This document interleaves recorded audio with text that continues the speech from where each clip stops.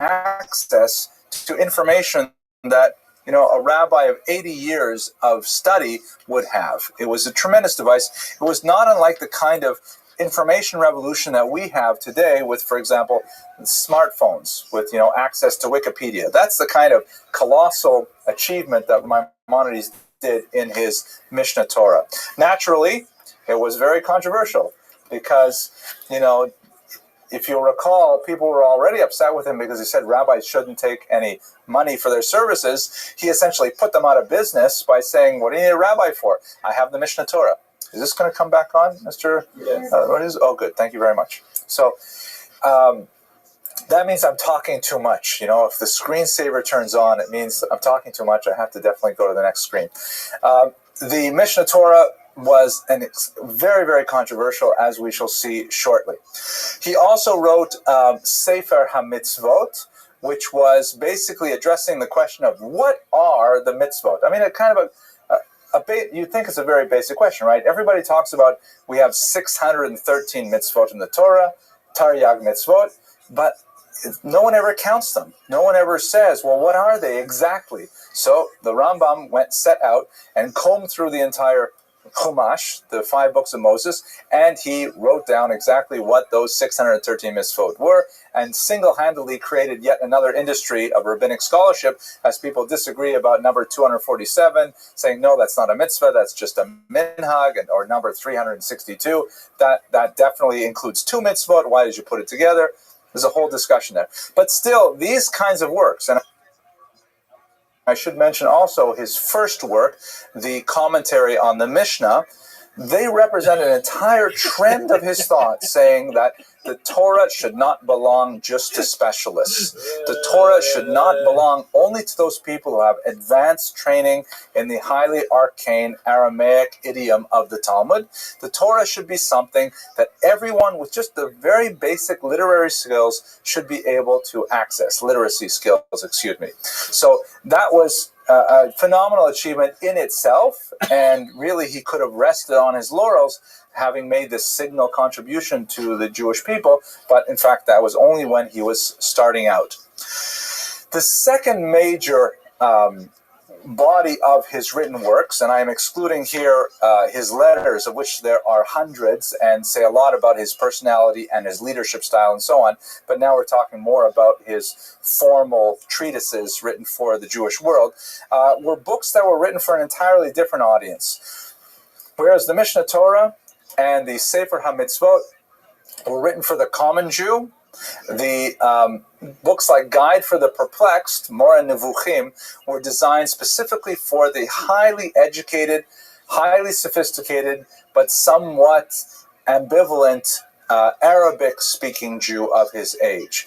These are Jews who were, this is an era where Jews had tremendous access to all the corridors of learning. There was no real barrier set before them and no numerous clauses to keep them out of colleges and so on. So they were learning everything that they could, and they were learning the greatest works of Arabic philosophy at the time. And they were thinking to themselves, wait a minute, why be Jewish? Think about how Islam is an advance over Judaism. Judaism has all kinds of strange things in it, like anthropomorphisms for God and certain bizarre commandments that we have no idea why they're there, like the mixing of wool and linen, so on and so forth. So looking at that highly, specialized but at-risk population, Maimonides wrote this phenomenal philosophical work, the Mora Nevuchim, the Guide for the Perplexed, which was designed specifically to address their philosophical concerns. And unlike the Mishnah Torah, which showed his skill as an encyclopedist, giving him the ability to span the entire breadth of Jewish thought and put it down in very simple layman's terms, the Guide for the Perplexed was like a mountain climber. He rose to the heights of Jewish thought, engaging in very abstruse and complex philosophical debate to bring across the most sophisticated aspects of Judaism. Guide for the Perplexed was published in Judeo-Arabic, which, among other things, was the vernacular of this segment of the population, but it also allowed him to use the sophisticated philosophical vocabulary of the time that was lacking in Hebrew. In fact, one of the more difficult aspects of the Guide for the Perplexed is that most of its students today do not read Arabic, they read Hebrew, and they have to rely on somewhat problematic Hebrew translations by the Ibn Tibbon family that, they them philosophical terminology that's used in the book. Nevertheless, it's a huge classic.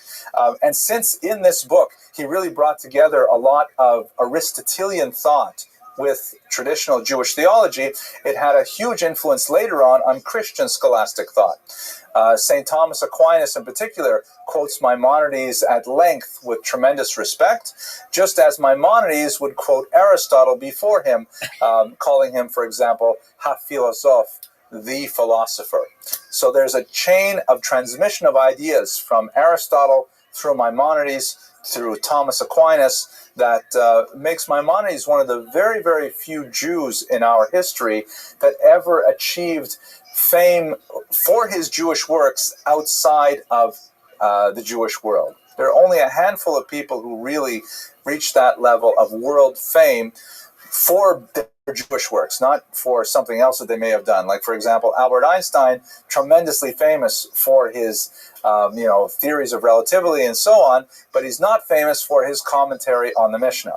Maimonides is one of those people who was able to take his Jewish learning and expand it far beyond the limitations of his ethnicity. Okay, questions, arguments about these massive works?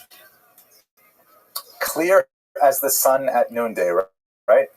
Oh, yes, Aaron. Maimonides spend a lot of effort in referencing, cross-referencing between the Mishnah Torah, for example, and comments that people could actually. Right. So I think like amazing. You're quite prescient in your question, and you're anticipating a little bit of the lecture. The question that's asked for my friends in the Philippines is, did Maimonides, really cross-reference his Mishnah Torah with the Talmud? And in fact, that's one of the main reasons he was criticized, because he specifically omitted all footnotes. There's no question that he is clearly aware of all the debates in the Talmud, and his language is incredibly precise. Even though he uses very simple Hebrew, it's incredibly precise and demanding Hebrew. Like a single vav or a hey can change the entire meaning, and you see why he chose certain phrases. He was criticized because no one could essentially verify his citations. Nobody could say, well, how do we know we should rely on you? The only way we'll know it is if we go and look at the Talmud and verify the, trust but verify kind of approach to it. His argument was that since this is a popular work, he did not want to overburden it with massive numbers of footnotes. Later, of course, those footnotes would be researched and written by incredible authorities like none other than Yosef Karo, the author of the Shulchan Aruch, who would write a massive commentary on the Mishnah called the Kesef Mishnah that proved the validity of Maimonides' opinions. Whoops, I'm losing it again, right? There we go. Let's going back. Well, actually, let's go straight to the criticisms. Why not? Yeah, let's go to the criticisms. Because really that's what I'm answering right now. And what's going on here? Mr. Rodriguez, this is anti-Semitism at work here. Okay, here we go.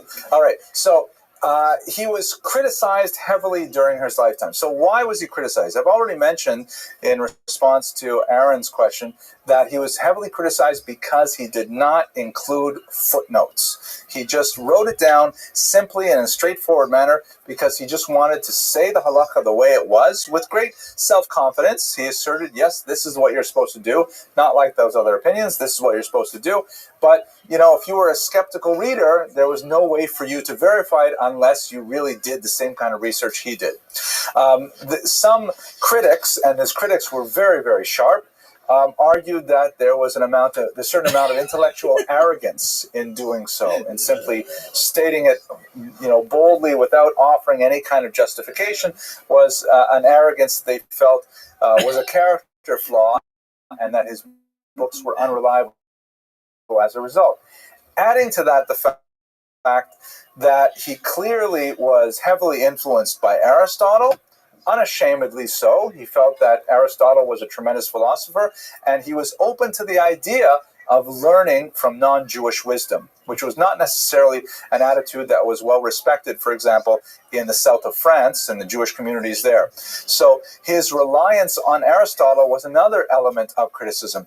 Maybe I should just give you like an example of his reliance on Aristotle and a little bit of where he differs. So, for example, in the third chapter of the Nicomachean Ethics, one of Aristotle's greatest philosophical works, he articulates there a definition of virtue, which has come down to us as the golden mean, also known through Maimonides as a shvil hazahav, the golden path. And Aristotle describes the golden mean as the midpoint between excess and deficiency. So, for example, if we take and you can look at this any character trait you want. Let's choose, for example, courage. So what is the correct definition of courage? Courage is the midpoint between recklessness, which is having too much courage for your own good, doing stupid, taking risks for no reason. That's excess. And on the other hand, deficiency is cowardice. Not being willing to take reasonable risks for reasonable payoffs, that is cowardice. Courage is exactly the midpoint between excess and deficiency.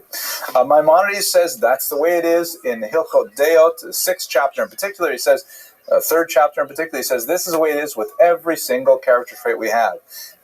Love, fear, hate, you name it. There's like a midpoint between too much and too little. That's what we have to do. However, where Maimonides differs, he differs specifically in a few midot. He says that humility does not admit of an excess. You can always have more humility. There's no midpoint when it comes to humility.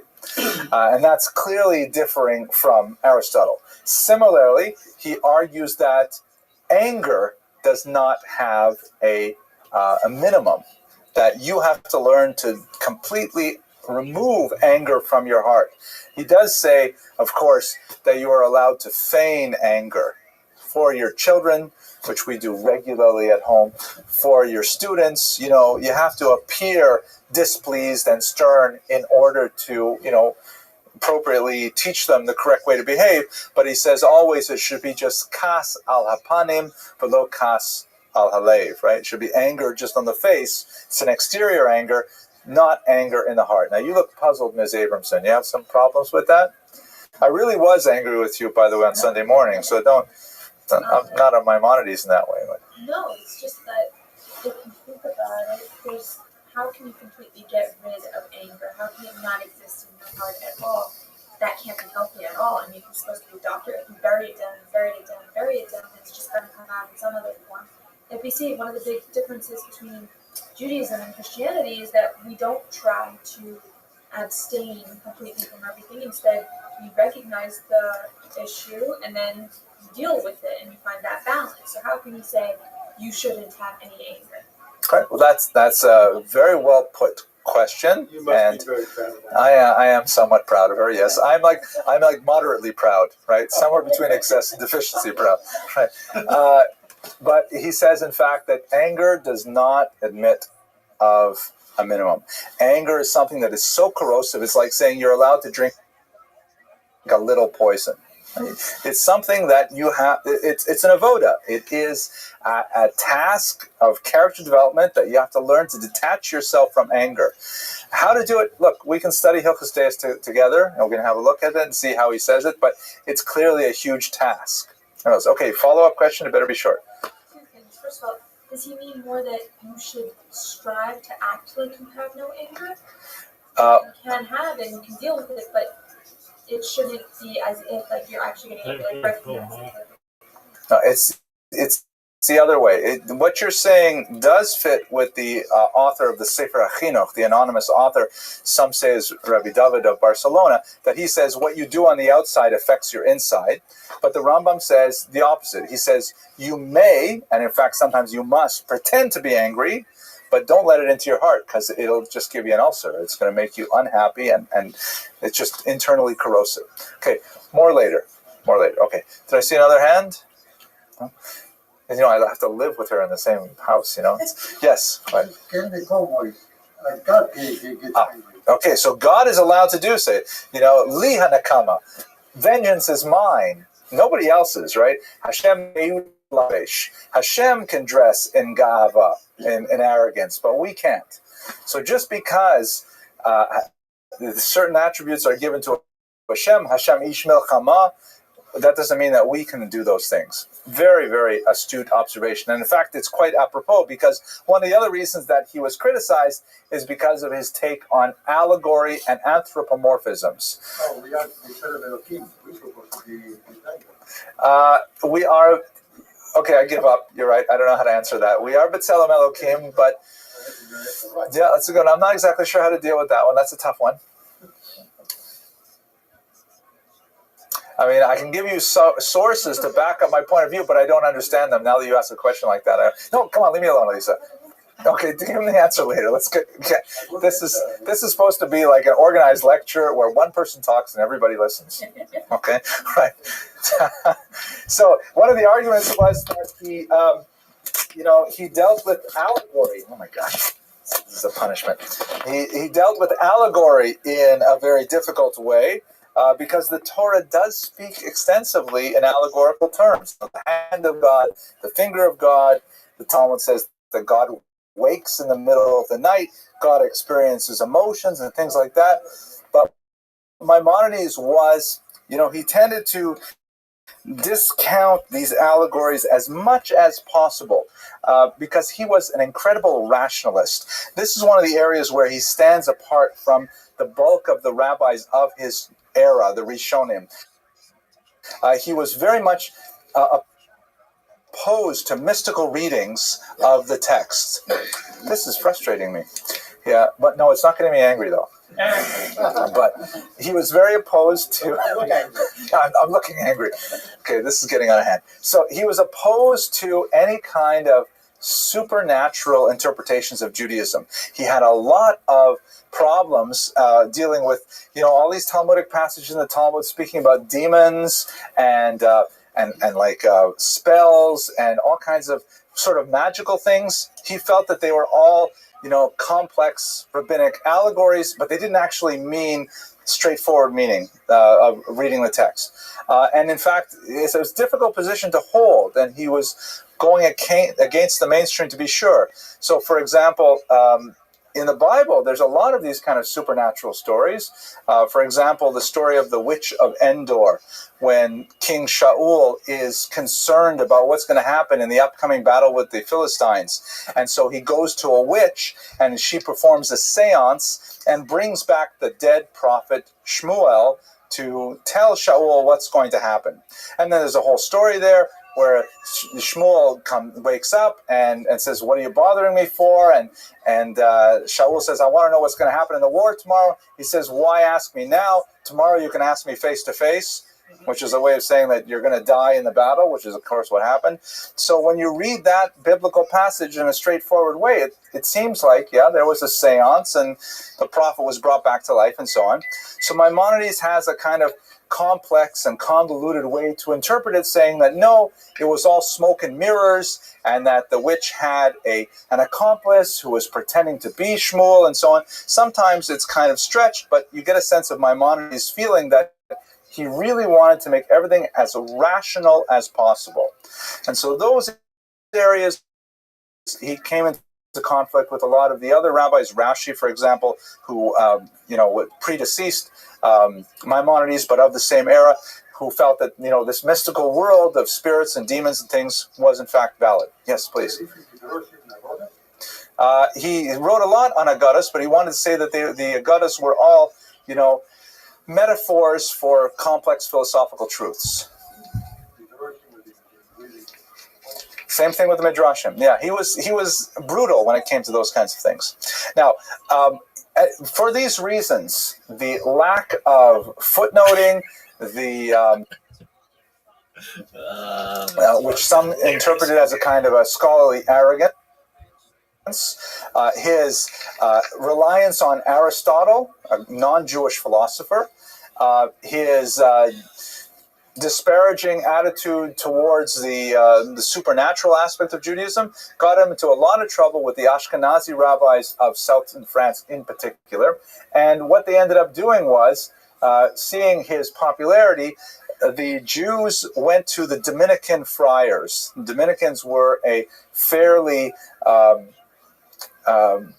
extreme group of monks in France at the time, and they complained that, there's these books circulating among the Jews that are heretical in nature, that are portraying God in an inappropriate fashion and so on.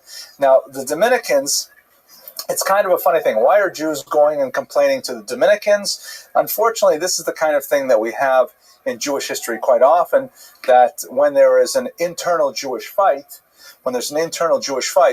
I'm sorry? He's allowed to do what? I'm sorry. Yeah. Can learn from everyone. Oh, you can learn from, okay, you want to say Aristotle. Fine, sure, but the citation is Mikol malamdai hiskalti. From all my teachers, I gained wisdom. But that's just not the way necessarily the Jewish world works. I mean, if I were to say, if Rabbi Grunstein were to get up and say, I learned Torah from Oprah Winfrey, I just don't know if the community would receive it as well as if he said, I learned it from, Actually, he probably would. He could get away with that because he does special things with Torah. But let me stick to where I am right now anyways in the lecture. So for these reasons, they went to the Dominicans. Why would they go to Dominicans? It is an unfortunate reality that you can see it echoed in the halakhic literature, that when Jews are dissatisfied with a particular dispute, they will go to non-Jewish authorities hoping to leverage their support in the dispute. And it almost always ends up badly. Once you take it outside of the family and you start having a dispute in the street, it ends up awful. So they went to the Dominicans and they said, you guys are interested in us being good Jews, right? So there are these books by this guy named Moses something or other that are just corrupting our minds and doing things differently, and we really think that they don't belong in our bookshelves. So the Dominicans said, fine, let us help you out with that. And they collected up all the manuscripts of Maimonides they could find, and they burned them publicly in 1232. A very, very sad moment in Jewish history, and ironically, it would be repeated 10 years later, because once the Dominicans got a bit of a taste of burning heretical Jewish books, they expanded their options a little bit, and they burned about 12 wagonfuls of Talmuds, precious manuscripts. This is well before the era of printing, in the same spot in Paris as they had burned Maimonides. So it's a sad day when we start burning our own books. Eventually it will come back to haunt us. At that point, the dispute about Maimonides and his works reached a kind of a fever pitch, and so the great Rashba, a very important Jewish rabbi of the time, argued for a compromise in 1305, which was ultimately accepted. This is already a century after Maimonides himself is deceased. And the compromise indicated that nobody could study books like the Moreh Nevuchim until they were at least 25 years old. And they set up certain parameters. These books are kosher. These books are definitely valuable, but they should not be studied except by people who had a certain level of training. By 25, you would think a person had sufficient literacy and training and so on. And that ultimately kind of was a flag of truce between the anti-Maimonidean camp and the Maimonidean camp, and preserved Maimonides' writings to this day. Yes, Fred? Is it felt that the remaining writings are legitimate? So that's an excellent question. Are the remaining writings legitimate? So legitimate is a tough word to really evaluate in this case. Authoritative is also another difficult one. I'll put it like this. There's no question that Maimonides' contribution is respected even by his detractors. And in fact, I would say that there are no serious detractors from Maimonides today. However, that does not mean that his opinion is considered the definitive one, especially in practical halakhic matters. For example, he wrote this great code, the Mishnah Torah, in the 12th century. It was 400 years later, that the great Yosef Karo wrote his code, the Shulchan Aruch, which is really a definitive code for today. Now, when Rabbi Yosef Karo wrote his code, he basically took together three rabbinic opinions, that of Rav Alfas, the Rambam, and the Tur. The three very important codes that were written, and if there was dispute between the three of them, he would go with the majority. The majority often did not agree with Maimonides. So that meant that the code of law that is considered definitive for Jews today, in just off the top of my head, I would guess maybe 5 to 10% of issues, it disagrees with Maimonides. In 90 to 95% of issues, it agrees with Maimonides because they're all uniform on a topic. But there's a significant number of things that Maimonides says we should do it this way, and yet the accepted custom is to do it another way. So because in the Jewish tradition, we highly value, sincere, rejected opinions. That's something that's really ingrained right from the Mishnah with Hillel and Shammai all the way through our tradition. Maimonides happens to be the odd man out more than anyone else when it comes to practical halakha. Nevertheless, he also wrote on a far wider scale than the Shulchan Aruch. The Shulchan Aruch that we have today is very modest. It only deals with those laws of daily life that apply when the temple is destroyed. The Mishnah Torah of the Rambam, he wrote about the laws that apply when the temple is in existence. He wrote about the laws that would apply when the Messiah arrives. He wrote about the laws of things that are not even touched in the Code of Jewish Law, like how to sleep, as I mentioned earlier, how to think, how to believe, how to eat, incredibly scope of activities that the Shulchan Aruch says that's just way too much for us to get involved with. So in those areas, he is the only opinion. The laws of the Messiah, for example, what is life going to be like at the time of the Messiah? Maimonides is our go-to source because no one else wrote about it. So he is definitely very authoritative in those areas. Okay, that's an excellent question. Okay, yes, last question, then I'll wrap up. Rabbi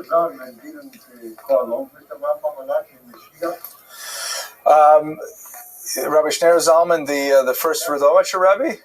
Yeah, I don't know how to answer that question. He wrote a Shulchan Aruch called the Shulchan Aruch HaRav, which definitely relies heavily on the Rambam.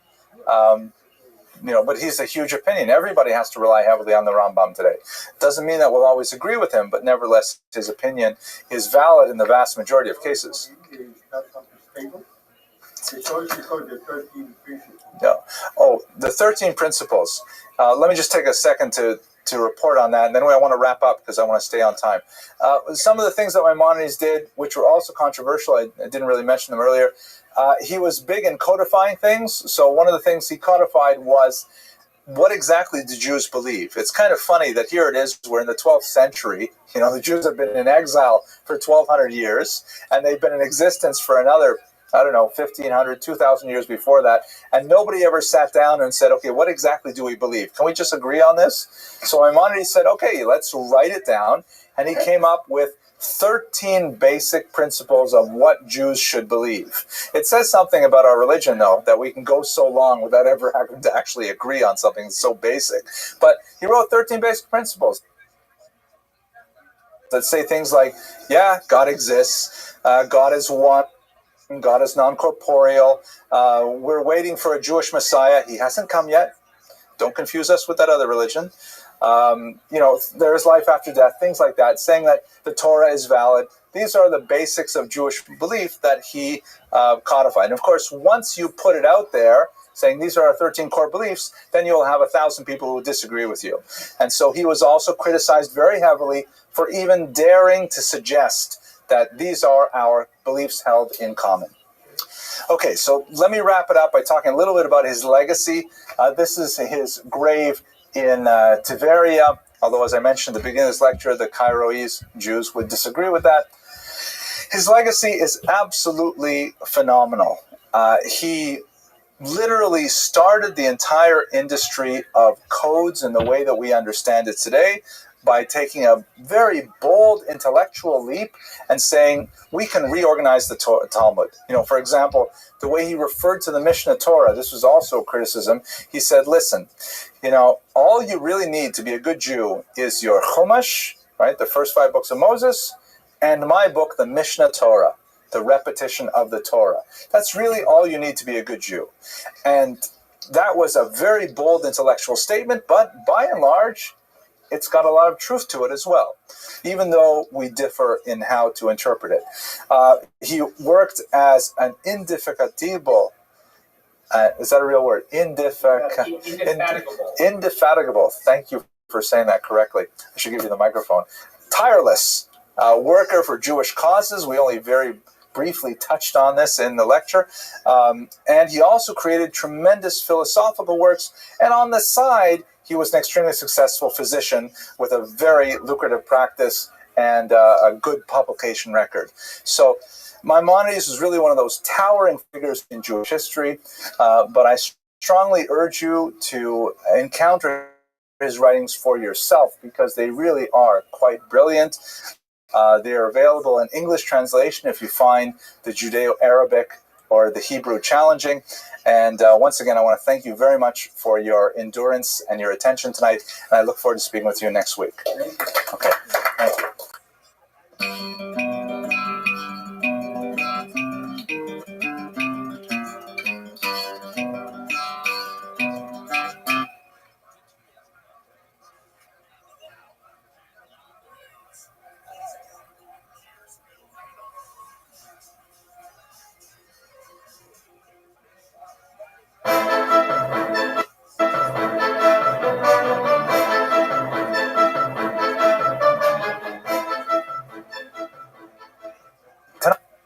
Tonight's lecture is going to be about one of Israel's greatest military leaders, the famous Shimon Bar Kokhba, who led a courageous and heroic and ultimately successful, albeit on a temporary level, attempt to drive the Romans out of Israel and retake Jerusalem. This rebellion occurred probably around the year 132 of the Common Era. We have some questions about the specific dating, but it's certainly about 60 years after the destruction of the temple, 70 odd years after the destruction of the temple. And he actually succeeded in driving out this massive Roman army, which was incomprehensibly powerful. And the Romans, in order to push the Jews back, had to invest a phenomenal amount of men, perhaps as many as 250,000 troops, to be able to beat down this strange but persistent guerrilla force of Jews hiding out in the Judean hills. It's a rather amazing and heroic story, but it has a lot of twists and turns regarding his own personality, including the fact that many of the rabbis felt that he was actually Mashiach. They felt that he was the Messiah, the long-awaited Redeemer. None other than Rabbi Akiva, the great Rabbi Akiva, believed that Bar Kokhba was the Messiah. Ultimately, however, he himself was killed and his venture failed, and the Romans were able to enforce even a harsher punishment on the Jews and really reinforce the diaspora that had begun with the destruction of the temple in the first century. But anyways, that's the story that we're going to explore tonight. Part of our story revolves around this image, which is not so clear, I'm sorry, but I'll get a better one, I think, for next week. This is the Cave of Letters. It's a remote cave in one of the walls, the sheer cliffs that are surrounding the Dead Sea. And in 1960, the great Israeli general and archaeologist Yigal Yadin, explored these caves and discovered a tremendous cache of documents, artifacts, utensils that were hidden there by the Bar Kokhba rebels in one of their last stands. So we'll have occasion to look at the documents that were found there, the artifacts that were found there, and it will lead us as well into next week's topic as well. Okay, let's get started with the material per se. So setting the tone for the uprising, we should recall that this occurred in the context of the Emperor Hadrian's rule over Israel. not to be confused with Herod, who we spoke about last week. Hadrian ruled from the year 117 to the year 138. And initially, his approach to the Jews and to Israel seemed to have been somewhat conciliatory. In fact, there are several legends recorded in the Talmud in which he considered rebuilding the temple, which is an amazing thing. The temple, we should remember, was not only a center of religious significance for the Jews, it was their ultimate national center as well. It was kind of like the White House, the Congress, the Capitol, everything. It was Washington, D.C. for the Jews. And to have lost the temple meant that their very sense of national self was destroyed. So a concession by allowing them to rebuild the temple would have really meant that he had felt that Judea had been pacified and that the Jews could regain some sense of their identity, and then they could move on.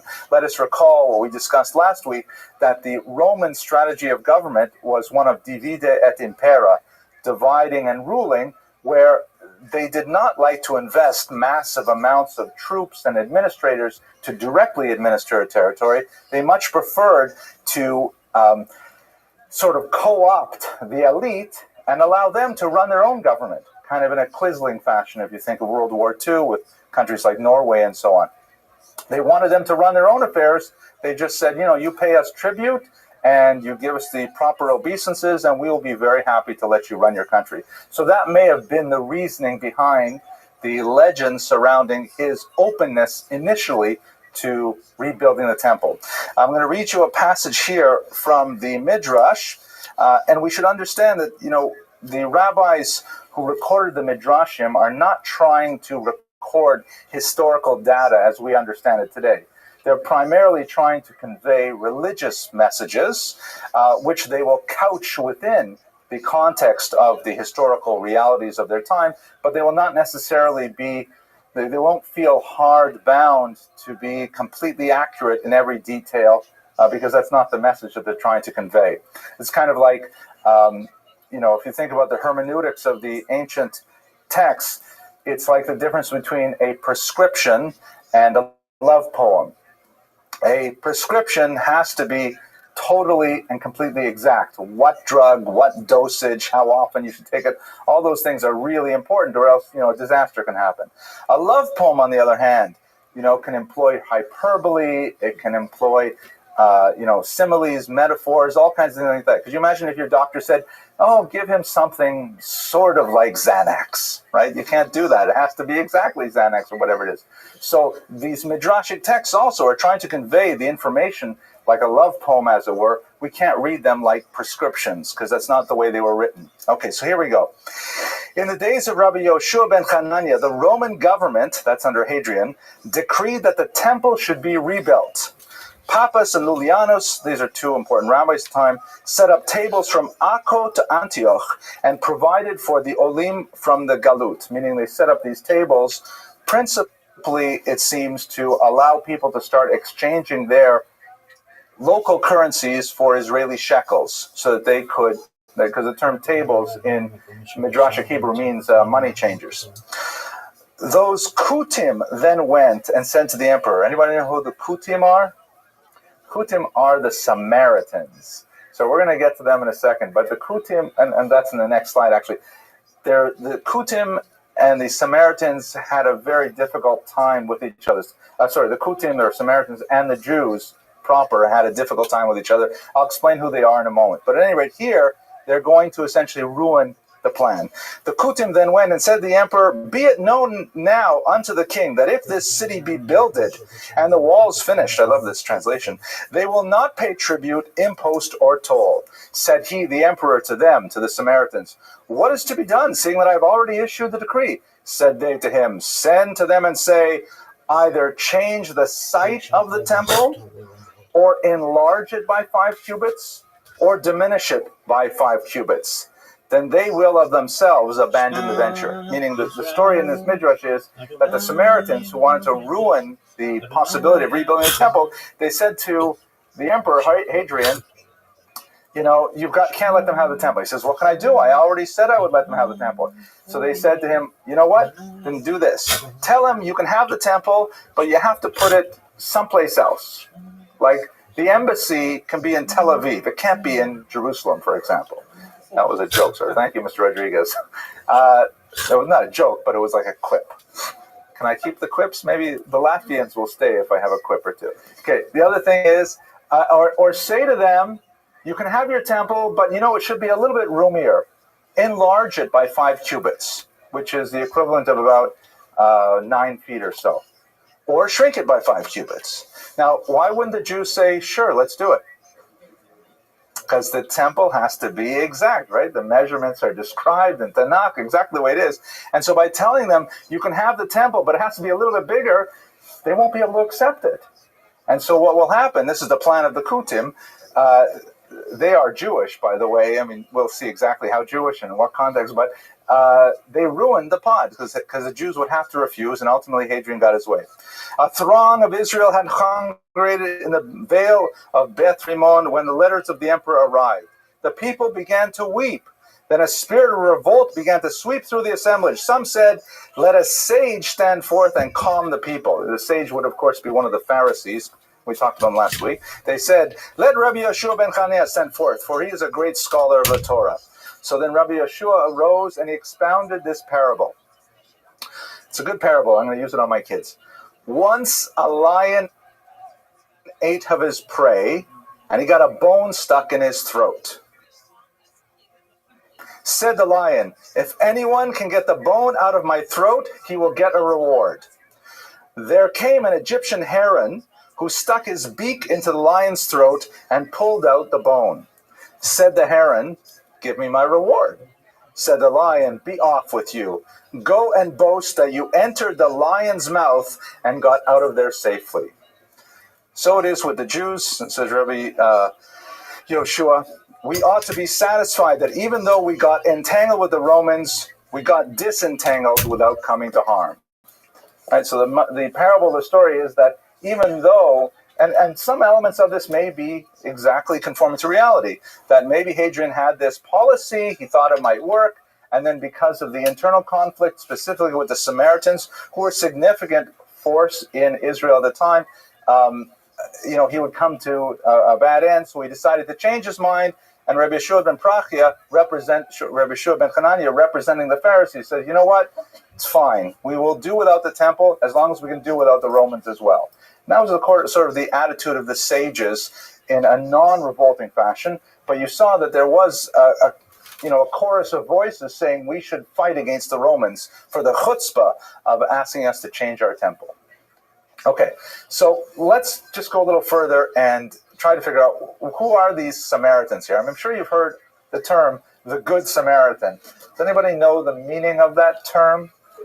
So what is a Good Samaritan? The Good Samaritan is met on the road by somebody getting, I can't remember exactly. Oh, give me the modern terminology, please. Just what do we mean by it today? Oh, that the person is given. They give of themselves. They're very nice. Okay, and why does that person have to be a Samaritan? What's the pshat in Samaritan? Because of the parable. Well, here's the parable. Basically, it occurs in the New Testament. I think it's in Luke. I'm sure a lot of my viewers will probably correct me. But what happens is there's a disciple who talks to Jesus, or it may have been actually an opponent, I can't remember. He says to Jesus, how am I supposed to love my neighbor as myself? I mean, come on, am I supposed to really do all these things? I don't see anybody doing those things, right? So Jesus says, let me give you a parable. He says, there's a guy who's like mugged, and he's like lying on the side of the road bleeding. It's this beautiful kind of like, I'm not sure who painted this, but it's sort of a Renaissance feel to it. Guy lying on the side of the road bleeding. And along comes a Kohen, a Jew, and sees him and then passes by. Crosses the street. Then along comes a Levite, a Levi, sees him, doesn't want to deal with him. It's messy, a guy's bleeding, across the other street. And along comes a Kutim, a Samaritan, and he helps him nevertheless. He bandages him up, he takes him to a hotel, he tells him. And that is the Good Samaritan. But the point that we have to understand in the story is that the Samaritans and the Jews hated each other bitterly. The Samaritans were a group of people who had converted to Judaism under duress. And their whole story is described in Tanakh, that they were afraid that if they didn't convert to Judaism, they would be devoured by these lions. And so their conversion to Judaism was sort of suspect for a good 400 years. And a good part of the Talmud, Tractate Brachot in particular, goes back and forth. Do we consider them Jews or not Jews? Can we count them in a minyan? If voted in Zimun for the result, not surprisingly, the Samaritans did not like the traditional rabbinic Jews in return. Ultimately, they divided very sharply, where the Samaritans set up a temple-like cult on Har Grisim, on Mount Grisim, which is, I believe, near Nablus. It's a mountain up near Nablus, and they even to this day, by the way, Samaritans to this day, they still sacrifice on certain holidays, goats and things like that, because it's sort of like the ancient temple cult, but it is a Samaritan version. And so at that point, the rabbi said, that's it. We're not considering them Jews. They're off. And they had a tremendous fight with each other throughout the entire time. Another example of how they used to fight is the rabbis, when they would announce the new moon, they would signal to far-off communities that the new moon had been declared, so people would know when is Rosh Chodesh, when is Pesach, when is all these holidays. And they would do it by, lighting signal fires on mountaintops. And from far away, you would see the fire, so you would light a fire and go on, until the Samaritans started waiting and lighting fires on their own, on the wrong days. So it messed up the whole system, and we had to go to a printed calendar, and synagogues made a lot of money as a result, because they could print catalogs. But at any rate, so the story, Jesus' story, is only understandable in the context of the fight between the Jews and the Samaritans. It's like saying all the people who should have helped this Jewish guy on the road, they refused to. And of all people, Dafka, it's a Samaritan who helps him.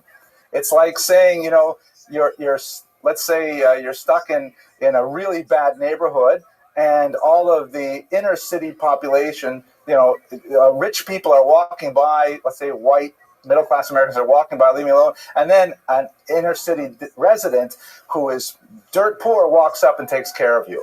It's like Dafka, it's the Samaritan who helps them. Did I make that a little too long? I think so. Well, okay, thank you, Judith.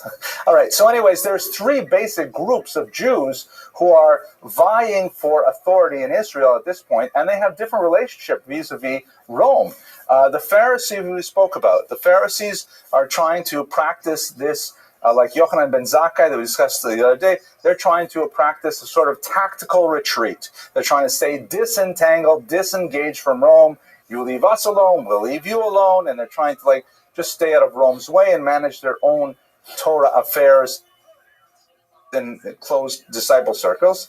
The Christians are being horribly persecuted, and they're being persecuted both by the Romans in a very physical and fatal way, and they're also being persecuted to a degree by the Pharisees by being excluded from the Jewish body politic. Again, remember that when I use the term Christian in the 2nd century, we're talking about a mixed population of Jews who adopt Christianity as a faith system, and their version of Christianity, Jewish Christianity, if you want to call it that, is basically all the mitzvos plus belief in Jesus. And you also have a growing population, especially outside of Israel, of Gentiles who adopt Christianity, and they are practicing no mitzvot, but believing in Jesus. So it's a mixed population. It doesn't make sense? Christians that adopt Christianity? Well, these are Gentiles, meaning they're like Romans, Greeks, from Asia Minor, all these places, and they leave essentially paganism to become Christians, but they feel no reason to go through Judaism to get to Christianity. They go straight to Christianity, and therefore they don't pick up keeping kosher, keeping Shabbat, things like that. And there's internal struggles within the Christian world, but definitely they are united against the Romans and united against the Jews as well. I mean, the rabbinic Jews. And then finally, you have these Samaritans who are trying to have some kind of engagement with the Romans and trying to betray the Jews, as we saw in that story with Hadrian. And there's a lot of conflict as a result. To a certain degree, it will affect the Bar Kokhba revolution, but I didn't include too much of it in this particular lecture. So we have basically two major accounts, non-Jewish accounts of the Bar Kokhba revolution. I'll show you some depictions of the historians there. But there's a broad agreement on the major causes of the war. We know that civil society was breaking apart in the third decade, in the second decade of the second century, that there was a tremendous amount of hooliganism, there was a tremendous amount of banditry, quite a bit of it actually perpetrated by Jews. We have Jewish bandits on the road throughout Israel, and the Romans are not particularly exercising much control. They're not trying to establish a Rechtsstaat, a society governed by law. They're just basically letting it become lawless as long as it doesn't affect the governing authorities. There's some amazing stories of these bandits who are kind of frum in a way. They're kind of like pious in a way. Like the Talmud describes one man who was being led off to execution, and as he is being carried away to being executed, he shouts, "Tell the widow of Shimon that I murdered him on the way to the city of Lod." I can't remember what city it was. But here he is. Why would he reveal that? Why would he say he's off being executed and he's letting the widow of so-and-so know that he was the one who killed her husband? Yeah, good question. Anyone want to offer a suggestion? What if the body was never found? Right? So if the body was never found, then she would be an aguna. She would not be allowed to remarry. Well, if she were to remarry, right, against the rabbinic approval. So by going and shouting, "I killed him," that meant that she was no longer an aguna. She was a widow and therefore could remarry. So then the rabbis got into a big tumult. Oh my gosh, do we accept the testimony of a guy who's being let off to be executed? I mean, how reliable is that for testimony? They concluded in the woman's favor, saying that yes, the fact that he admitted to killing this guy, we would accept it in order to render her able to marry another man. But that you get a sense of the kind of confused period of the time, that here's a person who has no problem murdering another Jew, but he's about to be executed. He wants to definitely save this other woman from being an aguna. So the local governing authorities began to really crack down heavily, and particularly one individual named Tineus Rufus, or Rufus Turnus, as he's known in the Talmud, began to impose some really severe measures on the Jewish population, outlawing a lot of basic Jewish practices. There's some debate about which specific ones, the observance of the Sabbath, the observance of circumcision, and so on. But there are a lot of stories of brutality from this one Turnus Rufus that certainly escalated the conflict. Now, Dio Cassius, or Cassius Dio, shown here, is a Roman historian from the late 1st century, early 2nd century, late 1st, 2nd century, early 3rd century, who wrote that the flashpoint for the revolt was specifically Hadrian's destruction of Jerusalem and its renaming as Eila Kapalasi, of perhaps rebuilding the temple. And most historians follow Cassius Dio in their line of thinking. However, Eusebius, shown here, who is a church historian, is our other major non-Jewish source on this period, he says that actually the temple was raised, or the Eila Kapitolina was renamed, Jerusalem was raised further after the revolt, as kind of a punishment for Bar Kokhba rebellion. So historians at this point do not know exactly what was the flashpoint that caused it. One thing we do know is that Hadrian had just left Israel. He was on this kind of grand tour of the Middle East, and he left Israel, and that's obviously when the Zealots felt, okay, this is the time that we can finally rise up against the Romans. Dio Cassius says that the Jews had a unique strategy for obtaining weapons. They had a certain amount of gun control, as it were, in the ancient world. It wasn't possible for just anybody to just produce weapons. I mean, it made a lot of noise, the banging, the clanging. You had to get the raw materials and so on. And the Romans kept a tight control over the weapons that were circulating. So according to Cassius Dio, the Jews were forced to produce weapons for the Romans in their own forges and so on. And the Jews would intentionally make poor quality swords, meaning like they would have a defective one every 2 or 3 swords, and they would hand these over to the Romans, and the Romans would say, "What is this garbage?" And they say, "Feh," and they would probably not say "feh," but they would give the swords back and say, "Give us better quality swords." And according to Cassius Dio, that's how the Jews were able to accumulate a large amount of metal and a large amount of admittedly defective swords, but that they were able to arm themselves. We don't have much evidence for this particular legend, but it's an interesting one. What we do have evidence of, however, is approximately 125 tunnels found to date that they were used by Bar Kokhba and his rebels. Their strategy was to build these underground tunnels throughout, in particular, Judea, but also stretching forward into Galilee. Anyway, they built these and they hid in them, and they used them, when the Romans would approach, they would go out and they would have these guerrilla attacks on the Romans, and eventually they would seize towns one at a time, fortify them. The Romans, unfortunately, had the contrary strategy, which when they finally came in to take care of the rebellion, they besieged these towns terribly, and we have some tremendous massacres as a result. But the underground tunnels were one of the major features of the Bar Kokhba rebellion, and many of them are really quite ingenious and extensive in nature. One that I'll show you at the end of this lecture was actually 300 meters in length, inside a very remote cliffside, and it had 3 separate chambers and all kinds of amazing things. Okay, now the star of the rebellion literally was Shimon Bar Kokhba. His name was probably Koseva, which is probably a family name. Koseva, we're not exactly sure. But he was known as Bar Kokhba. The word Kochav in Hebrew means star. And so there was this homiletic sort of appreciation of his name, the son of a star, because there was a passage in the Bible that refers to a star that will emerge from Jacob, meaning the Messiah. Mashiach will come from the line of Jacob, and he will, create this political unity of the Jews. He will be a brilliant military leader, and he will restore sovereignty to the Jews in Israel.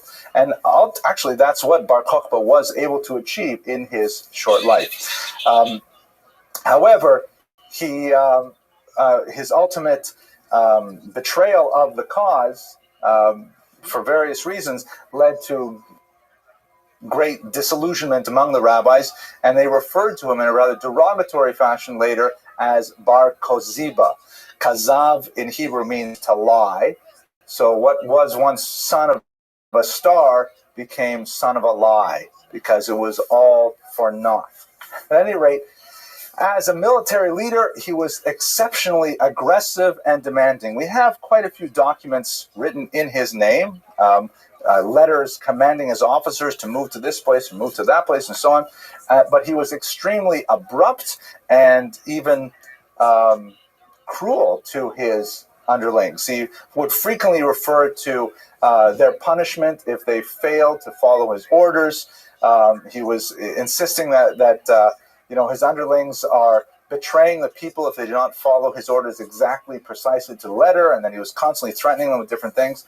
He also had an even aggressive style vis-a-vis God, and this is something that the rabbis took him to task for, perhaps post facto, but apparently when it came to praying for their victories, he said to God, "Don't help, but don't interfere either." Meaning he said, "God, stay out of it, and I will take care of it myself." A tremendous chutzpah, but you get a sense of the kind of personality of the man. At the same time, again, it's a confusing period. It's like the bandits that we spoke about earlier. We have evidence that while they were in hiding, they were specifically sending requests out for the Arba Minim, for the Lulav and Etrog, for the Sukkot holiday. Apparently, they were extremely expensive in the Dead Sea, and they had to import them from Yerushalayim or something.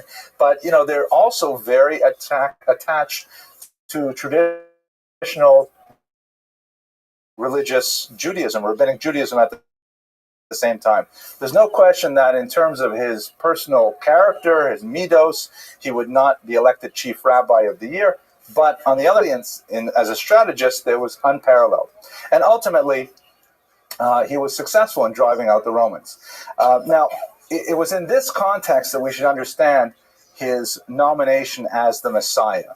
Because, there's a lot written about what exactly is the Messiah in the Jewish tradition, but at its fundament, the Mashiach is believed to be, and there's a discussion of two Mashiach, with two of them, one following another, but basically Mashiach is a human being in Jewish tradition, a totally human being, not the Son of God, obviously, who will lead a military victory and bring all the Jews back to the land of Israel and establish a level of security for the Jews in the Holy Land.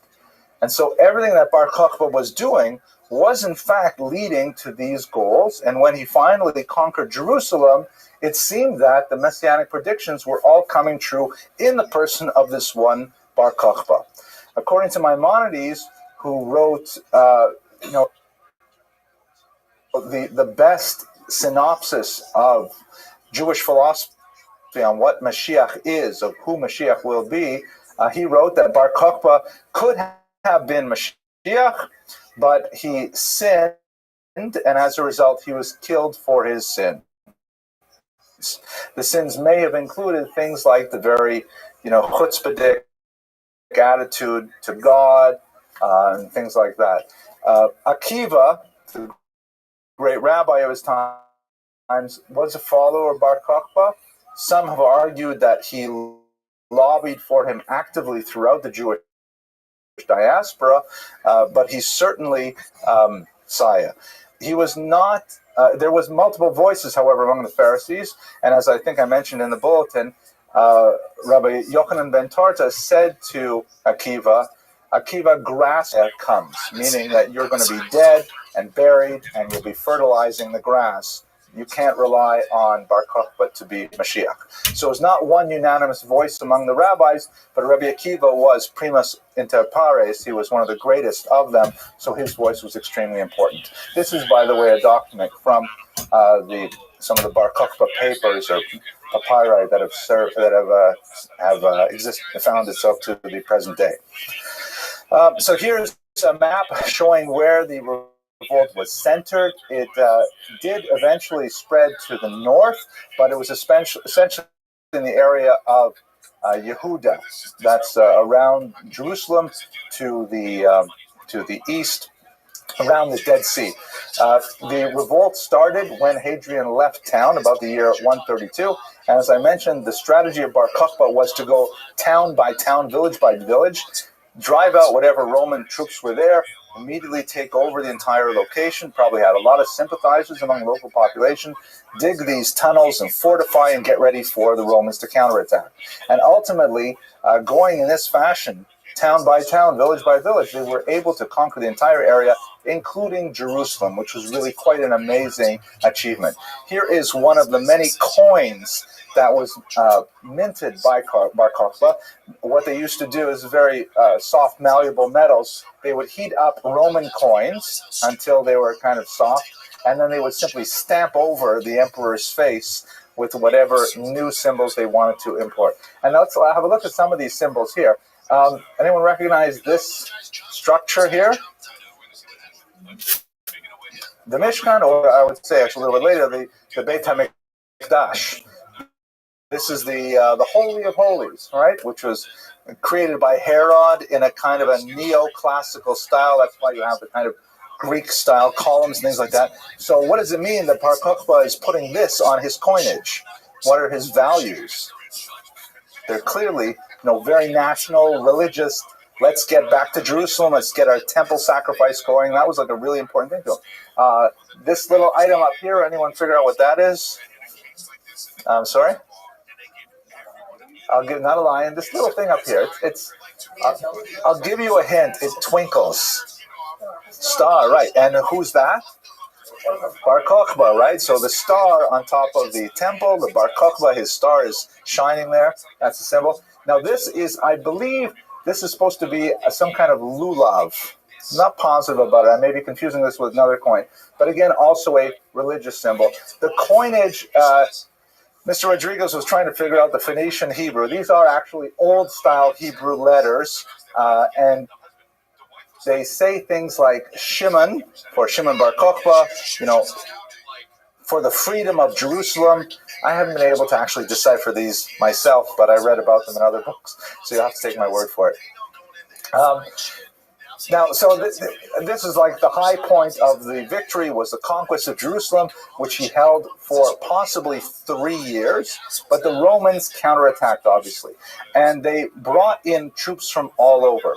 The Romans had taken a terrible beating, so much so that in his report to the Senate, the Emperor Hadrian omitted a key phrase. Normally, when they communicate with each other, the emperor writes, greetings to you, senators. I and my army are well. He omitted the "and my army" part, meaning because they were really taking a beating in Judea, which was, can you imagine it from the Roman perspective?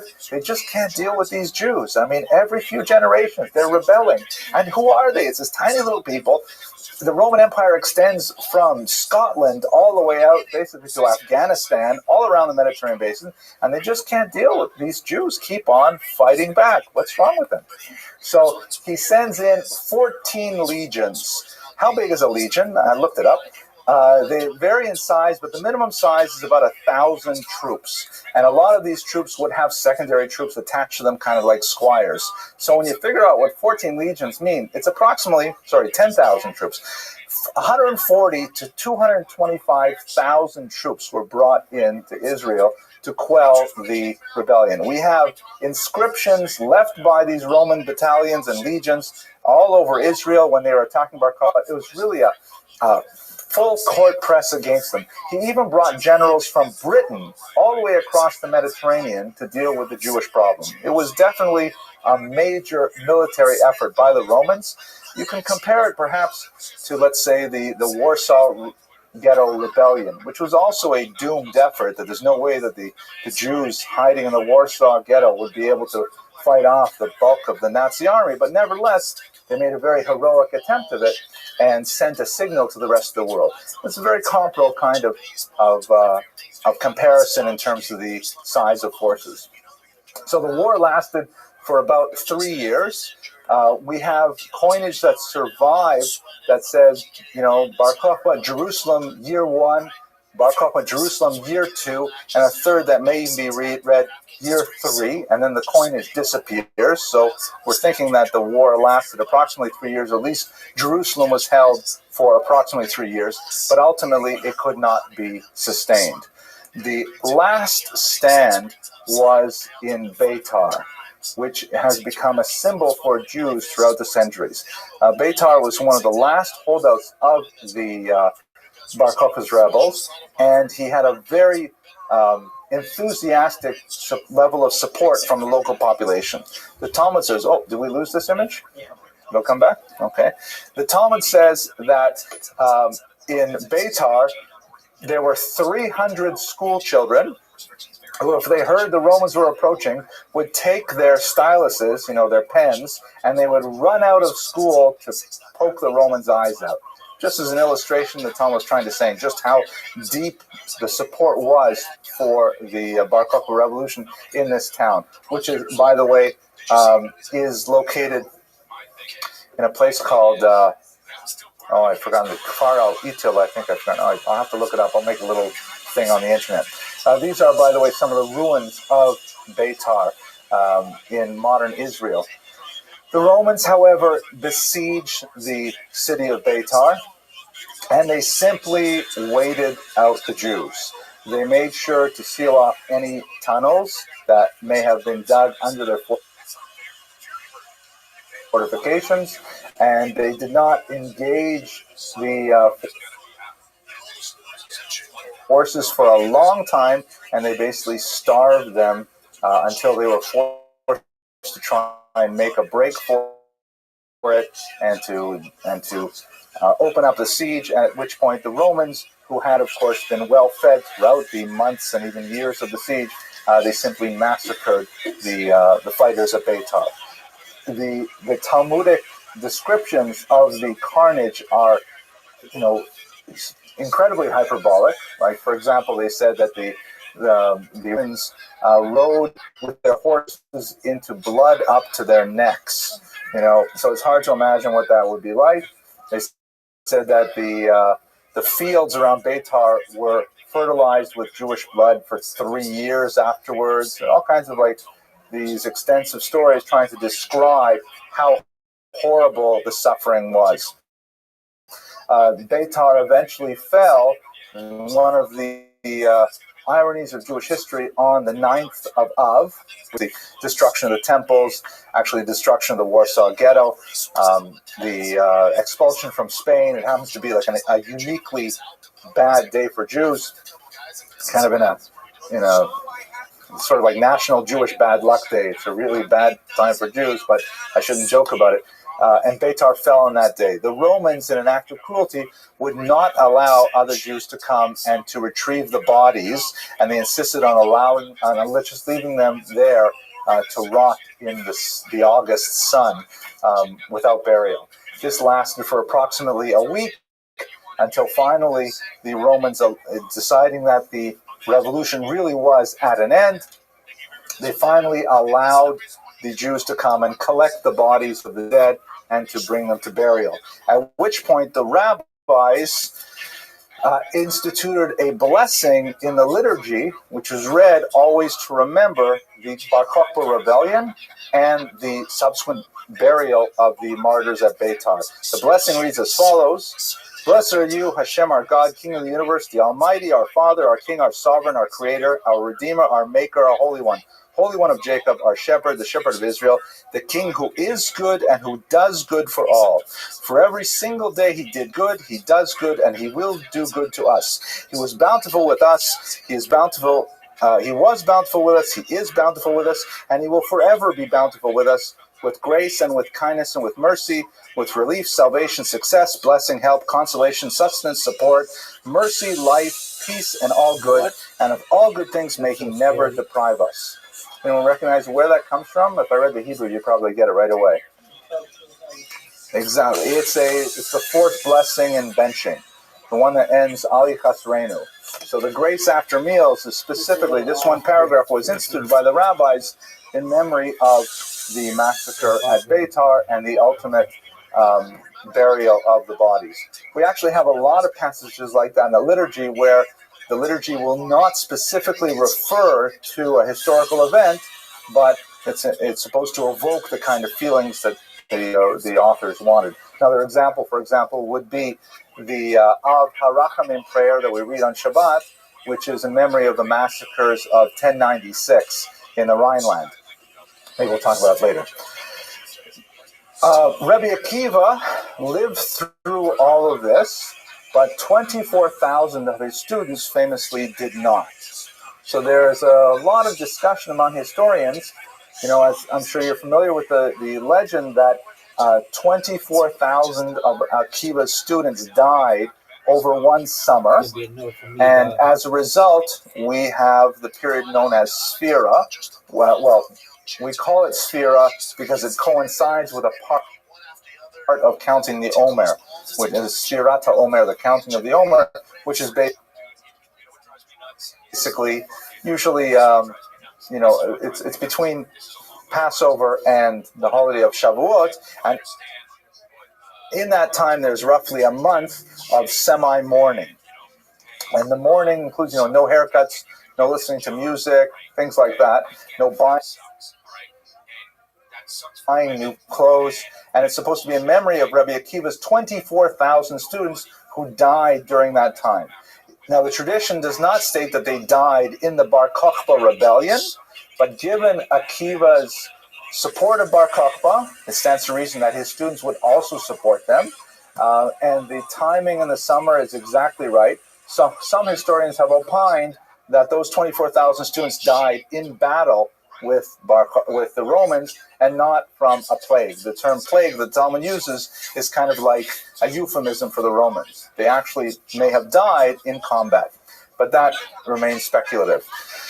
What is not speculative, however, is how the Romans dealt with the last elements of Bar Kokhba's supporters, including Rabbi Akiva, at which point we have what's known as the Hadrianic persecutions. Hadrian came back with a vengeance. and specifically ordered 10 great rabbis killed in an extremely public and demonstrative fashion. The most infamous of those deaths, of course, was reserved for Rabbi Akiva, whose flesh was raked from his body with iron combs. Chutzpis, the translator, whose head was removed from his body and dragged about the streets of Jerusalem by a pig. There are all these examples which we read actually in the liturgy. In Eila Ezkara, we read this on the holiday of Yom Kippur. We go through the story of the so-called Asara Haruge Malchut, the 10 martyrs of the state, which were those martyrs lost their lives in the immediate aftermath of the failed Bar Kokhba revolution. So we see that these events have directly affected the liturgical life of the Jew even to the present day.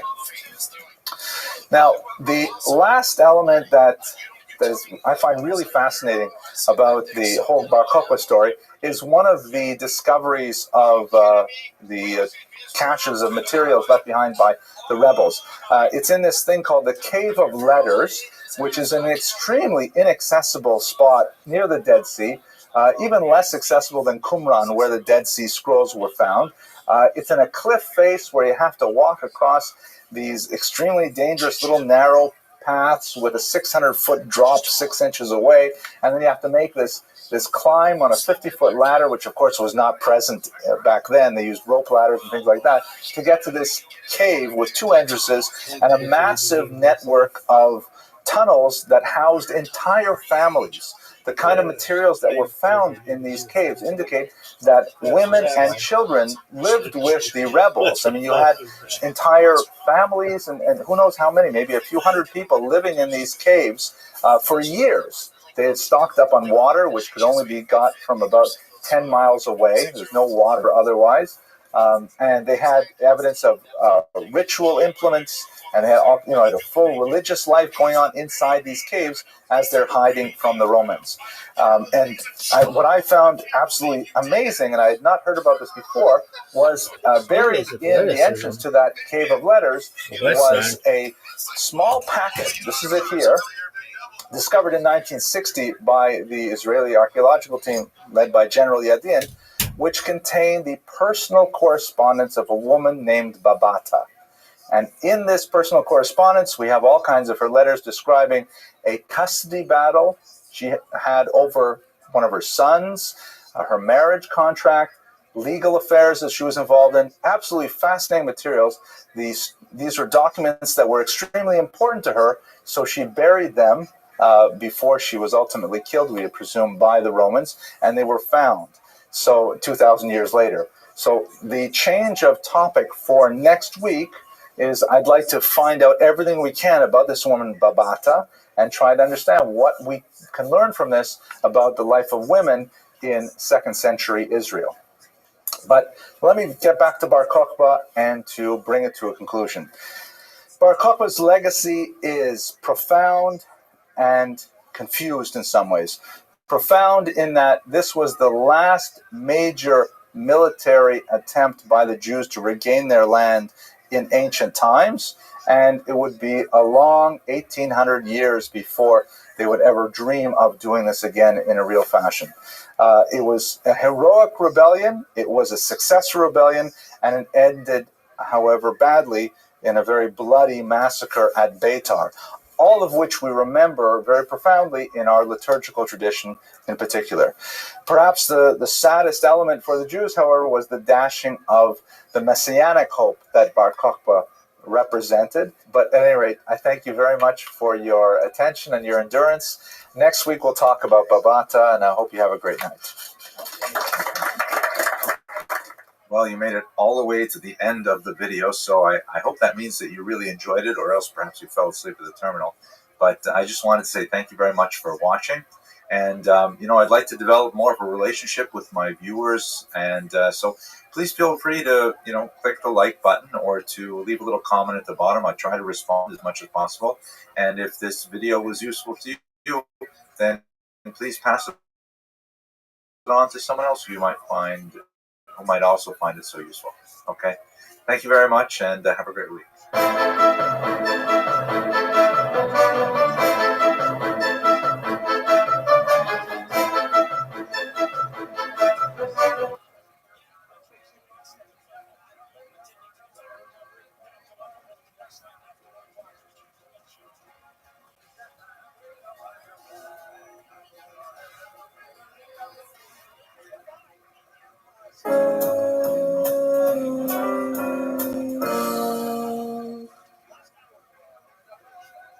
right, tonight's topic is a little bit of a stretch for me. I when I was putting together the series for this term, I tried very hard to include as many women as period. Once you've talked about Bruria, once you've talked of well-known named women very fast, simply because their voices are largely not recorded in our sources. But it's getting harder and harder as we go through, and I think this is our 6th semester of giving lectures, to find women that we can speak about in a meaningful manner. But obviously they're talking about an important, huge element of Jewish civilization, of human civilization. It's I think it would be completely irresponsible to go straight through this period without looking specifically at women's lives and women's realities. So I'll do the best I can with Salome. The second problem I had, though, is that when I really did some more research on who was Salome, I'm not sure it's really the appropriate topic for a shul lecture. It's actually quite a salacious topic, as I've told some of you before the class began. I'll do my best to try and steer myself away from the shoals of titillating references in the context of this talk. So let's try and understand exactly who. First of all, she was a Jewish woman, but otherwise her connections to Jewish history are rather tenuous. She did not, contribute to Jewish intellectual history like Bruria did. She wasn't a Jewish leader like some of the queens were. She actually has a really tiny bit part in Jewish history, and in fact, we have no reference to her in any traditional Jewish sources other than Josephus, who is a little bit problematic for reasons that I'll discuss shortly. Nevertheless, there are some really good reasons to talk about her. One is the fact that she was the granddaughter of King Herod, gives us an opportunity to speak about Herod's rule, at least briefly, and I would like to definitely dedicate a lecture to Herod in general in another context. And perhaps more significantly for our purposes is not so much who Salome was, but how she has been understood and how she has been manipulated throughout the centuries in a way that casts an unfortunate light on the appreciation of Jews in the broader society. Specifically, we're going to look at a medieval Christian exegesis of the story of Salome and try to understand how she and her figure and how she was understood had an impact on the way in which Jews were perceived in broader society as a whole. So that's why I think we can justify the discussion of Salome in this series of Jewish biographies. And without further ado, let's go straight to the material. So who is this woman, Salome? Basically, I'm going to give you the actual narrative of her life based on the Gospels, the one episode that we have from the ancient world. But she has been tremendously popularized in medieval and in modern Christian and secular art. Most specifically, an opera by Richard Strauss made her quite famous in the 19th century, and a play version by Oscar Wilde, which we'll see in just a second. She represents so many things to those who appreciated her story throughout the last 2,000 years, but as I mentioned, not all of them are complementary when it comes to Jews. Let me show you just a little bit of an interesting clip. This is from a 1923 art film, arguably one of the first art films ever, that portrays Salome, the main scene of Salome's life. Here on the left is her drunken father, Herod II. Herod had about 9 wives and about 16 children, many of whom he named Herod. So it's very confusing trying to keep track of how many Herods are we talking about. But this is Herod, his son, and he's at a drunken party with his friends, and he convinces his stepdaughter, Salome, to dance before the assembled guests. She dances this famous dance. This is Anna Nevazimova, I think her name was, a famous dancer from the 1920s who performs this dance of the 7 veils, which arouses Herod the second, that is Herod's son, not King Herod, to such a degree that he promises her half the kingdom for any request that she makes. So we'll have to talk about that request. Now, perhaps the most famous version of Salome that we have today is a version authored by the great writer Oscar Wilde, shown in the little inset here in the photograph. The edition that's published has the phenomenal artwork of Aubrey Beardsley as well. You can see the famous peacock dress here in the background. Wilde took the story of Salome, which I have not told you in full yet, and he used it as a metaphor for forbidden love, which of course was very relevant to his own life as a homosexual at the turn of the 20th century. The metaphor of forbidden love was extremely relevant to him. It was illegal for him to perform this play, in England, so he wrote it in French and then translated his own work back into English, which apparently, according to some loophole in the law, he was allowed to do, and it was performed in English in his own translation from his French original, and it made quite a sensation. But as we shall discuss a little further on in tonight's lecture, it was an example of using the Salome story for his own personal agenda, specifically related to forbidden love, but nevertheless it made a huge impact on the literary scene of the day. So what is the narrative? I'm going to read to you a short sort of a paraphrase of the account that we have in the Gospels, which comes from William Chester Jordan, who is a professor at Princeton, who's written a fantastic article on the way that Salome has been portrayed in the Middle Ages. So once again, our sources for Salome's life are principally two. We have the Gospels, that is the Christian Bible. There are two specific versions of the story, one which probably borrows from the other. And then we have another reference in Josephus. Josephus is the major Jewish historian of the first century.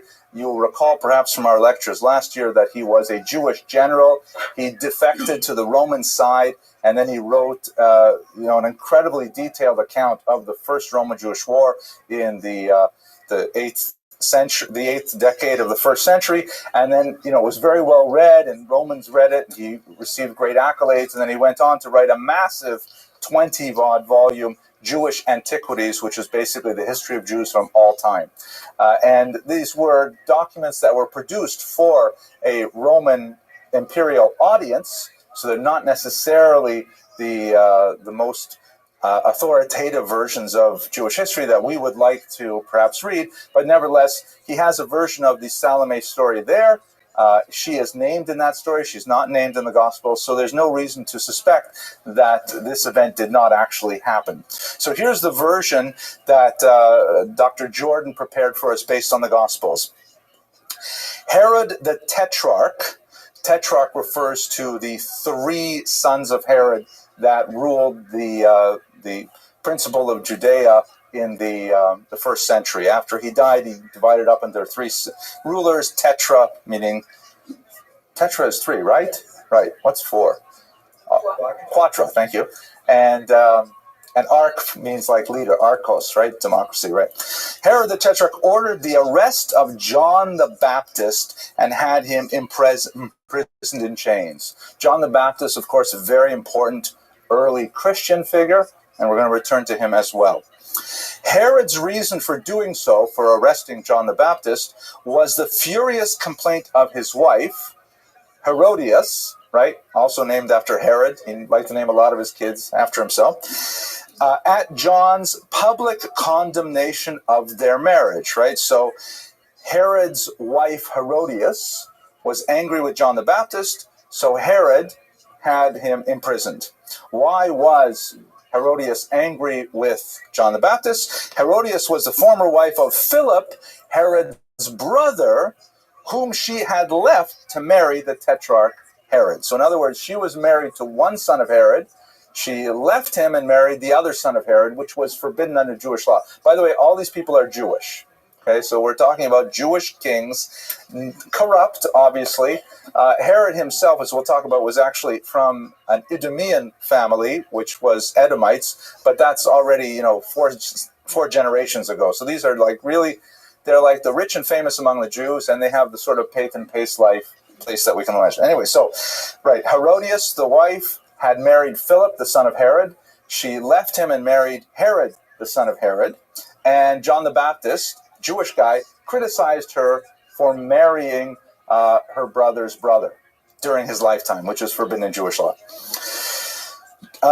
John railed against Herod, saying, "It is against the law for you to marry your brother's wife." Sounds like a good rabbi would say this. At first, Herod wanted to kill John, but he hesitated because of John's popularity and the widespread belief that the Baptist was a prophet, right? Which is, this is, of course, a Christian document that we're reading now. The popularity of John is alluded to here. Later, Herod came to hold John in awe. He did not understand all the Baptist's prophetic utterances, but he enjoyed listening to him and came to regard him as a good and upright man. Indeed, he protected him, letting him live despite his wife's loathing and her continued desire to have him killed.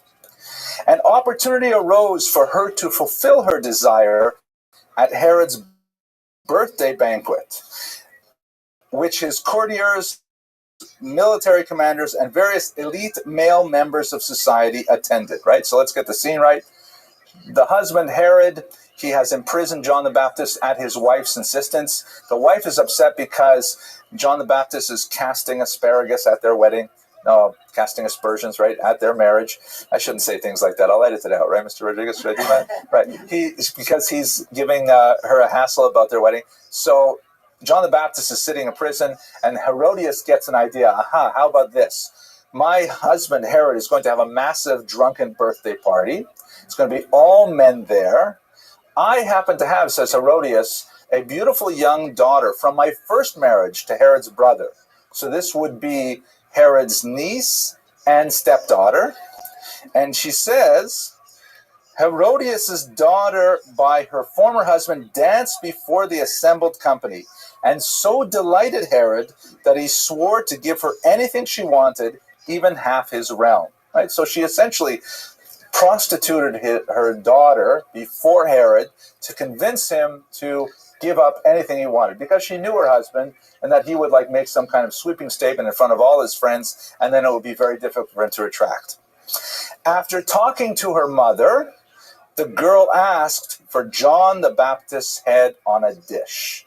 Right, so this was all planned, and once she had achieved this, secured this promise from her father, she went back, or her stepfather, she went to her mother, and mother said, "Great, you have to ask him for the head of John the Baptist on a platter." Herod's distress was palpable. Turn the page. I want to find out what happened. But he did not wish to lose face before his powerful guests, and he ordered a bodyguard to behead John.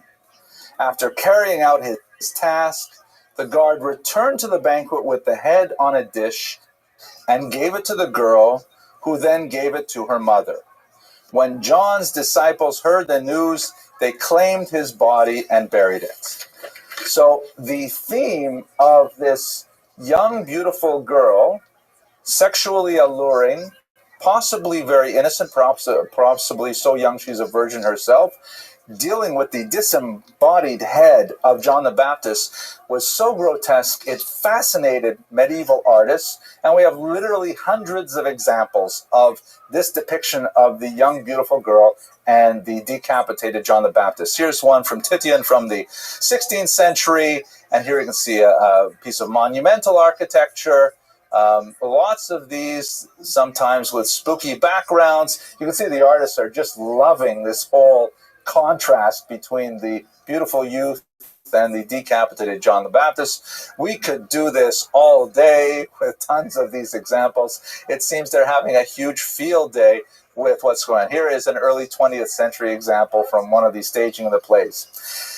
Now, this is basically all we know from the ancient sources, from Josephus and from the Gospels. There is an apocryphal text that may also be ancient in origin, which describes Salome's death, which perhaps I might as well mention at this point. Apparently, she went on to marry, and she had several children, and then in the year 39, which would mean that she's probably in her 40s by this time, Gesundheit. She was traveling to Gaul, which would be, let's say, France, and she... and again, this is not in the original text. This is something added much later, and we don't know how truthful it is. But she was walking on a pond. She fell into the water, and as she was falling into the water, her head hit the edge of the ice, and she was decapitated in a poetic and ironic manner, and her mother retrieved the body, the head as well. I could not find that the artists don't seem especially interested in that theme, but that's how she met her gory end, as the apocryphal text has it. Now to take it a step further, to go back to Oscar Wilde, for example, the bit that Wilde adds, that's not in the story at all, but obviously had a very powerful impact.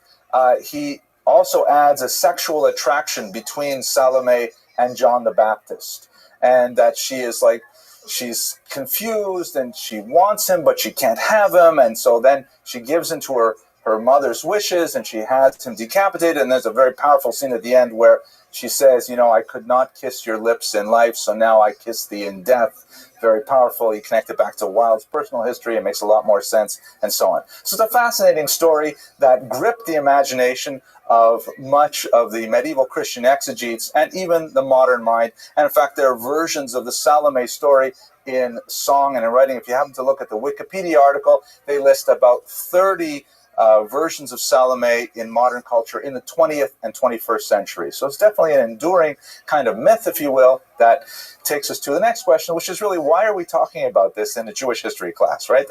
She's Jewish, but where's the Jewish part to this? Okay. So, first of all, let's go back in time a little bit to understand her background, and Herod in particular. This is a Roman rendition of Herod, may actually be somewhat accurate. I will show you the best rendition we have, a period rendition of Salome a little later. And he's an extremely complex character that deserves an entire lecture easily. He was a client king of the Romans, which meant that when the Romans came into the Middle East, particularly in the first century before the Common Era, they dealt with the remnants of the Hashmonaim, who had already been falling into a certain amount of internal corruption and palace intrigue that led to their internal weakness and eventual demise. And the Romans were able to take over this very fractured nation without too much difficulty. Herod had gone to Rome and had petitioned successfully to become their client king in Israel. Remind you once again, we're talking now about Salome's grandfather. So now we're in the first century before the Common Era. This term client king is interesting. The Roman strategy of managing all these disparate populations was known as divide et impera, which we have in English, it's a common phrase, divide and rule. And the way they did it was they would take certain elements of society, usually the aristocracy, and actually give them a lot of privileges, give them citizenship, remove from them tax burdens and all kinds of things. And by co-opting key elements in the given societies that they controlled, they were able to essentially manage all these hugely different cultures and political systems with relatively little effort on their part. From time to time, they would have to use force of arms and they have to demonstrate their military might, but really their genius as a civilization was in governance through co-opting the elites of all these societies. So Herod was one of those co-opted elites. The Sadducees in charge of the temple ritual, we talked about them in the previous class, were also one of these co-opted elites. And he came into Israel and he ruled with a maniacal intensity and a ferocious degree of personal viciousness. He was married to a woman named Doris at the time that he received the kingship. When he got back to Israel, he felt that she was not really befitting his role as a leader of a country, as a client king. So he sent her away, married another woman named Mariamne. Actually, according to the Talmud, he later killed her as well. According to the Talmud, he actually preserved her body in honey. He kept her around, and the purpose of the honey was to keep her body supple. For you just have to use your imagination. It's the worst possible thing you can think of. Herod was definitely not going to make it on, the Jewish President of the Year award. That's a stupid thing to say. I'll probably edit that part out too, right? Okay, but some terrible things about Herod. Now, at the same time, that we have this terrible, crazy king who is murdering his relatives left and right, and doing all kinds of awful things. We also have him as the renovator of the temple. In fact, all the pictures of the temple that we associate with holiness and things like that, the Western Wall, he built the Temple Mount, again, on earlier foundations, Hashmonaic stones, and also on the stones of the reign of Solomon. Anyways, here we are. So here he is. This is the great builder of the temple. This is the man who invested, millions upon millions of ancient dollars in this great religious center. How can the same person, be credited with all these horrible things and at the same time be the builder of the temple? You'll notice if you read the Talmud that Herod's name is hardly ever mentioned. Like, the rabbis just don't want to talk about him. Yeah, the temple, it's nice. We like it. It's great. Don't want to think about who built it. It's just not on the agenda because they're embarrassed by, his other activities. He definitely did do some nasty things at the temple as well. Like, for example, at one point he put the Roman eagle, the emblem of the eagle, up by the Holy of Holies, which was a hugely offensive thing. It's a symbol of idolatry, a symbol of the hated Roman occupation and things like that. And he got a lot of criticism for it, but nevertheless, he is the builder of the temple. He's also the builder of some of Israel's most enduring, beautiful architecture, such as his palaces on Masada, which you can see here are hugely difficult things to construct. Incredible examples of ancient architecture. Various cities were built by Herod, ports, aqueducts, all the things that Romans were good at. That's what he was doing in Israel. So most historians have concluded that for Herod, these huge acts of public works, typical for the Romans, were like his kind of signs of his grandiose beneficence. Thank you. Doing good things, right? Good works. He's like giving to the whole population. They were not at all motivated by religious sensibilities. And in fact, in northern Israel, he was also constructing beautiful temples to various idols at the same time. He was like a donor who was fair to everybody. He gave to the Jews, he gave to the idolaters, he gave to everybody. And that was part of his self-image as being this kind of, grand leader who could do everything. But he obviously did not take Judaism seriously in any way, even though he was himself descended from the Edomites, but nevertheless a Jew for several generations back. Okay, at this point, I'm going to pause for questions before we get back to Salome. Yes? On the Herod thing, where did all the money come from? Taxes. Yeah, heavy tax burden. And in fact, when there was famine, he was noted for generously reducing the tax burden by 1/3. But otherwise, it was pulled together by taxes.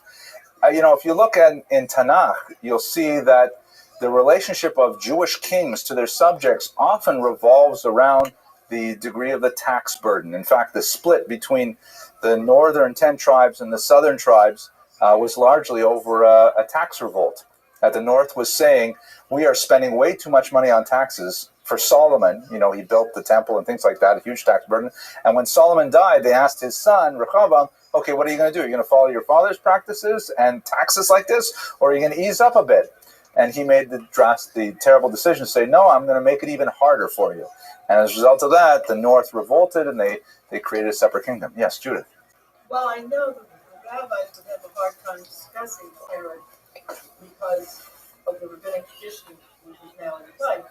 I find something that's interesting with respect to the story of Solomon, and that the grooming her to make herself attractive to a powerful person, carries with it a lot of an echo of the story of Ruth. Yes, interesting. Very true. The parallel to Ruth The parallel also, I would think, to Esther, Esther. right? A parallel also, and if you can even include the decapitated head, to Judith and Holofernes, right? In fact, some of these earlier artworks, sometimes the artists have specifically connected them to Judith. That's a story where there was a Jewish woman, I think she was some kind of princess, and she got the king of the Syrians, I think, Yes. drunk, or she fed him lots of dairy products, and he fell asleep, and then she cut off his head. You know, that was Sisera. Sisera.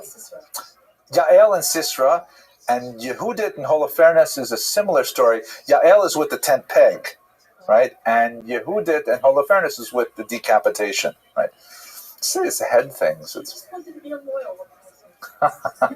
Okay, let us go on. Okay, so back to, so John the Baptist part. That's an important element that we just kind of, was there any other questions? Okay, John the Baptist part, because he's obviously key. Yes, what exactly is going on here? John the Baptist in Christian thought is the functional equivalent of Eliyahu Hanavi in Jewish thought. John the Baptist is, the term baptism is basically taken from the mikvah, right, which is a very old Jewish ritual. The idea of going into a body of living water, either the River Jordan, as John the Baptist used so often, or any other, natural body of water like the ocean or a lake, things like that, or a collected body of rainwater, for example. It symbolizes a transformation, a cleansing, and when one goes in one status, one comes out another status. One goes in ritually impure, one comes out ritually pure. One goes in a potential convert, one comes out a Jew, these kinds of things. So John the Baptist was promoting, in particular, the use of the mikvah. He was one of the early mikvah ladies of his day. He was promoting it for many people. But in Christian thought, he was to be the herald of the Messiah, meaning he was going to be the one who would let everybody know that Mashiach was here. And of course, in Christian tradition, he was predicting that Jesus was the Messiah, similar to the Jewish thought. And it's based openly on the idea of Eliyahu Hanavi, of Elijah the prophet, foretelling the coming of the Jewish Messiah. So a lot of these things are prefigured, to use a Christian term, or they are modeled on the earlier Jewish models. And he was an unpopular figure with Herodias in particular, because he, like the early Christian movement and the Pharisees, were antithetical to traditional authority. Because, think about it. We're talking about this palace intrigue where you have people who are like marrying the wrong people against Jewish law, and the whole business with a young Jewish group, kosher practice. This is not the kind of rabbinic vision of tzniut, of modesty, of the way people should deport themselves. And people like John the Baptist and other Pharisees, because they're all in the same kind of intellectual framework and trajectory, are openly criticizing authority and saying, this is not what God wants from us. This is not what the Torah demands of us. And they're like thorns in the side of the authorities.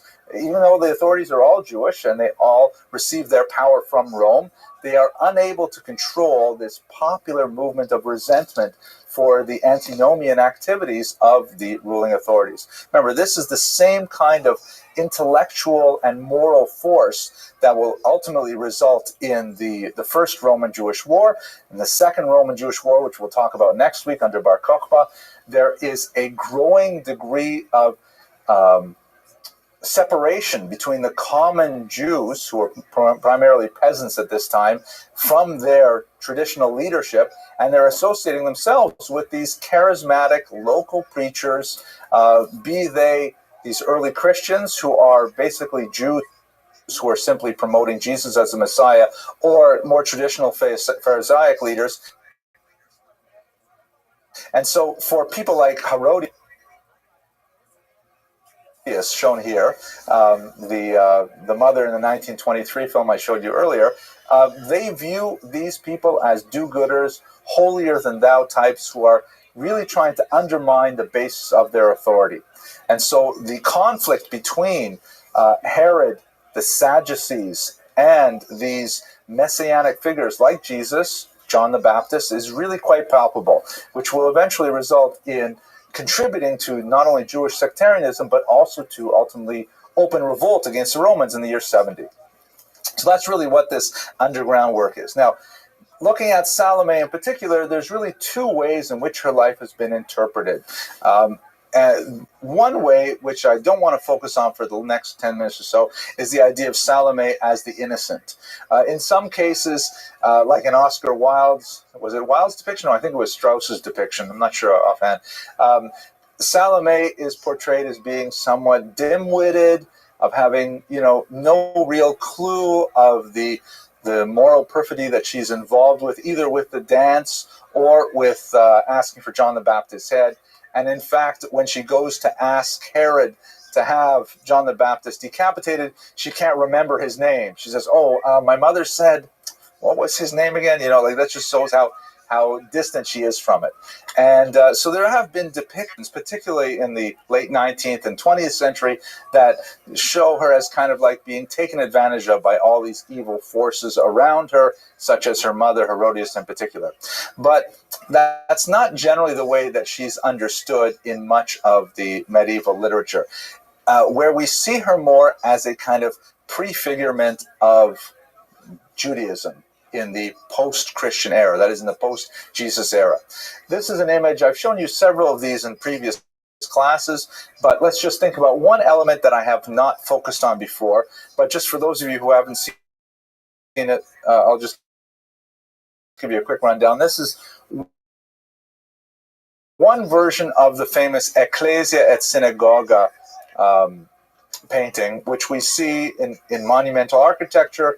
We see it here in a stained glass window, which always contrasts the church as being, morally correct and upright and having power and so on, with the synagogue, which is dark and is immoral and is unfavored by God. So you see there are certain elements that I'm only going to show you one. We could do this all night too, but I'll just show you one. This is the church always on the left-hand panel, because it usually there's, and actually in this image they've cut it out from the middle, but there is like a crucifix in the middle and Jesus is on the cross and his hand is over the right side, the stronger side.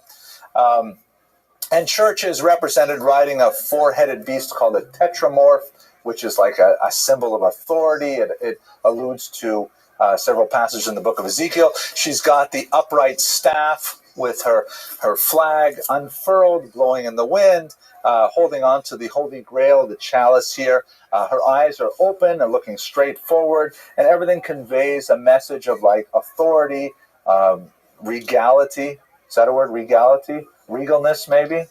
Regalness, like being kingly. And in case you're not sure, not only does she have a halo, but there's a hand descending from heaven, crowning her, indicating divine approval of the church's rule in the temporal world. Now, over here, though, is synagogue, and represented really quite differently. She's riding a donkey, which is nowhere near as interesting an animal as the tetramorph. Her very posture is bent over. She's in an attitude of decline, almost depression, right? She's actually smaller than the church physically. The crown that she used to wear is knocked from her head, indicating the loss of favor from God. Her staff, which indicates her power, is broken. She's no longer in charge. The synagogue is in disfavor. And once again, to contrast with the crown coming from heaven, there is a sword descending from heaven and piercing her through the top of her skull, to really get the point across, so to speak, that he's out of favor. Now, what is this bit here with the ram's head that she's holding on to? What is that all about? Open to the floor for analysis. Judith, you must have an idea. What does that ram's head represent? Well, the first ram thing is that it's Abraham and Moriah. Very good. The fact of the matter is this is a skeleton. I can't. Yeah, no, there's actually flesh on the bones. The eye is still intact, but I'm going to say it on the microphone so they hear it on the internet audience. That's Judith saying that this represents the ram of Abraham, which for Jews, though, is a very positive symbol, right? We like the ram of Abraham. We blow the shofar It's Rosh Hashanah, all that stuff. I can't see this. Is the hand holding it? Yes, holding it by the horn, which is very significant. It's not coming. Okay. It's somehow declined. It's somehow taking it with her. It's somehow that it will not be used to call the Messiah come. Interesting. Yes, I think all those things are definitely very true. Notice that the contrasting element that the church holds is the chalice, right, which represents you receiving the blood of Jesus, the sacramental wine. So here you've got the bloody ram's head, and you've got the sacrament, which reminds me of another funny story. A friend of ours named Heaney in North Miami Beach, the one year they decided to do the actual ram's head or sheep head for Pesach, and so she had it in the sink before Pesach, and her 3-year-old came and saw it and freaked out and went to her and said, "Ma, there's a dinosaur in the kitchen." So the chalice represents like spirituality, represents like, it's intoxicating. It's something that is like takes you to a higher spiritual sphere, things like that. The ram's head represents carnality, represents physicality. And it is correct that the artist here is alluding to the ram, the sacrifice of Abraham, but it is taken in a negative sense, that the church is ethereal, the church is spiritual, the church is above those things. The Jews are still stuck on sacrifices. They want blood, they want meat, right? Carnal, from carne, meat. They want these kind of physical things. And so the concept of carnal Israel becomes very significant through many of the medieval readings of Salome's story. That Salome, thinking of perhaps her love for John the Baptist, is really obsessed with the physicality of him, that it's all about the blood, it's all about the death, it's all about the physical things. And in fact, a lot of medieval commentators, Christian commentators, looking at Judaism and trying to understand what's going on with Judaism, we have so many details with the milk spoon and the meat pot, and you could do this on Saturday, you can't do this on Saturday. All these details, which for the medieval Christian mind, I would argue for the modern Christian mind, for the modern secular mind, like, what does God want with all these details? What is all that's all physical? Is that really what God wants? So the criticism is that the Jews are excessively carnal. They're excessively sexual, which we'll talk about in a few weeks when we get to the little more of the medieval period.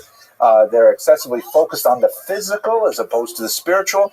And so the whole Salome metaphor, which is translated primarily through the image of a female as well in the Ecclesian synagogue, is seen as negatively grounded in this world things rather than the spiritual, ethereal vision of Christianity. Okay, but I should point out the blindfold, right? I can't believe I forgot that. The church here is clear-eyed and able to see, whereas the synagogue is always blindfolded, cannot see the truth, cannot see what's going on. This is actually more a generic representation of all Jews, right, as embodied in this female figure of the synagogue. And it's important to note that the artwork is especially important because we're dealing with several hundred years of virtually complete illiteracy. And so for people to understand, if they come to church and say, well, I don't understand, who are these Jewish people? And don't they come before us? And wasn't Jesus Jewish? I heard that someplace. And then the priest would be able to say, oh, check this out. This explains the whole relationship of Judaism and Christianity and so on. So it's really important to have this kind of monumental architecture. And it figures very prominently in a lot of cathedrals and illuminated manuscripts, things like that. We should also recall, you're absolutely right, that, the overwhelming power of this kind of art compared to our modern sensibilities must have been amazing. Like, it would be like going to an IMAX theater when you've never even seen moving pictures. It would just be tremendous, because what kind of artwork could you have in your village? Someone would scratch something into a piece of wood maybe. Who has time to paint? Who has any skill and training and so on? You come to the larger village or the big city and you see these cathedrals and stained glass art and color. It's like overwhelming. So it was like institutional education. Here, by the way, Dana, this is an actual depiction of Salome herself. It's a coin. It was recently discovered. I cannot figure out the Latin, but the websites tell me this is saying Salome. That's what she looks like. Hard to tell. I couldn't tell it just between her and Herod. But at any rate, we do know that she was a historical figure. She had some royalty, and she had enough to have her coins minted after her. But we should put in this context the legacy. So what do we understand from this story vis-a-vis Jewish history in particular? It's a complicated legacy, because she does not even figure in the Jewish sources that I mentioned. She doesn't set a tone or a message for Jews. She has no teachings that we can offer for moving forward.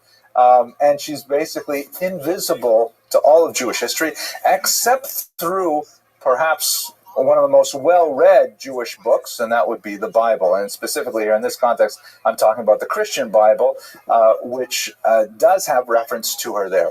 Unfortunately, for the larger scope of Jewish history, the reading of Salome as a personification of Jews does not sit well with the way in which we'd prefer to be portrayed, because she's associated with carnality, with illicit sexuality, with promiscuity, and so on, and of course with bloodthirstiness and the eventual decapitation of John the Baptist.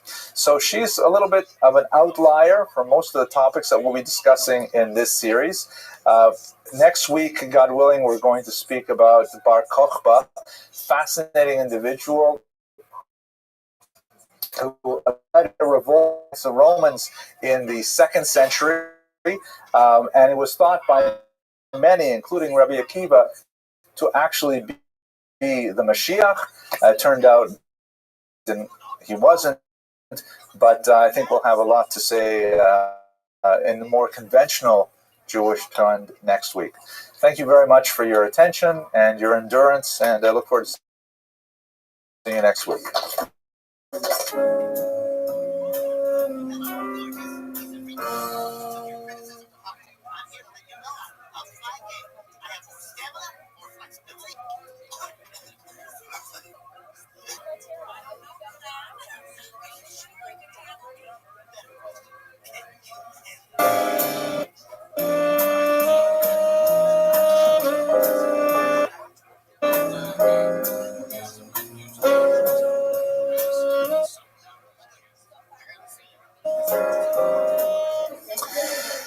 Okay, so I'd like to formally welcome you to the fall 2014 season of lectures in Jewish history. I'm going to actually do a few things differently this year. As you know, we have a new greeter, Mr. Mich Balkany, who is very pleased. We're very happy to be here. We had a grueling interview process to try and find someone to replace Aliza. And I forgot to mention, Mr. Balkany, you have to ask really difficult questions. He's the only person who's allowed to ask hard questions, because Aliza was the only person who was allowed. Because I could always tell Aliza, sorry, I'll answer you that later. And then, of course, I would find something else to say later. I've decided before I put these videos online, I might actually edit them now, because thank God we're getting over 12,000 views a month, which is really, it's amazing. And the Latvians are still with us. Actually, 3 days ago, I noticed that I had more people watching from Finland than I did from the United States, which was really bizarre. It happened to be at about 5 in the morning or 4 in the morning when I woke up and happened to check the statistics. So it was before most of America woke up. But nevertheless, these lectures really are getting quite a global audience. And so I've decided I better make the recorded version a little higher quality. The other thing is we're starting at 8 o'clock now until the clocks change. Hopefully that'll be easier for people. And I imagine we'll get a larger crowd once we get into the season a little more. Finally, I have to let you all know, I think many of you are already aware that unfortunately this is going to be my last season here in the Young Israel Bal Harbor, because I will be taking a job in New York City. Yeah. So that will be actually the last time I tried to fly in the winter time up to New York. I actually was a victim of racial profiling, because they stopped me at the airport because it was very rare to see a Jew traveling north. But at any rate, so we are So this is going to be the final series. I'm going to try and really do a good job with it so that we can leave with a lot of success. So without any further ado, let's get to tonight's material, which is going to be on Rabbi Yochanan ben Zakkai, an extremely influential figure in the development of Jewish history, and one of the rare leaders that appears at perhaps the darkest moment in Jewish history, at least until the 20th century, takes some very controversial stands, is not without opposition at the highest levels of the Jewish establishment, and nevertheless, through his bold innovations and his decisive leadership, he is able to, in a period of about 15 years, revolutionize the very basis of Jewish identity and set us on a course that brings us even to the present day. We are very much today living in the shadow of Rabbi Yochanan's decisions, and so it's extremely incumbent upon us to understand a little bit about who he was and what exactly did he do that made him such an important character in our national lives. So if you know anything about Rabbi Yochanan ben Zakkai, chances are you know this famous quotation, Ten li Yavne v'chachameha, give me Yavne and its sages. And this is a passage that occurs in Tractate Gittin of the Talmud, which I happen to have with me here from the Young Israel Library.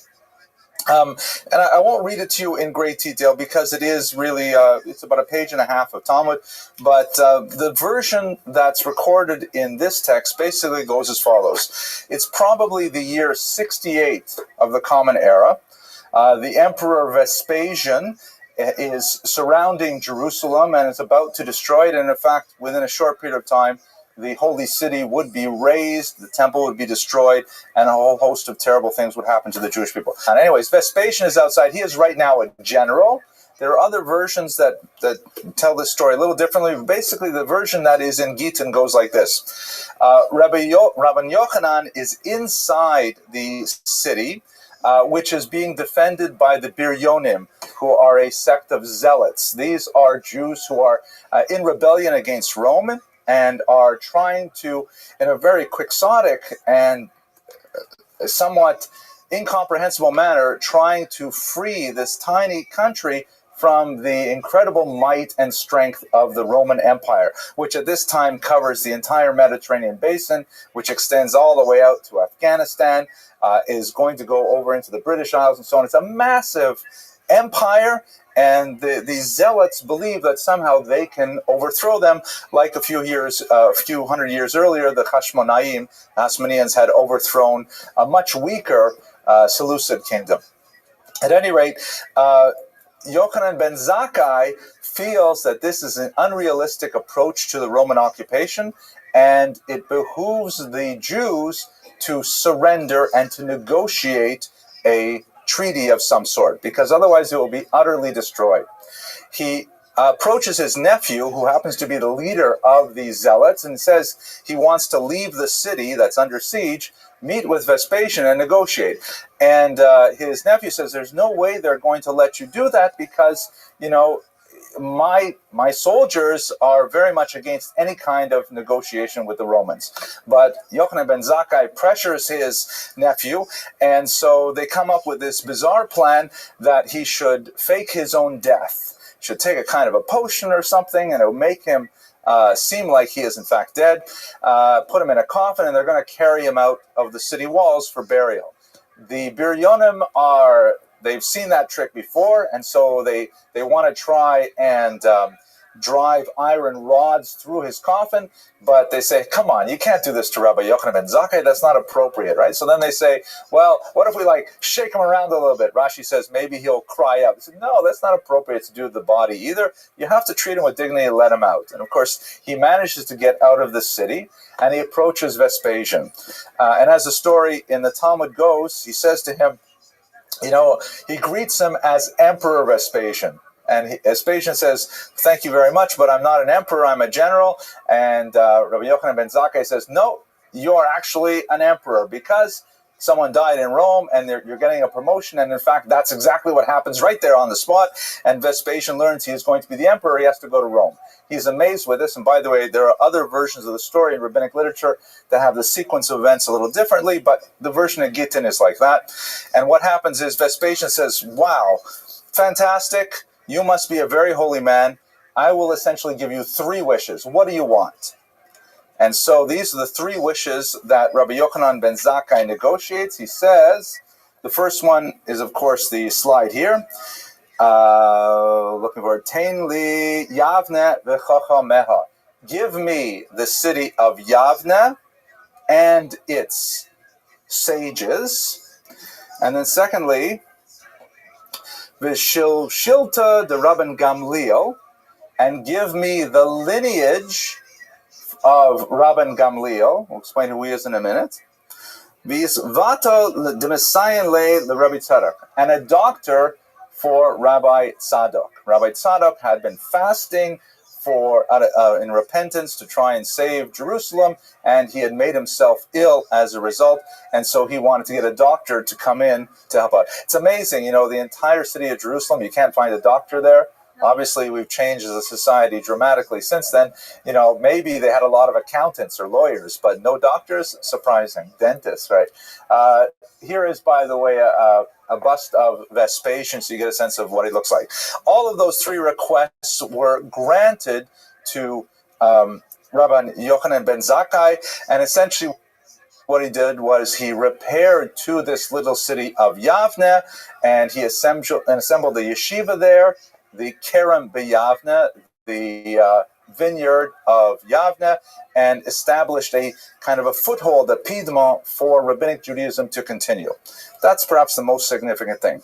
However, there are a lot of really significant questions. First of all, what exactly was Yavne? What is he asking for Yavne?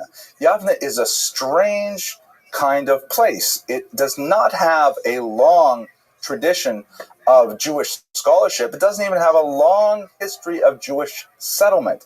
Why is he asking for Yavne? So I'm going to talk about that in a second.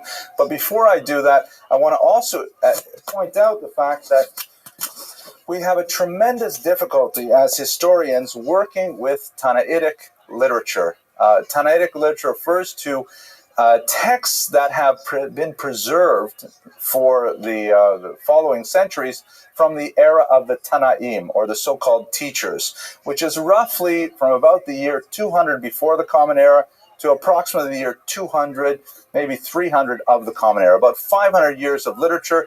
The most significant documents include some of the older Midrashic collections like Sifra and Sifri, of course the Mishnah, and many other older texts that have made their way into the Talmud, like the Baraitot. They contain a wealth of historical information. The problem is the way in which this material was transmitted and recorded make it rife with errors, and there are multiple versions of all kinds of stories with very big differences in salient details, including who said what to whom, for example. And this is because these were oral documents that were handed down from Rabbi to student for many generations, and all kinds of errors crept in, which the rabbis were very, very aware of, and that's why the Talmud in particular goes through a refining process of trying to determine which Mishnah is correct, which Tosefta, which Baraisa is correct, and so on. Secondly, and perhaps more significantly even than the errors and the contradictions that are in the Tannaitic literature, is the fact that they weren't trying to write history, not in any medieval or modern sense of the word. Meaning, the rabbis, when they're writing these kinds of texts, they are not trying to teach basic historical information, why this happened on a historical level. They're trying to teach religious information. They're trying to teach, what does God want us to take away from this moment? They're teaching us morals, lessons, interpretations of verses, all kinds of things. They're not specifically interested in preserving the historical record, as the great historians of the 19th century would put it, wie es eigentlich gewesen war, the way it actually happened. That wasn't so important to them. What was important to them was get across the message of the story. So as historians, 2,000 years later, trying to unpack these texts, we have a lot of great difficulty just trying to understand what exactly they mean. Let us take, for example, what we know about Rabbi Yochanan ben Zakkai. I mean, what do we actually know about his life besides that key moment, Tein li Yavne v'Chachameha? So there's some interesting biographical material in Tractate Sukkah, which talks about his life. Let's grab it quickly here. And this I might read a little bit more detail because it's rather amazing in scope. Okay, so first of all, the Talmud says, Amru alav Rabbi Yochanan ben Zakkai. They say about Rabbi Yochanan ben Zakkai, Me'amav lo sach sichas chulin. He never spoke casual speech, meaning every word of his was measured and was spoken for a reason. No schmoozing about the Marlins, no complaining about the Chazan, nothing like that. V'lo halach daled amos b'lo Torah b'lo tefillin. He never walked 4 cubits, about 6 feet, unless he had his tefillin on, unless he was learning Torah. He was constantly involved in this.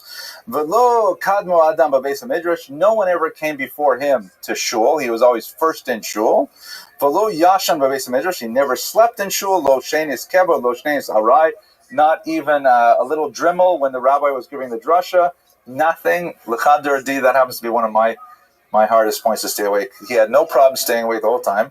V'lo har hebrim vos to fanos. He never had any inappropriate thoughts in alleyways that were profane, which means like when he was in the bathroom where it's forbidden to think about Torah, he never thought about Torah there.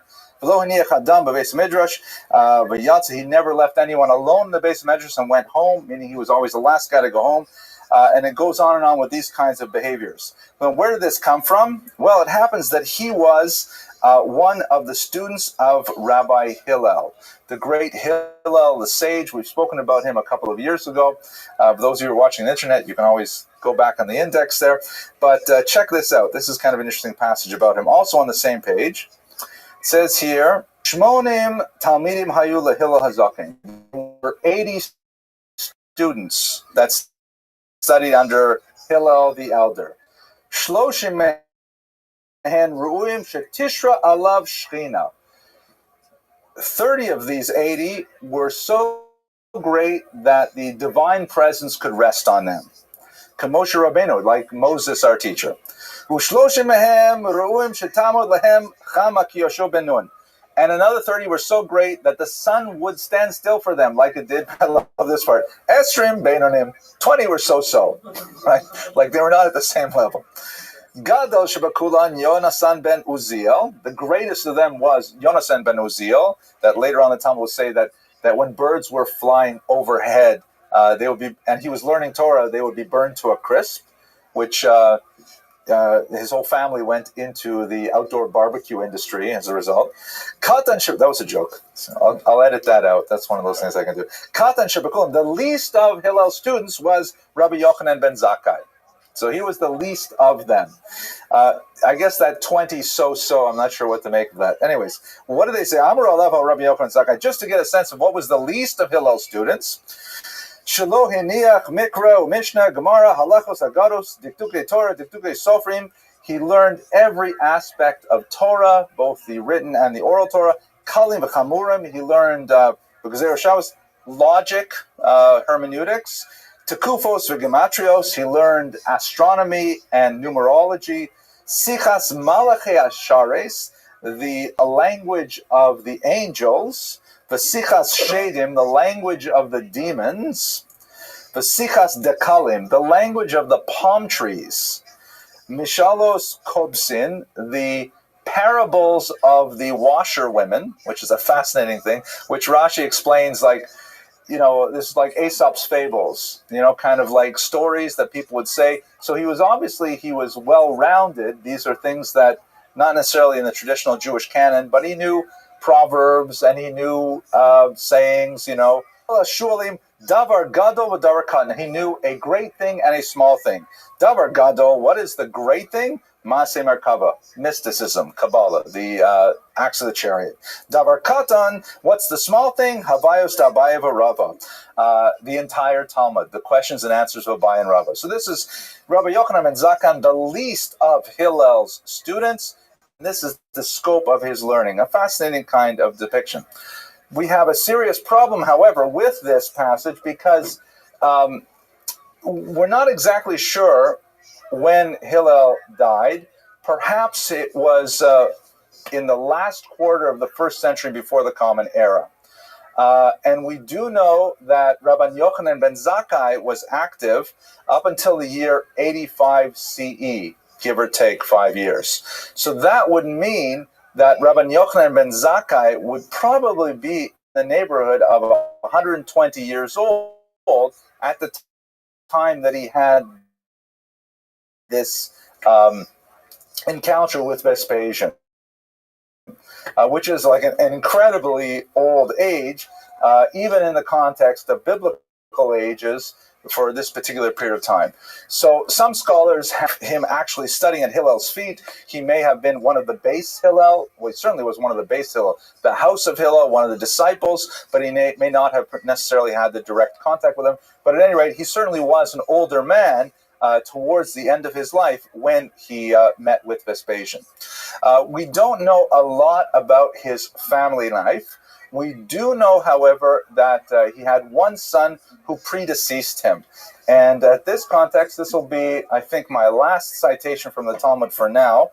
It describes how he was comforted at the after the funeral of his son by his greatest student, Rabbi Elazar ben Arach. First, I should tell you, because we will have to come back to this earlier, there's a famous Mishnah which describes the 5 greatest students of Rabbi Yochanan ben Zakkai, and they talk about all their characteristics. This one, for example, is a sealed cistern that loses not a drop, meaning he remembers everything.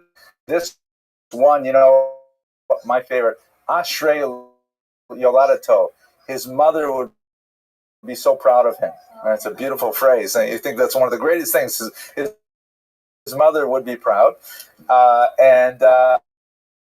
About the last one, Rabbi Elazar ben Arach, though, he has a leiv tov.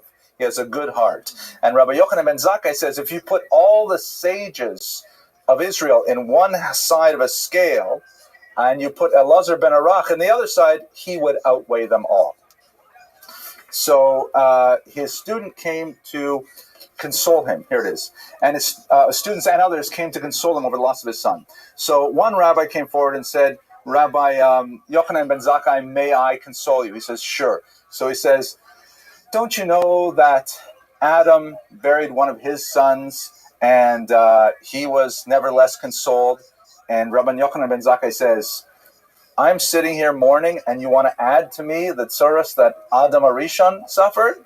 And then he says, get away from me. And then another rabbi comes and says essentially the same thing with another biblical figure, one after another. He's saying, look, chaser meshugayim money, do I need more people? This is the kind of comfort I have. Until finally, Rabbi Elazar ben Arach comes to him, says, Rabbi Elazar, you have consoled me, and then he gets up and he goes on with his life. But you get a sense of his sense of humor as well, that even in a dark moment, he can still say, here I am mourning my son, and you're giving me more tsuras. We don't know much about his wife, about the rest of his family. Now, what we know about his major teachings in general is that he was, as I mentioned, a student of Hillel's. He was a great populist, meaning he believed in the value of the Jewish masses. He did not, kowtow to the established authorities among the Jews, including the high priests and especially the Sadducees, with whom he had tremendous conflict, as I will explain shortly. And he emphasized elements of kindness as a new way to reach out to God in the absence of the temple. We will also return to that point towards the end of this class. He was a major proponent of Torah study as an activity. You may think of that as, well, that's obvious, isn't it? We're talking about Judaism. But in fact, Rabbi Yochanan ben Zakkai really directed Judaism in that particular path. arguing that in the absence of the temple, in the absence of traditional sacrifices, the way that Jews can express their devotion to God is through study. And he said famous things like, do not take credit for your study because that is the purpose for which you were created. These kinds of things endeared him to the masses, but I think what I'd like to do now is turn to some of the political background of his life and works. Maybe I'll pause for a couple of questions. We have no record of his debates with early Christians that I'm aware of. Occasionally, you will see certain rabbinical figures speak with so-called philosophers, philosophes, which may be an allusion to early Jewish Christians, but we don't have any record that I am aware of any sustained debate. Next week, actually, when we talk about Salome, we will talk about Jews and the early Christian movement.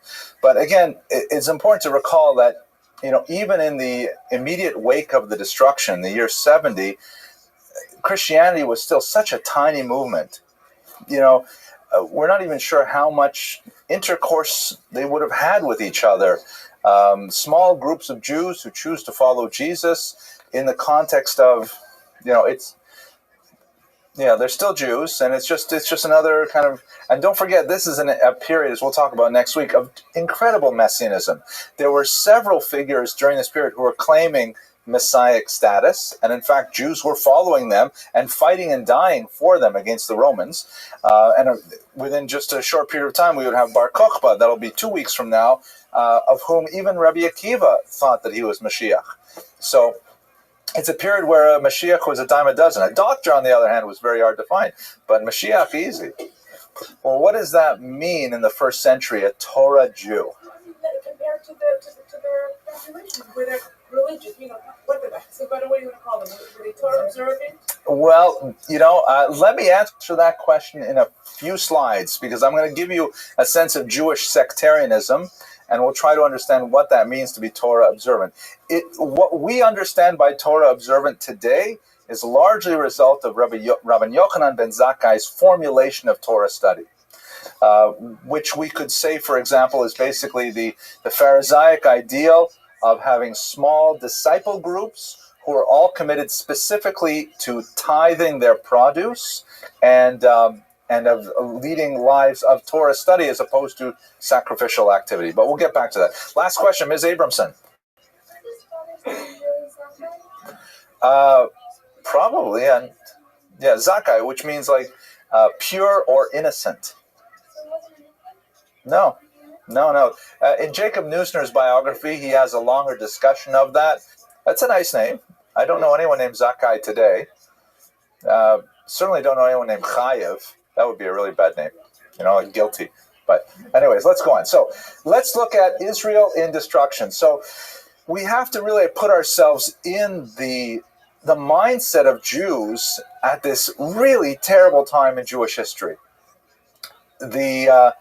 Israel has been going through a tremendous amount of sectarian dispute. We'll go through several of the groups in a couple of slides. And ultimately, the Romans have decided enough with this. The immediate precursors to the Roman-Jewish War were some radical elements who decided to deny the Romans the right to bring sacrificial offerings, which had long been afforded to them along with other non-Jewish nations. We just celebrated the Holiday of Sukkot, and when that was withdrawn from them, this was considered an act of great, chutzpah to the Romans to not allow them to bring sacrifices at certain times of the year, and it sparked a revolt because the Romans really had enough of this fractious people who were insistent on maintaining their stubborn individualism. Am kashay oref, stiff-necked people, when just about every other nation that they conquered, they were able to effectively manage. And the war was bitter, brutal, and incredibly bloody, with possibly hundreds of thousands of Jews losing their lives, and being sent into exile. The numbers that we have from the classical sources may be as high as 600,000 Jews. That's most likely an exaggeration because that population figure for this era is inflated, and it is the way of ancient sources to kind of use numbers poetically, but there's no question that it was an overwhelming demographic loss. When we look at the mood of the nation, we can look at one of the greatest historians of this period is Gedalia Alon, shown here, an Israeli scholar, originally from Poland, I believe, who died very young in the 1950s, I believe. And he wrote a very important work which was translated later and published by Harvard called The Jews in Their Land. And he identifies 6 basic attributes for a sense of national independence, all of which were basically missing at the time of the destruction. Specifically, one of the things that helps assert national independence is the existence of a state, and that was completely wiped out by the Romans. And the Romans actually put a tremendous amount of effort in trying to root out the entire memory of the Jewish state at this point. The region known as Judea was downgraded from a governorate to a section of another part of the kingdom. It wasn't even given an individual status. The name Judea was wiped out, and it was replaced with the name Palestina, which was intended as an insult to the Jews because it's named after the Philistines, the traditional biblical enemy of the Jews. So they renamed the land of the Philistines Palestina. And of course, today, the debate over names continues with that particular term. So there's no statehood. Secondly, it's quite likely that as a result of the deportations and the wars, Jews no longer constituted a majority of the population of the land of Israel by the end of the first century. They did constitute a plurality, meaning they were most likely the largest minority of all the peoples in Israel, but they definitely did not have majority population anymore. The money is always essential, and you have to have like a continuous population with a stable economy, which is in the ancient world essentially agrarian, and that was completely wiped out by the Romans with tremendously onerous tax burdens, which were not only in terms of their quality. For example, the traditional machatzis shekel, the half shekel award, which was given to the temple in Jerusalem, the Romans had allowed the Jews to continue collecting it and sending it to the temple for the upkeep. And as a result of the Roman-Jewish wars, the Jews were ordered to send that money to Rome to the upkeep of the temple of Jupiter, which was, still a tax burden and an insult on top of it. Leadership. Now, this is especially interesting. Who were the leaders of the Jewish people at this time? We have traditional status groups such as the high priesthood, the leader of the Sanhedrin, which may have been the same people, meaning there are certain periods in Jewish history where the Kohen Gadol would be the head of the court, the Sanhedrin. The Sanhedrin at this point, by the way, seems to have been disappeared for a short period of time, and it is largely due to Rabbi Yochanan ben Zakkai's activity that it eventually finds its home in Yavne. But in the immediate aftermath of the war and the destruction of Jerusalem, the Sanhedrin is not functioning, the priesthood is not functioning. All that's left are the Pharisees. These are the so-called Perushim, those who separate, who were establishing these little disciple circles of Jews who would get together to study the oral law, and membership essentially meant taking an oath before a group of other Pharisees saying that you would promise to maintain the laws of the Torah, and in particular the tithing system, the Meiser system. And that would create a chaver status, meaning an associate status that would allow you to be among these kinds of like charismatic groups, who had no official authority. They had no administration. They had no hierarchy. It was simply a group of Jews who were like-minded and organizing on their own without any official sanction. They had no tax base. They had no revenue source. And nevertheless, they were still emerging as the popular leadership of the Jewish people. This is primarily where Yochanan ben Zakkai comes out, because he is essentially a Pharisee. Control of the diaspora. There is a Jewish diaspora, which predated by several hundred years the destruction of the first temple, and really for at least another 400 or 500 years, Israel would remain the center of the Jewish people on a leadership level, where the rest of the Jewish world would look to Jerusalem, or at least to Israel. Jerusalem, of course, was emptied of Jews. It was declared Judenrein by the Romans. No Jews were allowed to live in the environs of Jerusalem. But Israel as a whole would be considered the spiritual homeland of the Jews, and issues would come forth out of Jerusalem. Decisions would come forth from there. Ki mitzion tetzei Torah, right from Zion, Torah would extend. So this is still in effect, but again, there's no leadership to exercise that authority. And finally, statehood could still be existent, says Alon, if there is an active resistance to the occupation. But after the temple was destroyed, and especially 3 years later when Masada fell, that was it for the resistance. It was completely broken. It would amazingly rise up 5 decades later under the Bar Kokhba rebellion, with similarly disastrous results for the Jewish people. But at this point, the Jews were literally at their lowest point in history. And it's amazing, it is truly mind-boggling to think that they could survive this kind of national assault and still emerge victorious on a spiritual and ultimately even today on a national level, as we shall see. So this is the context in which we have to see Rabbi Yochanan ben Zakkai's activity. Who were the various groups? We've been dancing around this question a couple of times. Who are the various groups that were active at this time? So you have the so-called Sadducees, the Tzedukim, who were associated primarily with the temple, and that was their locus of authority. They had a revenue flow because Jews were always bringing in their sacrifices and so on, and they had a level of significance because they controlled the ritual activity of Judaism, which centered around temple activity. Again, let me take us back a second and just imagine for yourself, we live in an era where, Jewish activity probably centers on the home more than anywhere else, and a close second would be the synagogue. We have a tremendous amount of rituals that are involved in the kitchen, in the bedroom, in the study, and then of course in the synagogue with all of its regular prayers and so on. But this is an era in which that was not true. Judaism was practiced in one place, in the temple. And you had all kinds of laws that you could observe on your own in your communities. And if you had a Beit Knesset, which means simply a house of gathering, you would get together perhaps to study texts if you were literate, which was probably not likely, to discuss prayers, which were then very new. The Anshe Knesset Agdola had just begun really producing these things shortly before the Roman-Jewish Wars, a little bit, maybe 100 years earlier. Really, if you were a Jew, you thought of yourself as belonging to the great temple in Jerusalem and nowhere else. So when all that was removed, it's as if the horizon had disappeared, and the defining elements of your religion were totally gone. So what would you do with that?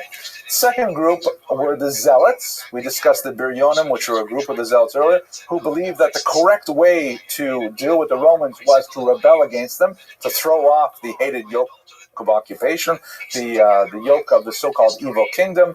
The Sadducees, by the way, believed in complete capitulation to the Romans and collaboration with the Romans.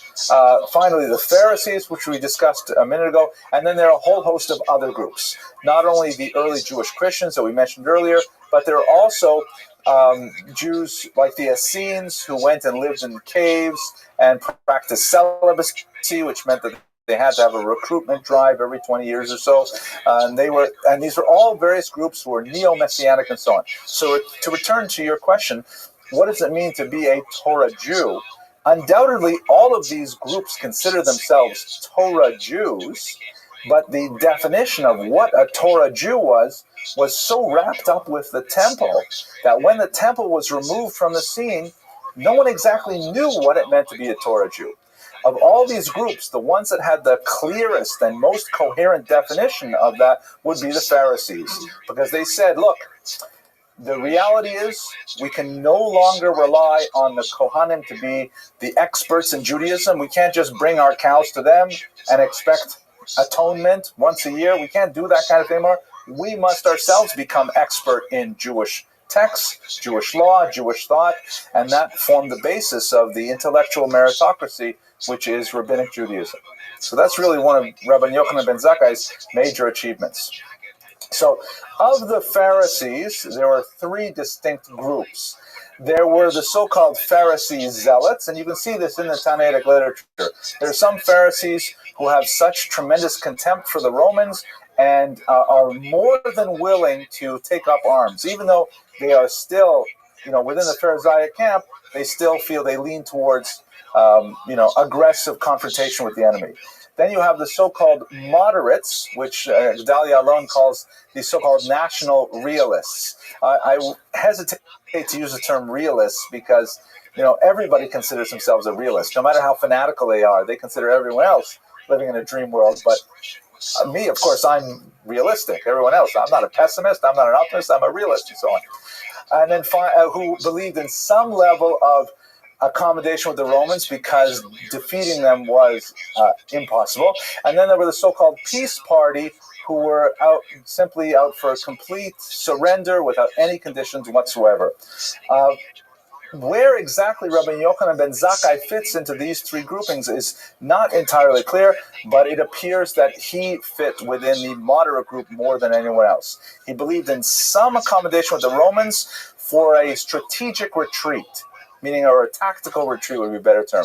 By simply allowing the Romans certain things that they wanted, the Jews could retain other things that were crucial to their development. So let's go to the three enduring questions that we began with our lecture with. First of all, what exactly was Yavne? You recall I asked, why would he ask for Yavne and its sages? There really were no sages in Yavne before Rabbi Yochanan ben Zakkai. And secondly, what kind of a place is Yavne? It's like Yehupitzville. It doesn't occur in Tanakh. Nobody ever talks about Yavne. Maybe you could say, I don't know, Hebron or Shechem or some other biblical place. What is going on with Yavne? So the Roman term for Yavne is Yamnia, sometimes spelled with a J, pronounced Jamnia, but really it's Yamnia. And it appears that even though Yavne did not have a majority Jewish population and had no yeshiva to speak of before Rabbi Yochanan ben Zakkai, the control displaced populations in their rule. Meaning, when they had a population, and they were big into moving large people, numbers of people around, when they had a population that they wanted to keep tabs on, not quite a jail, but kind of like a supervised environment where they knew what was going on. It was not like the great city, New York or Warsaw or something like that. It was like, look, yes, you can come over here, and there's lots of Gentiles here who will, be aware of your comings and goings. In other words, it was kind of like not exactly a ghetto, because it was like a mixed population, but it was kind of like a place where the Romans could keep an eye on what was going on. So in other words, perhaps Yochanan ben Zakkai, I'm sorry, Ms. DeWeiser?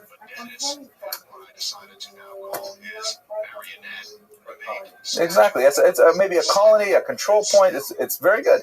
In other words, perhaps Rabbi Yochanan ben Zakkai had asked for a place that he knew the Romans would be inclined to grant.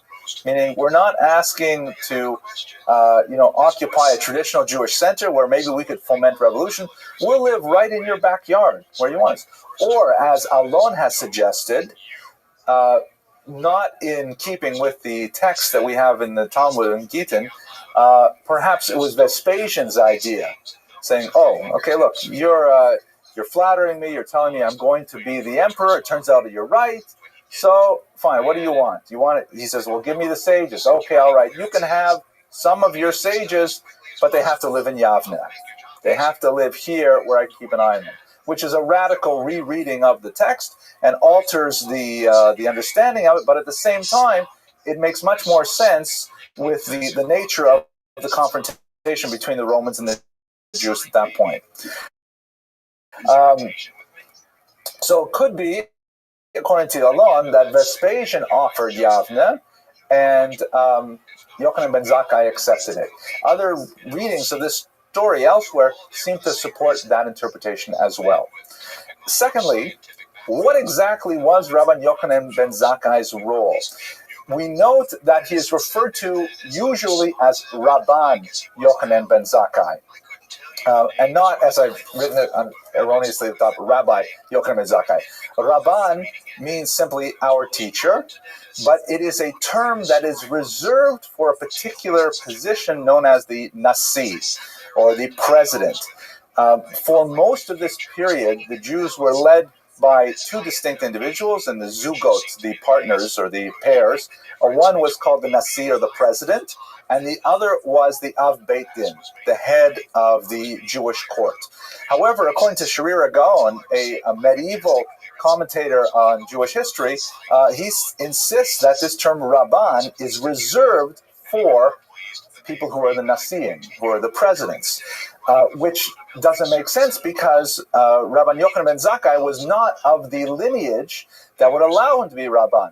There was always, a Hillel, a Shimon, or a Gamliel, Shimon ben Gamliel, and so on, that were the Nasiim. How did Rabban Yochanan ben Zakkai suddenly get to be Nasi? And secondly, in the various decrees that he passed during the time he was active in Yavna, he was always signing documents second after probably absent Rabban Gamliel, who was the Nasi. So it appears like he was behaving as if he was the Nasi, the president, with the right to execute orders and to demand Jews to conform to new takanot, but he doesn't have the right to take that position. You add to that the fact that there seems to be no other person acting like that until about the year 85, and you wonder what exactly is going on. So the way Alon reads this particular period, he takes it in such a way that he believes Rabban Yochanan ben Zakkai essentially stepped into the breach at a moment when the existing leadership, the existing Nasiim, were paralyzed with indecision. How do we deal with the loss of the temple? How do we deal with this overwhelming loss of statehood? And Rabban Yochanan ben Zakkai said, look, let me just escape from Jerusalem, and I'm going to take a place, I don't care what it is, Yavna, who cares what it is, and in Yavna, with a few sages, I will set up a yeshiva, and that's going to be the future of the Jewish people, which was an incredibly audacious thing to do, flying in the face of all of the authorized leadership figures of the time. And in fact, after 15 years of this activity, it appeared that he was successful, and then he was removed from that position, and the traditional leadership reasserted itself. And he stepped back from national politics. He established another yeshiva outside of Yavna and allowed the Sanhedrin to go on functioning in Yavna and so on. So, in other words, to try and bring this down into a sentence or two, Alon's analysis, which seems quite convincing to me, is that Rabban Yochanan ben Zakkai essentially boldly and audaciously asserted a leadership position when he did not have it by any rights in a traditional Jewish constitutional sense. And ultimately, the rest of the Jewish leadership that failed to act appropriately at that time came around to his way of thinking. He was then displaced, possibly in an amenable way, in an amicable way, to allow the traditional leadership to reassert itself. But it was those crucial 15 years that he was active in Yavna that he allowed Judaism to continue in a form that we would understand it. And the problem with this whole discussion, however, is that it relies very heavily on a logical tool, which is very weak. It's called the argumentum ex silentio, an argument from silence, meaning we have no documents to prove this. We have no texts that prove this. All we have is, for example, the troubling question, wait a minute, if the whole story is about what happens at Yavna, then where is the Nasi? Why is the Nasi not there with him? We know he's elsewhere in the country. I think he's in the Galil at this point, and he's not doing anything. And more significantly, where are, for example, Rabbi Yochanan ben Zakkai's students? A whole bunch of his students do not follow him to Yavna. As great as he was, he did not have his primary student, for example, Rabbi Elazar ben Arach, who you recall we mentioned that Rabbi Yochanan ben Zakkai said that if all the sages on one side and Elazar ben Arak were on the other side, he would outweigh them all. He abandoned his teacher. And he's off at a different place for those crucial 15 years. And he only returns to Yavne when Rabbi Yochanan is teaching elsewhere.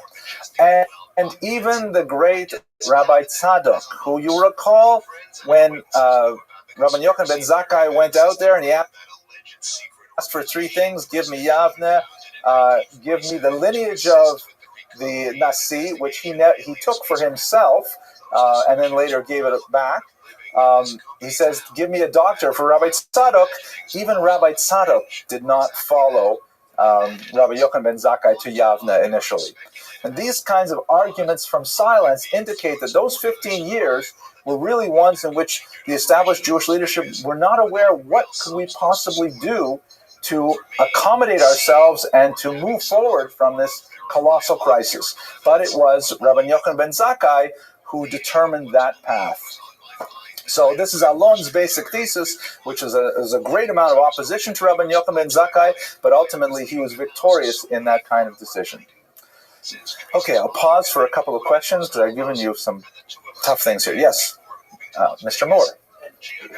So where was I don't know if it's literally, but where was God in this? Because you have like such great people, like shouldn't they have either have Ruach HaKodesh or even like a healing or something, or was it just a point where maybe God like a punish and then just step back?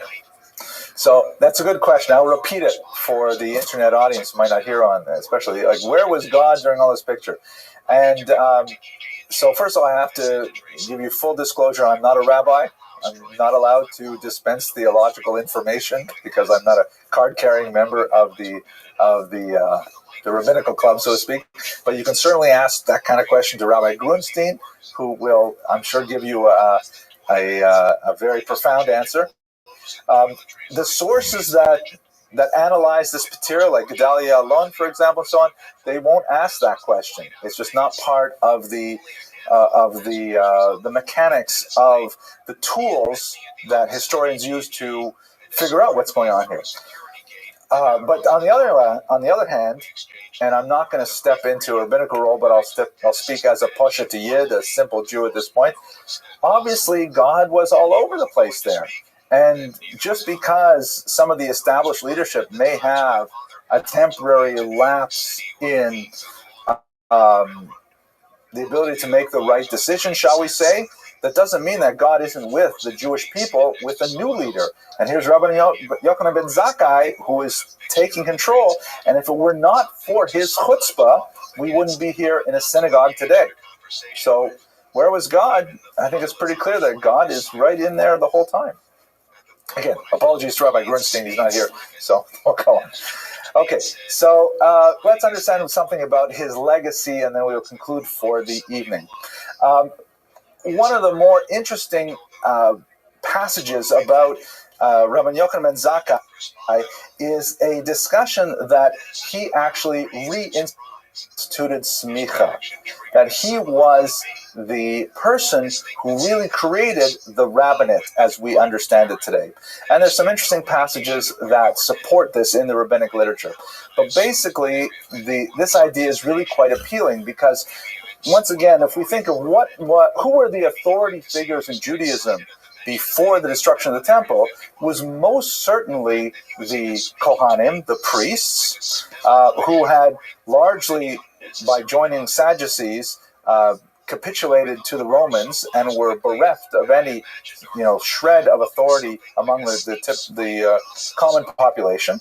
The Sanhedrin, the judges, many of who were unfortunately also co-opted into the Roman regime, because this is, after all, a position of great authority and potential for abuse. And these lone scholars who had no official authority, no kind of like dispensation from heaven to act as leaders, but nevertheless devoted themselves entirely to the study of the Torah.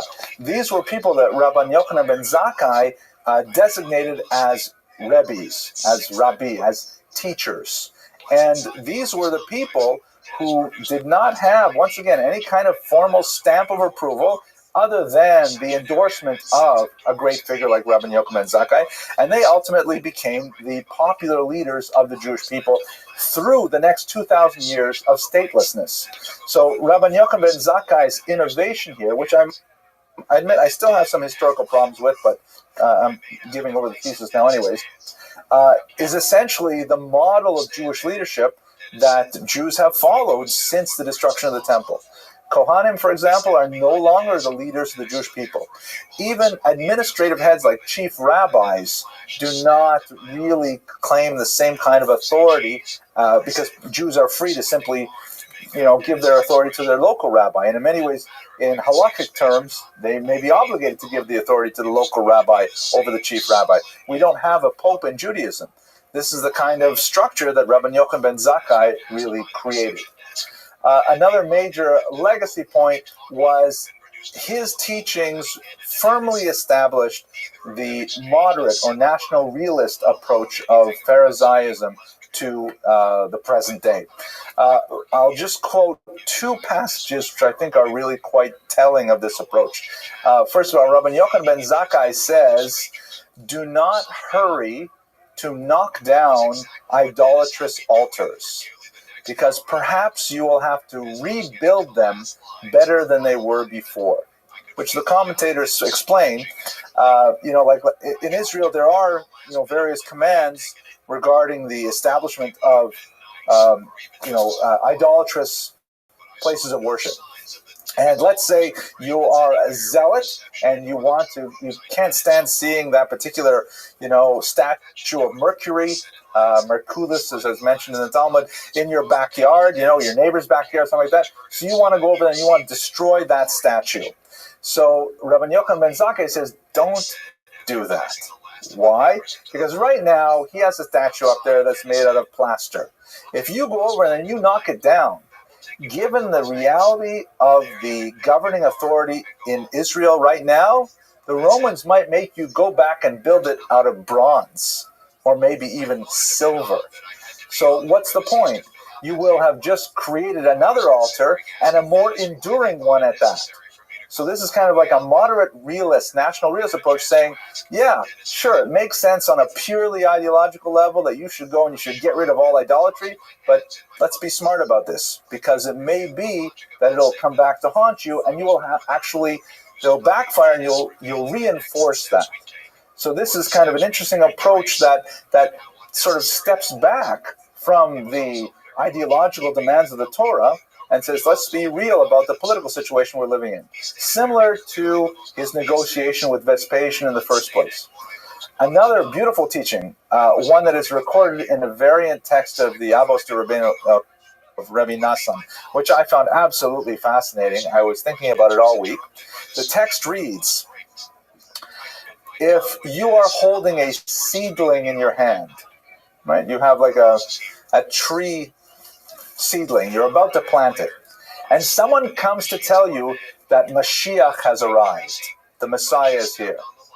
Rabbi Yochanan ben Zakkai says, plant the tree first, then go see Mashiach, which is, an amazing statement, because you'd think that if Mashiach is really here, oh my gosh, drop everything, right? Because this is the end of times, it's the apocalypse, and this is Rabbi ben Yochanan ben Zakkai who says, no, look, you got to take care of business that's going on right now. Take care of the future. You're planting a small tree. If he really is here, Mashiach is here, then it'll be irrelevant whether you have the tree or not. But, be smart. Plant the tree first. So this is the national realist approach that we see throughout his entire lifespan. And ultimately, it is the strategy that allowed the Jews to survive the tremendous crisis of the destruction of the temple. So with that, we're right on time. I want to thank you once again for your support and your attention. I'm really happy you could come, and I wish you an amazing week. Thank you very much. A regular client, a real estate appraiser, worked out of an office near the Painted Desert Golf Course. The course had just opened, and along with it, a housing development had gone up, and many others as well, in that area far north of the Strip. Many of my clients work in real estate. New construction was booming. Current residents were taking advantage of rising prices to move up to new homes. The population rose from just shy of 275,000 people in 1970 to nearly 465,000 by 1980. Why don't we get started for tonight? Tonight is By the start of the 90s. the penultimate class of the season. We're going to speak about an extraordinary individual, one of the most influential Jews of the 20th century, to be sure. You're signaling that I should step this way. Yeah, so that you can see the screen, right? Okay, very good. No, your shadow is coming in. That's all right, but you're going to see Leon. It's the first time you're here. I always walk around like this. I walk back like this. You know, it'll be okay. Anyways, first I have to tell the joke. The joke goes like this. We are going to speak about a really unusual individual, one of the most influential Jews and influential thinkers of the 20th century, and he comes from a line that really is Jewish royalty. I mean, there are certain surnames in the Jewish tradition. Hello, welcome back. Certain surnames in the Jewish tradition, like Rothschild, Ibn Tibbon maybe, Ashkenazi, certain names that really, go through many generations, names you might not be so familiar with, Rodriguez, for example, that really, resonate for many generations, and Soloveitchik is one of them. And one of his forebears, we'll speak briefly about this in the first slide, but he was known as the Brisker Rav. And so there's the joke, the introductory joke for tonight is actually a true story about the Brisker Rav. This is the middle of the 19th century in Eastern Europe, and the students are learning with the Brisker Rav, and a shochet comes in, a ritual slaughterer, and says, Rabbi, I just shechted a cow, worth 500 rubles, and I'm concerned that perhaps I didn't do something right. Would you please go inspect the carcass to make sure that it's kosher? So the Brisker Rav goes out, the students follow him, and he inspects the cow, and he says, in fact, it's not kosher. This animal is treif, not kosher. And, it's a huge loss because now it's no longer fit for Jewish consumption. He has to sell it at regular rates, which are like, 1/10 of the rates that you get for kosher meat. And the shochet says, okay, well, what can you do? They go back to studying, and then as they're in the middle of their Talmudic section of the middle of their Talmudic study, a woman bursts in the room and says, Rabbi, I don't know what to do. I'm very upset. I had this chicken slaughtered, and I brought it home, and I saw it wasn't kosher. I brought it back to the shochet, and he refuses to give me back my money. He insists that the chicken is kosher. What am I going to do? So he says, okay, let's go have a look at the chicken. And so the woman takes him back to the shochet, and they have the chicken there, and it's the same shochet, of course, the same slaughterer. And the shochet is furious, and he is angry. He's livid. His face is like a thermometer. He's all red with anger, and they're arguing over this chicken, and the Brisker Rav looks at it and says, unfortunately, once again, the chicken is treif. And the shochet gets furious. He stomps in anger, and he says terrible things to the Brisker Rav, impugns his honor and his integrity and his intelligence, and he orders them out of the store. So the students, they say to the rabbi, what's going on? I mean, first, the guy made a mistake with a large cow, 500 rubles, and, he was like accepting the Gezeras HaMelech. That's, God speaks, and that's the way it is. And now here, over 25 kopecks for a chicken, he's furious and disrespectful. What happened? So the Brisker Rav apparently said, see, there are two totally different situations. In the case of the cow, it was between him and God, and he was prepared to let it go.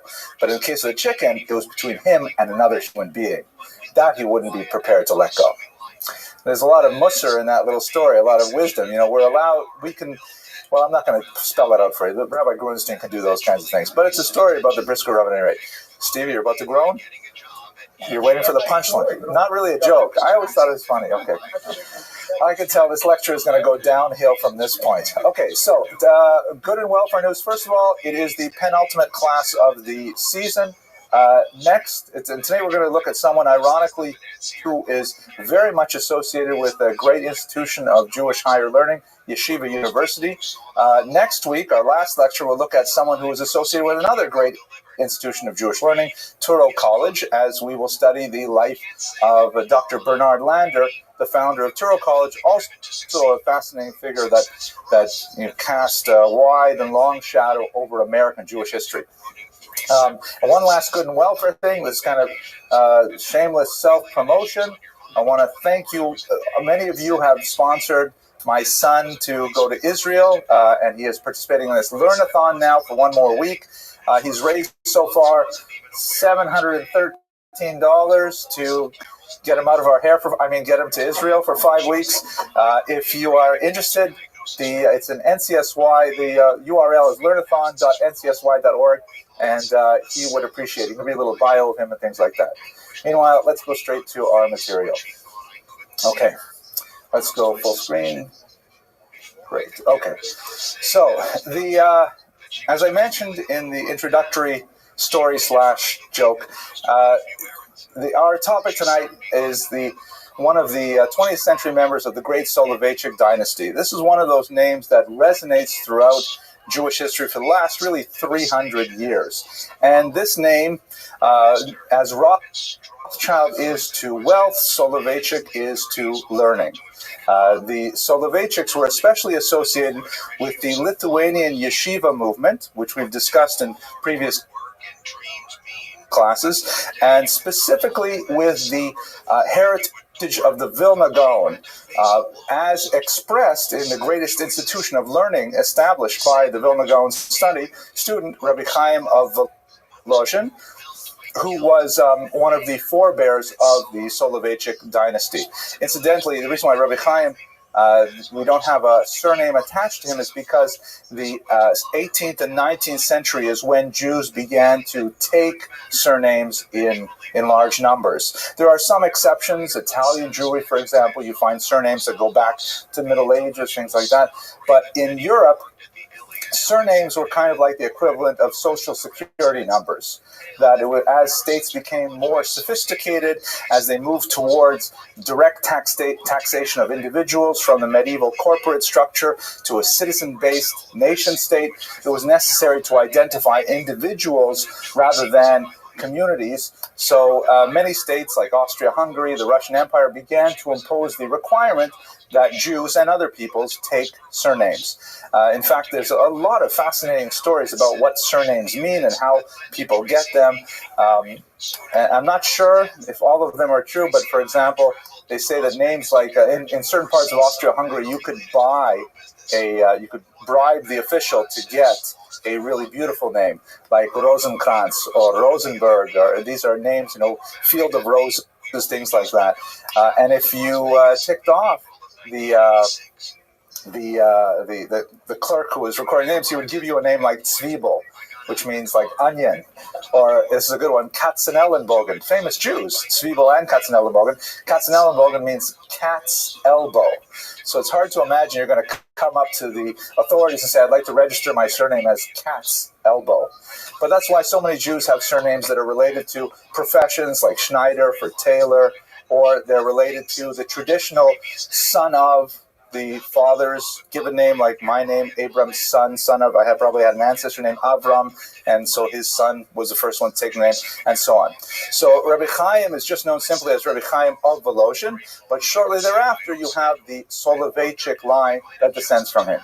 There's a whole line of rabbis, one after another, who are really towering figures, not only in terms of their fame and erudition, but also in their highly original, creative approach to study. And in fact, it is through the Soloveitchiks that we get the so-called Brisker Derech, the way of brisk. They were attached especially to the city of Brest-Litovsk, which is in Poland, Belarus, Ukraine region. The boundaries were really quite fluid during most of the 19th and early 20th century. And so the name of the town, which was taken from Rabbi Chaim Soloveitchik, known as the Brisker, who lived in the middle of the 19th century. The Brisker Derech, or the Brisker way of studying Talmud, is a highly analytical method which takes a text and, using what would be considered, in my humble opinion, very postmodern techniques, breaks it down into its component elements without looking at its content.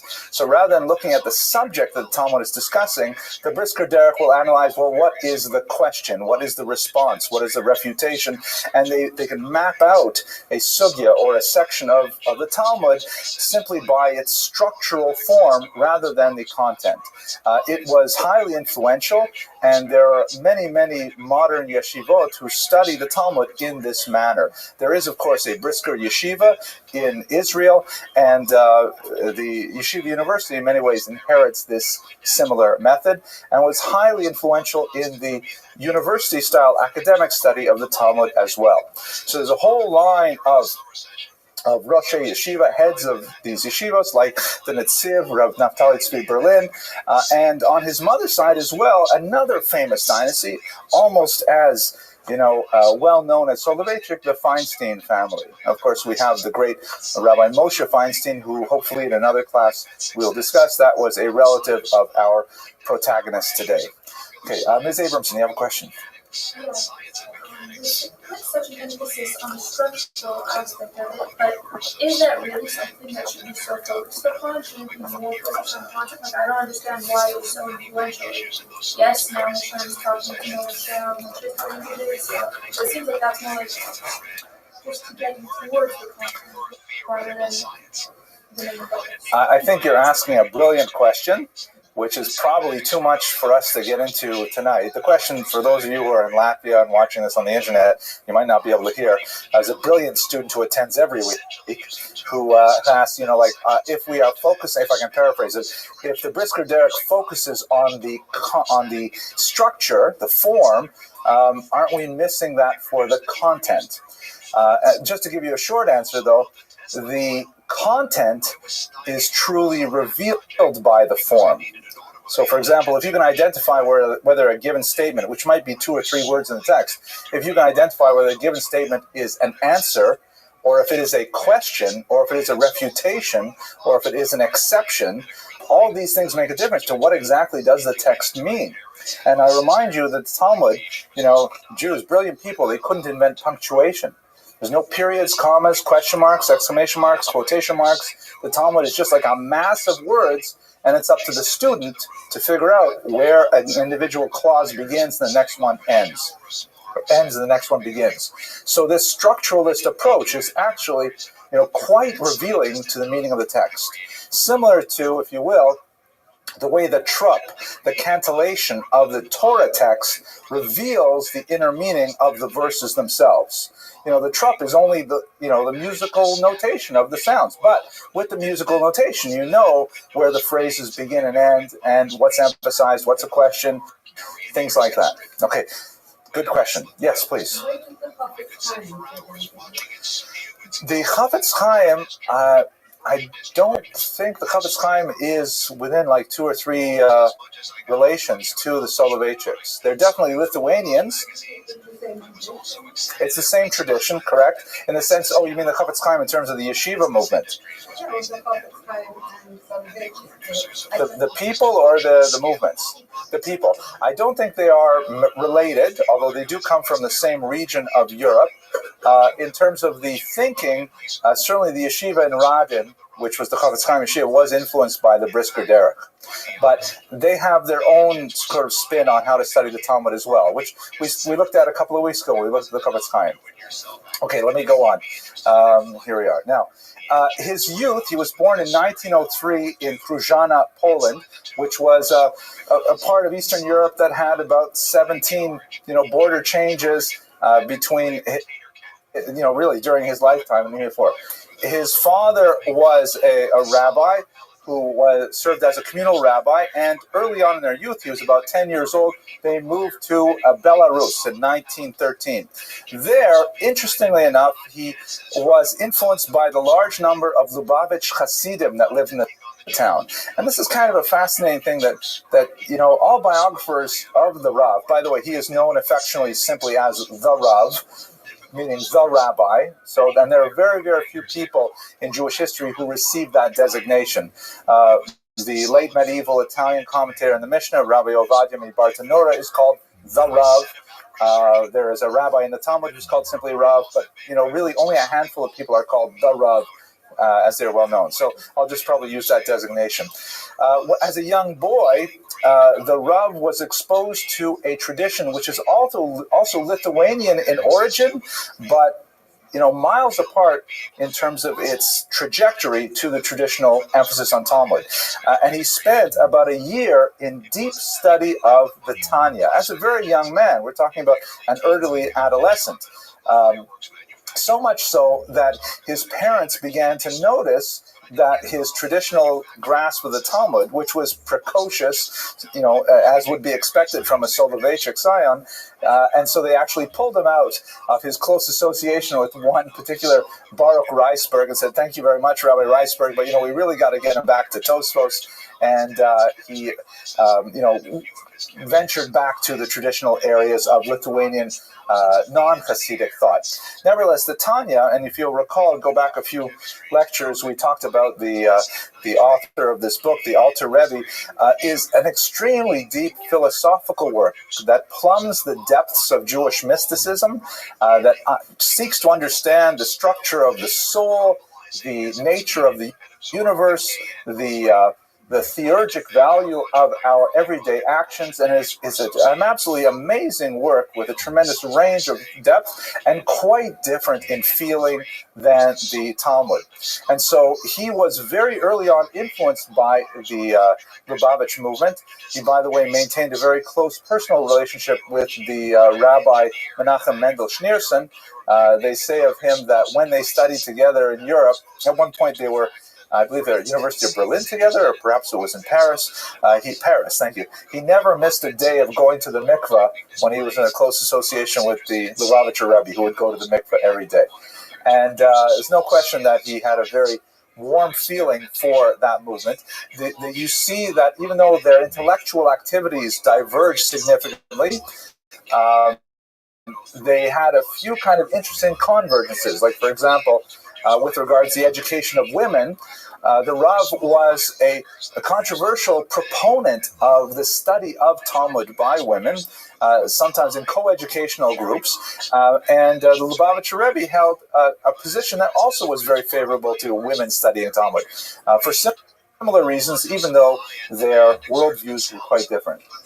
At any rate, he developed this intense love for the philosophical orientation of the Tanya, and by the time he was 18, they had to leave that region.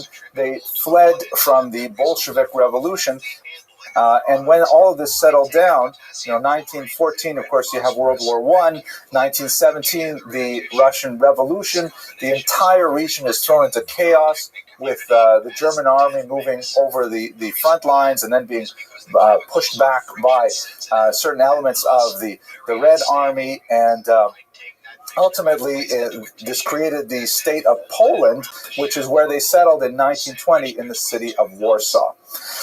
Warsaw, in the interwar period, was an absolutely fascinating place for Jews. It was, I believe it was probably the city with the largest Jewish population. I'll have to check the demographics, but it certainly had a very high proportion. We're talking about 1/3 of the population of Warsaw was Jewish, and it represented tremendous diversity of thought.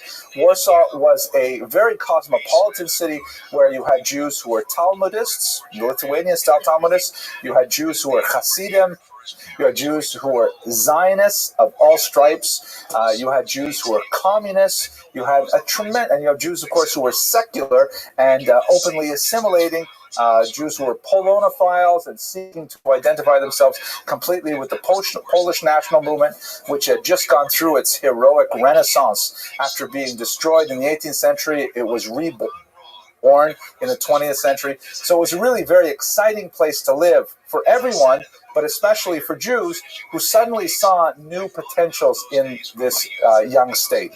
This was a time when Jews first began exercising their political might in Eastern Europe. They organized themselves into political parties and actually won seats in the Polish Sejm, the Polish parliament.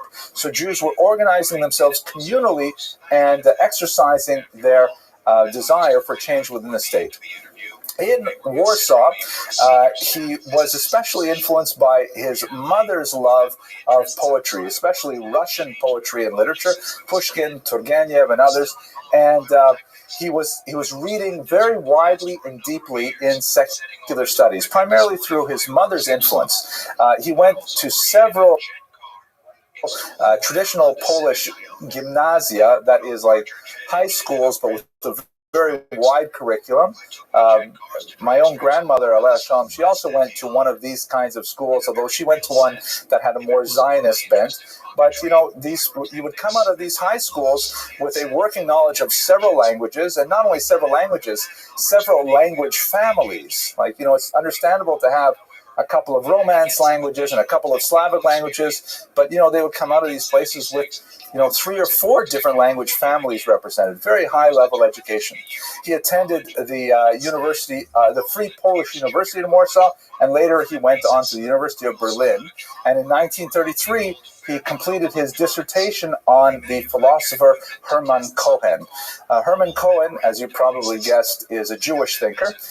His thought is not specifically Jewish, but widely admired by Jews in the 19th century, primarily because he was the preeminent spokesperson for the Neo-Kantian movement.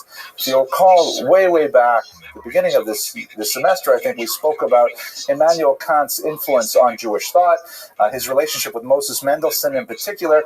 Kant created a kind of moral system that was independent of religious texts. In fact, one of his lesser known but very influential works was, I think I remember the German title, La Religion in Grenzen von bloßen Vernunft. I memorized that because I love the way the sound bloßen Vernunft sounds. Religion within the boundaries of reason alone. And so there are many Jews who are looking to kind of create their identities in modern Europe, and they wanted that morality that was so soaked in the Torah, but they wanted to find a way to anchor that morality to some philosophical system that did not require religious text.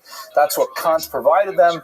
Hermann Cohen was one of the Jews who really discovered it and expanded on it. And I think it's instructive that of the philosophers that Soloveitchik was attracted to was this Hermann Cohen, who was kind of the entree into the wider world of Enlightenment thought.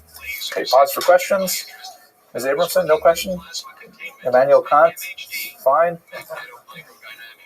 I'm trying to figure out how he got around the whole zone transmission.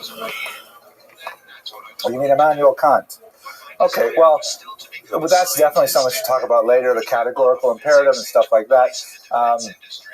And in fact, like many of these philosophers, he said, but when you really look at it carefully, doesn't it look like the perfectly rational religion? Geez, it looks a lot like German Lutheranism, doesn't it? We should all be Protestant Christians because that's the way it works out. But another story. I don't want to take much time. Let's go further then, okay? All right. It was at this time that he met his Rebbitzin, Tonya Levitt, who was also a rather brilliant student. She received her PhD in education from the University of Vienna. Here's a picture of them when they were a little bit older. She predeceased him by some 30 years, but she was also a very heavy influence on his thought later on in his life. Let us move, though, to the more significant chapter of his life where most people associate him with the 20th century. The 1920s was a period of tremendous exuberance and potential in Poland for Jews. But that came to an end by the end of that decade, as the entire Eastern European region took a turn to the right.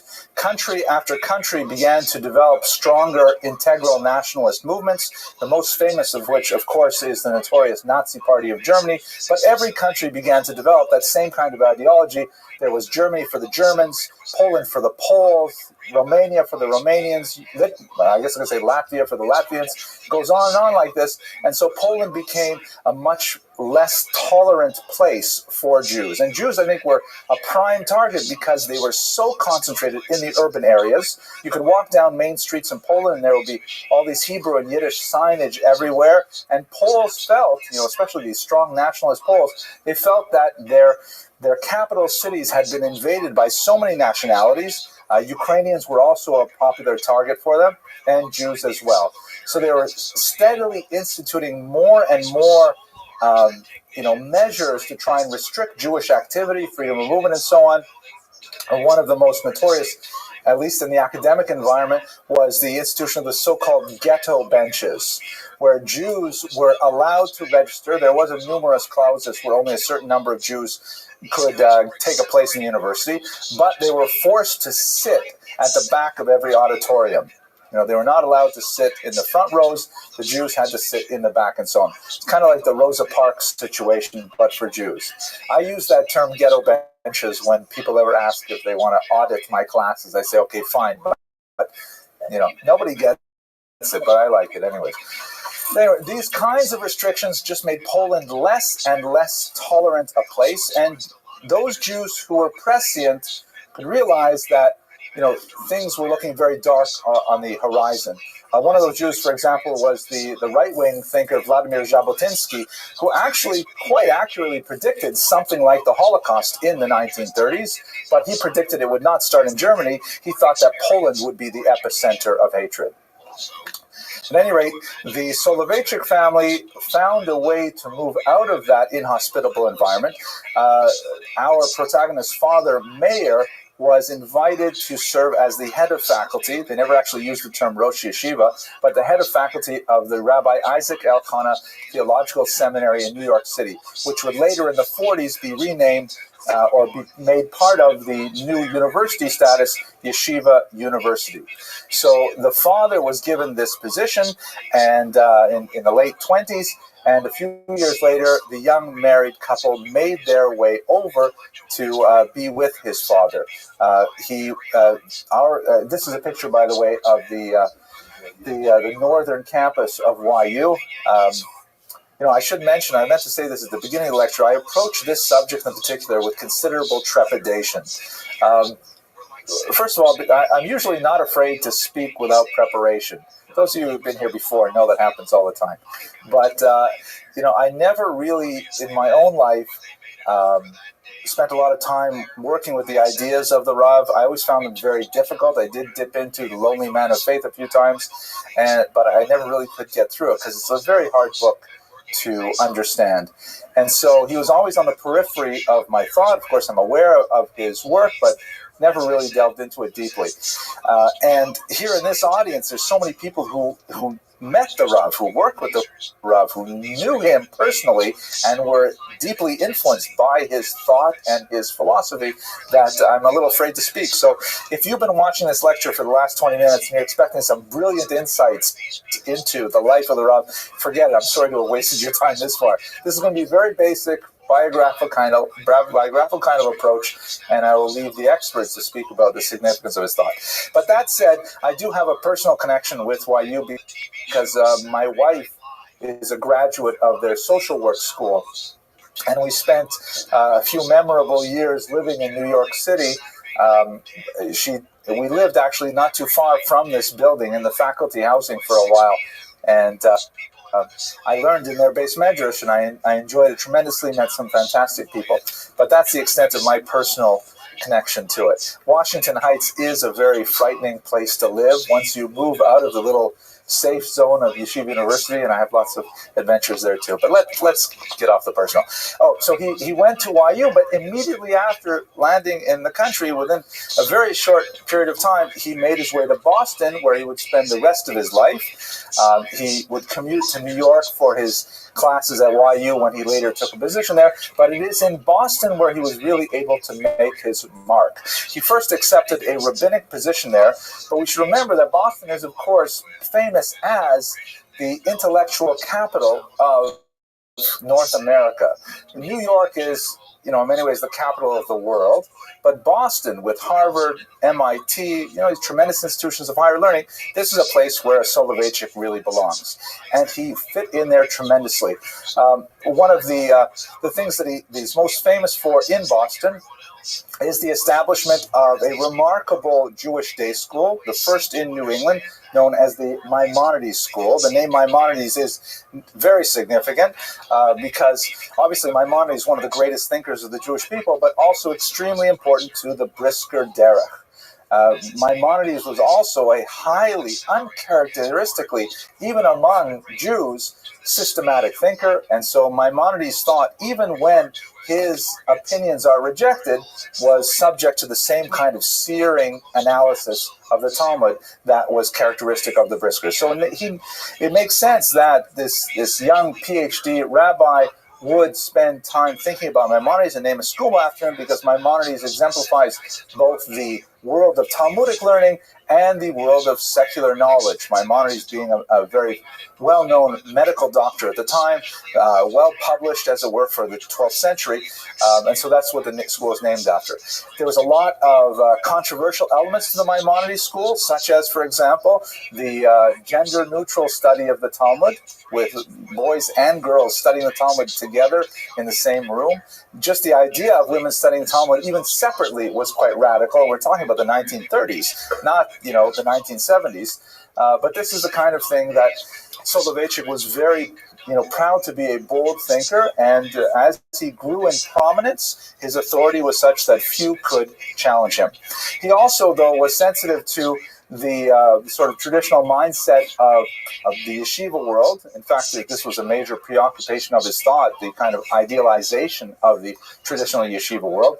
And so when many refugees began coming to New York in the 1930s, and especially after the Holocaust, he organized several different programs that were more geared to their sensibilities, various yeshiva movements, and so on. So Boston is where he began to make his mark. But he is associated with, more than any other institution, a yeshiva university.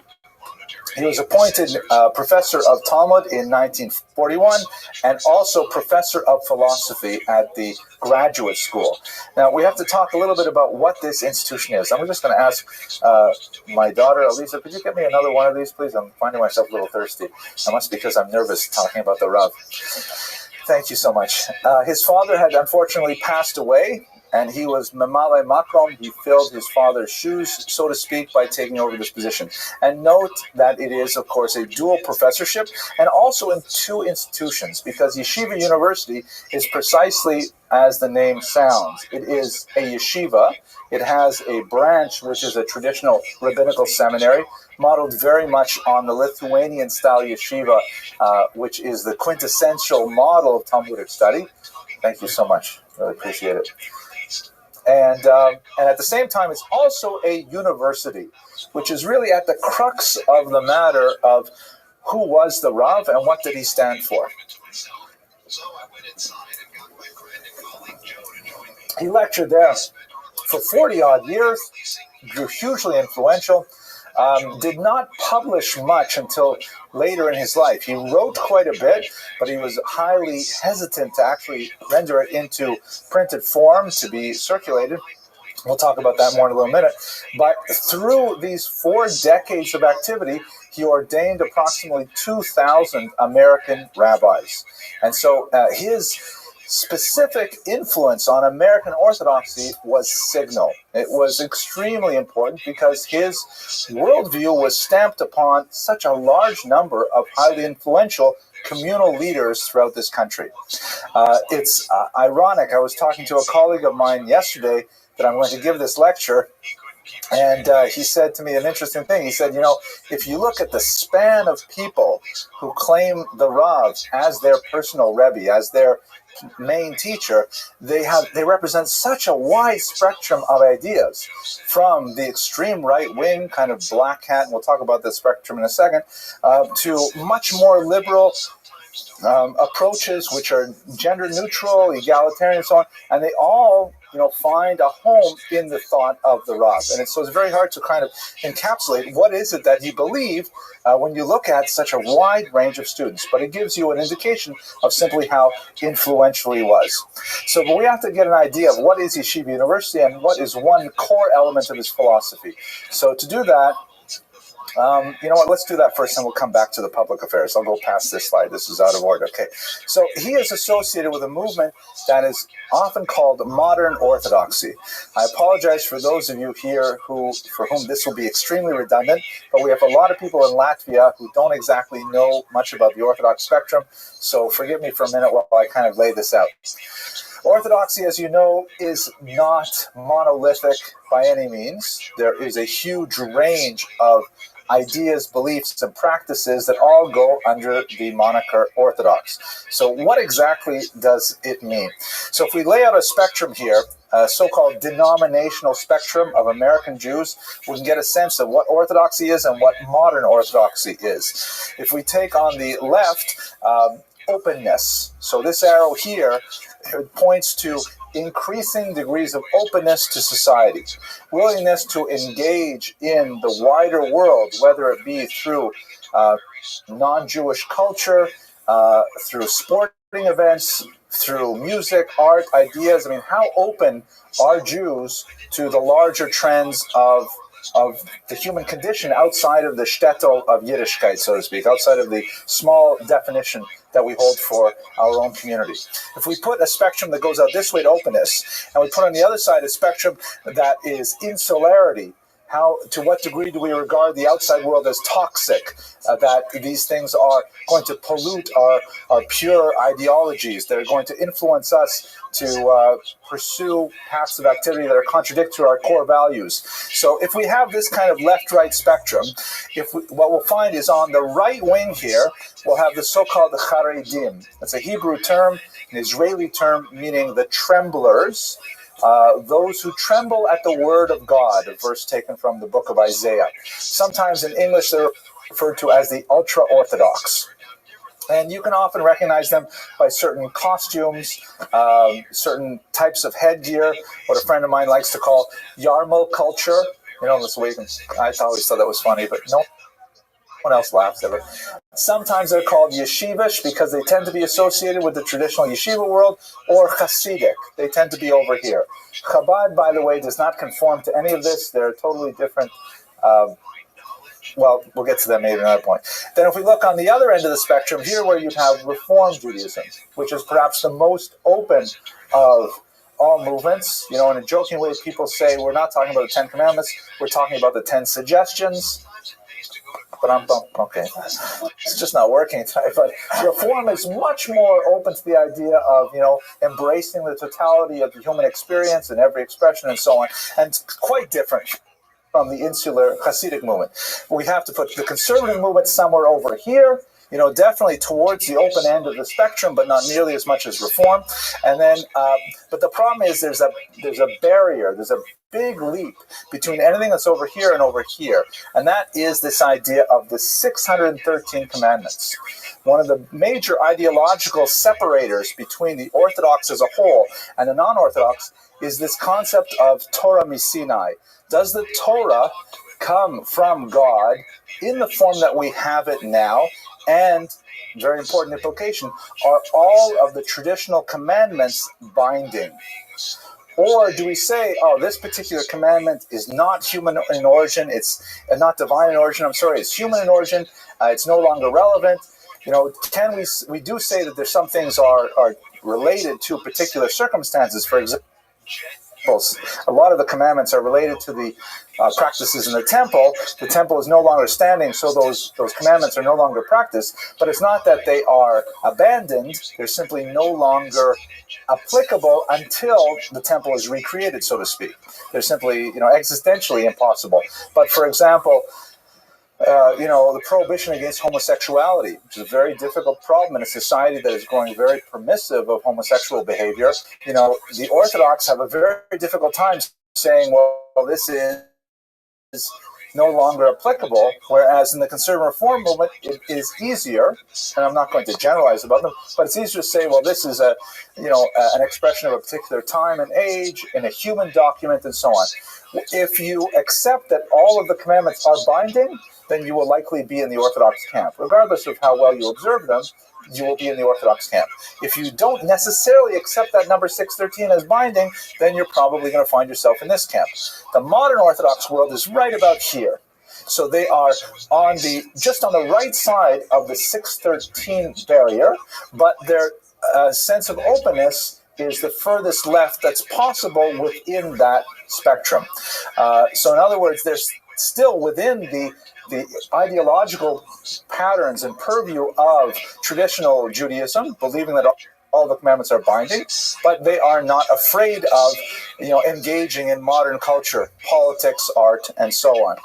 That's kind of like a very quick and dirty view of how the denominational spectrum works. Modern Orthodoxy is sometimes called, as one of the heads of Yeshiva University called it, centrist Orthodoxy, because it is more or less in the center of that spectrum. Anyways, it's one of the most moderate approaches, and the middle is the easiest to attack because there are extremes on either side that will disagree with. Okay, any questions or arguments about this very sketchy approach to denominationalism? It makes perfect sense? Okay, great. So let's go on. So now, that's where modern Orthodoxy. Traditional is kind of an interesting word. I'm not exactly sure what it means, but I've usually heard it applied to Jews who, let's pick it up, because one of the most interesting terms that's circulating in the among the cognoscenti now is this term open orthodoxy, or a related term, social orthodoxy. So open orthodoxy is a kind of an orthodoxy that wants to get right to the very edge of this line and still try and see through the lattice work to the other side. And they're associated with a lot of interesting movements like the ordination of women as rabbis, for example. So that's the open orthodoxy is kind of like pushing that barrier even further to the left. Social orthodoxy is a fascinating term that refers to Jews who observe the patterns of Orthodox life, the lifestyle, the diet, and so on, but they don't really believe that any of it is actually valid. They do it because they like their friends, they like the gatherings, they just that's just what we do. We are Jedi, as the Wall Street article or New York Times article said about it. That's what Jedis do, like from the Star Wars references. And they don't necessarily buy it, but it's fun, so they do it. And you wonder how large a phenomenon that is. Worthy of further consideration. But that's not modern Orthodoxy, really. Modern Orthodoxy it's a shita. It's a learned opinion saying that we value traditional Judaism and its mores. We also value secular culture, and we find that there is a place where both of these can coexist at some level. Yes, Rabbi. The new term that's usually for flexidoxy. Flexidoxy. Yeah, I like that one. Probably a little bit to the left of the I like that, flexidoxy.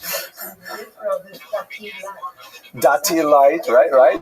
There used to be religious conservadox, right? Well, conservadox sort of makes sense because that's kind of like crossing the border there. Anyways, let's go on. This is fun. Let's go straight to that now.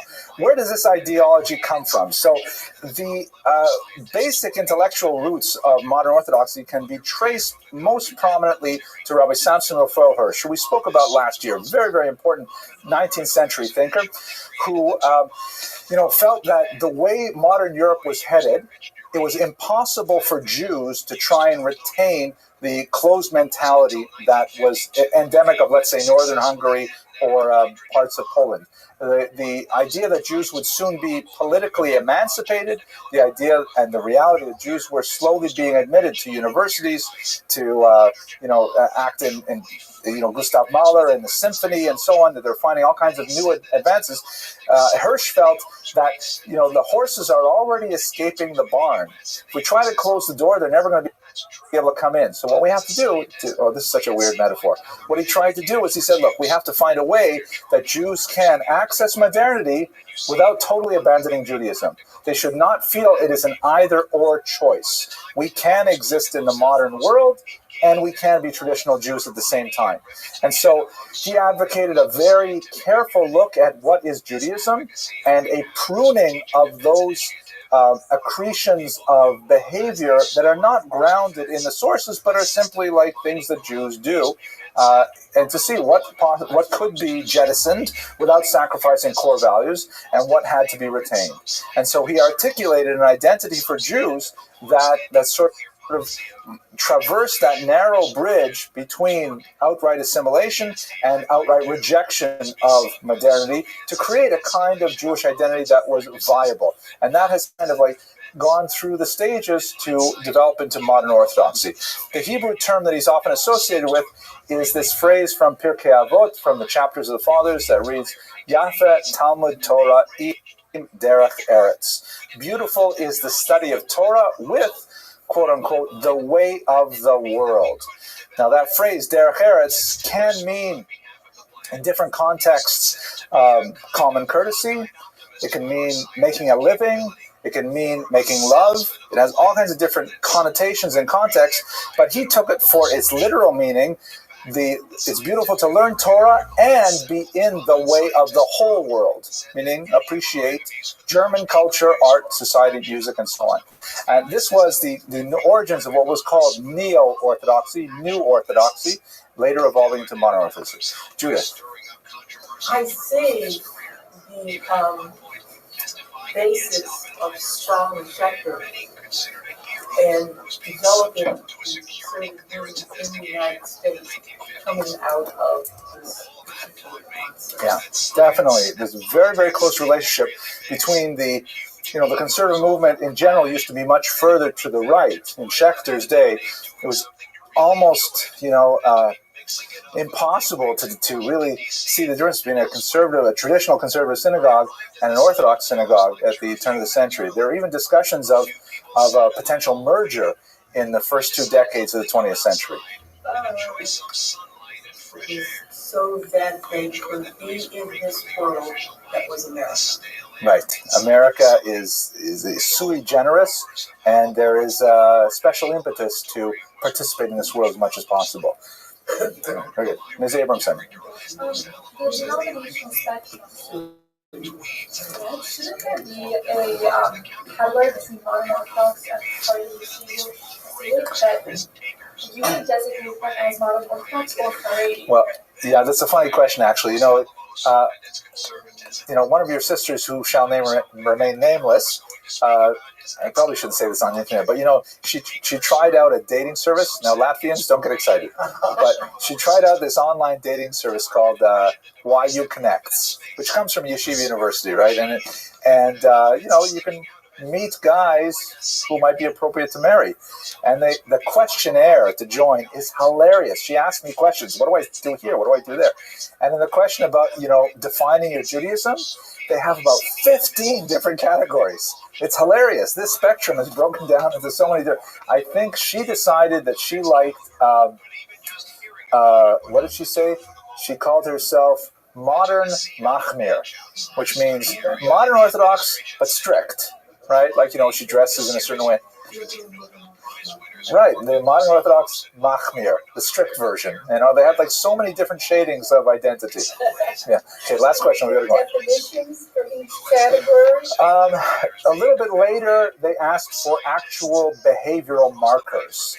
Like, do you go to movies? Do you watch television? Do you whatever thing? And those are more useful. By the way, I have to tell you a fascinating study. You reminded me. I recently heard of research done at YU by a professor that we just hired here at Touro College.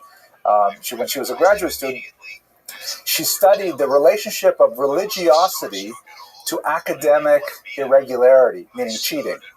Like, if you were religious, were you more or less likely to cheat? Okay, so this is what she found. Fascinating. I'm just summarizing quickly because we have to go on. But she found that religious students, those who reported religious values, were less likely to cheat. Not surprising. In their first semester. In the second semester, there seemed to be no correlation between religious values and cheating. It was more highly correlated with the atmosphere of the school, right? Did they feel that cheating was tolerated and so on? The other fascinating thing that she discovered was she measured religiosity in 2 ways.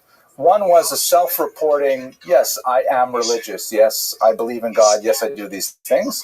And she also measured things like, do you light Sabbath candles every week? Do you attend synagogue 3 times a day? Do you whatever? Like, she actually measured if they walk the walk.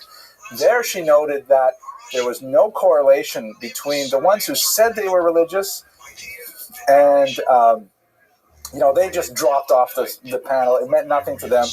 I shouldn't say that. They cheated just as much as everybody else in the second semester. But the Jews who reported actual religious behaviors, it took them several semesters to start cheating. Right? So in other words, if you actually walk the walk, that's what counts. Talking the talk means almost nothing, but if you actually do things, then it actually makes you much more likely to remain honest. Okay, so let's go back on it.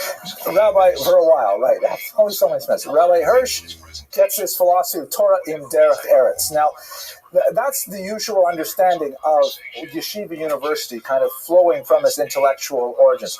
On many occasions, however, Rav Soloveitchik was asked about this, and he disagreed. He had a different personal take on it, which may not have resonated with his students as well. But he felt that rather than creating a synthesis, he felt that it should be a symbiosis. He felt that you could have a kind of a bifurcated personality where on one hand, you're completely engaged in Torah the whole time, all Torah all the time, and at the same time, you could also be completely engaged in secular studies with no boundaries whatsoever. As he did, right. I mean, he is an exceptional individual, but he felt that you could absolutely, totally participate in secular society to the nth degree. Nothing was off limits. And at the same time, you could also be a complete Talmid Chacham, a Torah scholar, simultaneously. It's a very tall order to fulfill, but nevertheless, that's how he personally divided. He also liked the way that the YU was actually structured, because on the one hand, they had a completely separate institution, which was the Rabbinical Seminary, which was a male-only traditional rabbinical seminary that produced rabbis. And at the same time, it also had a university, which I know from my wife's experience doing her master's degree there, was really a top-notch, research-oriented secular university with traditional secular values that are, typical of the university world. Okay, let's go back to the one that I skipped over. Right. Torah Umada is the kind of slogan of the school. It means Torah and sort of secular knowledge. Umada is, right, fascinating. He might be associated with specifically. In public affairs, also very important leader. In 1953, he was the head of the Halacha Commission of the Rabbinical Council of America. And he was perhaps most known for his rather strong stance, not typical for the era, on traditional Orthodox seating patterns. He very much going against the trend. In many Orthodox synagogues have done away with the mechitza, the separation between men and women during prayer, but he maintained a very, very strict position on this and advocated all kinds of harsh censure against rabbis who were produced by Yeshiva University, who were forced by the congregation to sort of compromise, said absolutely we have to maintain that kind of thing. But at the same time, even while he was very strict with regards to these kind of doctrinal issues, he was much more in favor of associating with conservative and reform movements on an organizational level, which set him apart and often under heavy criticism from the right wing, who felt that any kind of formal association with conservative and reform rabbis would lend legitimacy to these movements that the right-wing Orthodox felt were completely illegitimate and were taking people away from Torah study. Similarly, he was a strong supporter of interfaith dialogue with Christians, and his most famous writing, The Lonely Man of Faith, was actually delivered first to a Christian college as a special address there. He had some early association with the right wing. He was actually the part of the Council of Torah Sages when it was established in 1941. But after World War II, the movement kind of moved in a direction separate from his ideology, and they went their separate ways. He remained very staunchly associated with religious Zionism, however, in the Mizrahi movement, where he was the honorary president. In fact, he was actually considered for the chief rabbi of Israel several times. He declined several times, and although he did apply in 1935 to be the chief rabbi of Tel Aviv and was not able to actually get that position, ironically. Okay, let me jump ahead to where we were supposed to be. We got to go through all this stuff again. Oh, you guys know. Okay, it's a late night when we start late. But we don't, okay, now, so the controversy associated with it is quite significant. The Orthodox right wing felt that he was too infatuated with modernity to be taken seriously. Despite the Soloveitchik name, despite his incredible and undisputed brilliance, they felt that his love affair with secular culture was intolerable, and therefore he was excoriated by the right wing. One area in particular that was kind of like a flashpoint in the controversy over him was the organization known as the Synagogue Council of America, which was a formal institution that had membership from all denominations of various Jewish streams.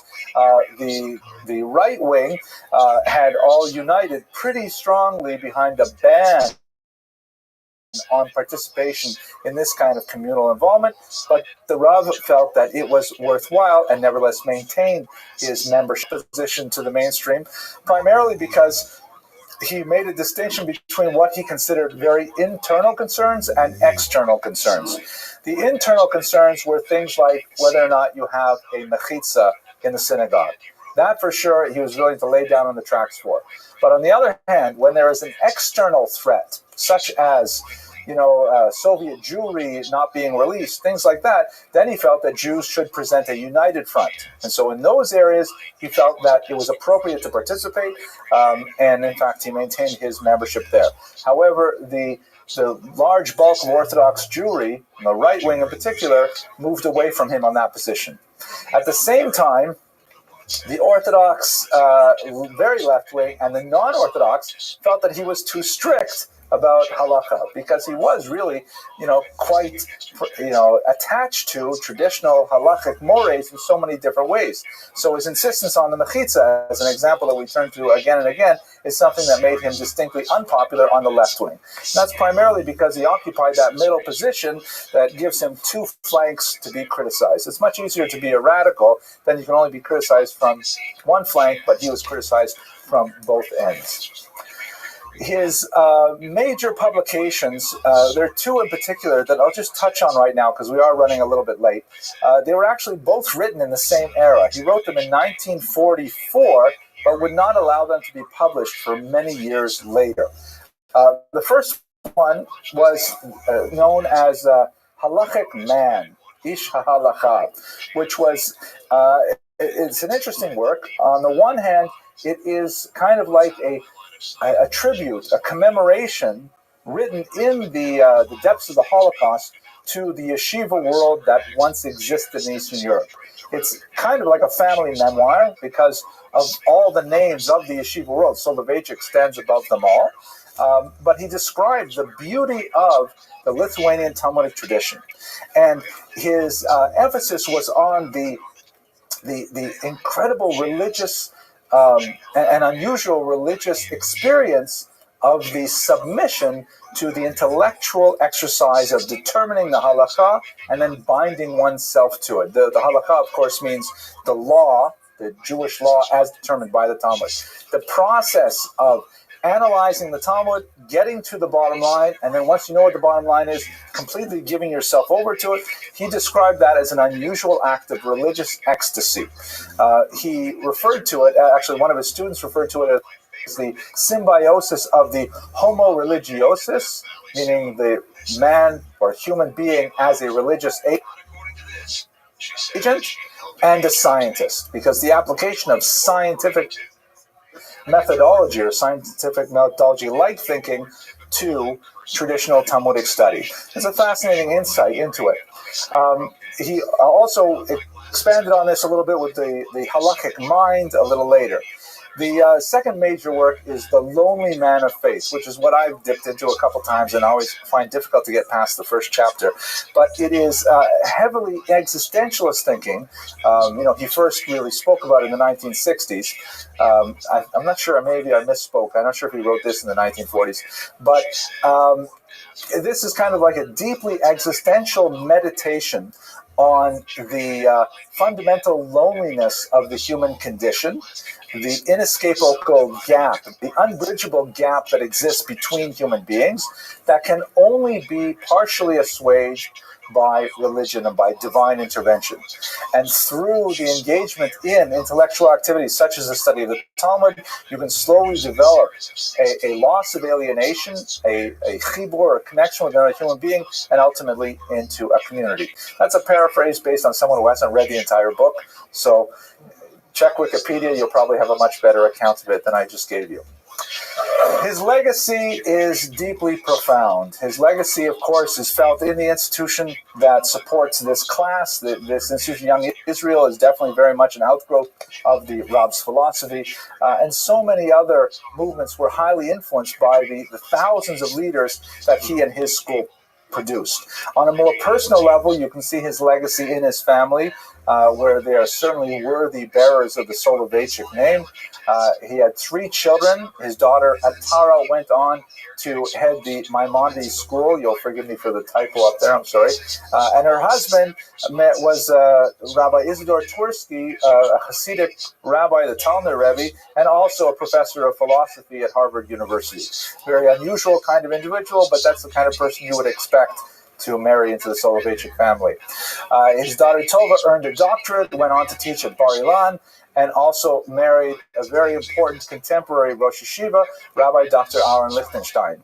And finally, his youngest son, Rabbi Dr. Chaim Soloveitchik, became a professor of Jewish history, extremely influential thinker. I myself have enjoyed so much of his work as well. So with that, I thank you very much for your patience, and I look forward to speaking with you next week. Is that you and a lot of other people here will be working with, and here she used her fingers to form quotation marks, exotic materials. What those are specifically, I haven't been told. Do you know if there have been any serious consequences of that exposure? Can't say. This time her tone rose only slightly at the end, as if she were questioning whether or not she was asking a question. For my part, I was very concerned. This was a high-tech lab after all, so who knew what kinds of materials I might be working with? Better safe than sorry.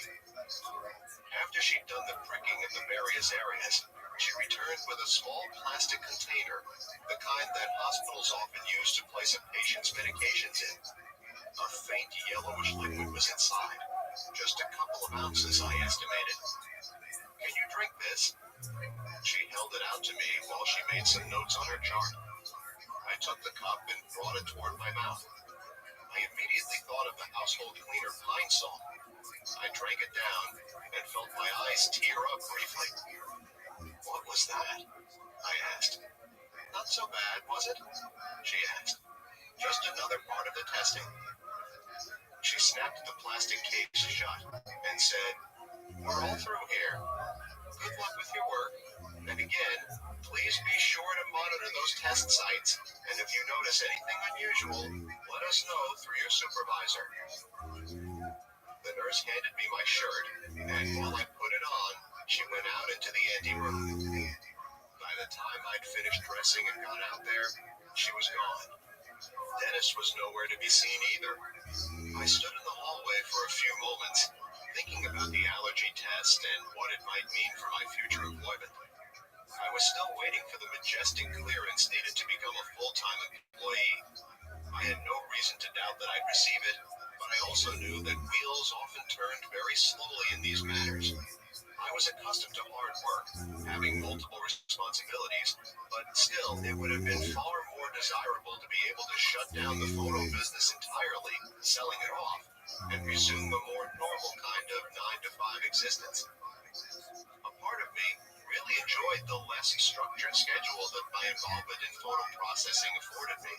But of course, That came with certain trade-offs.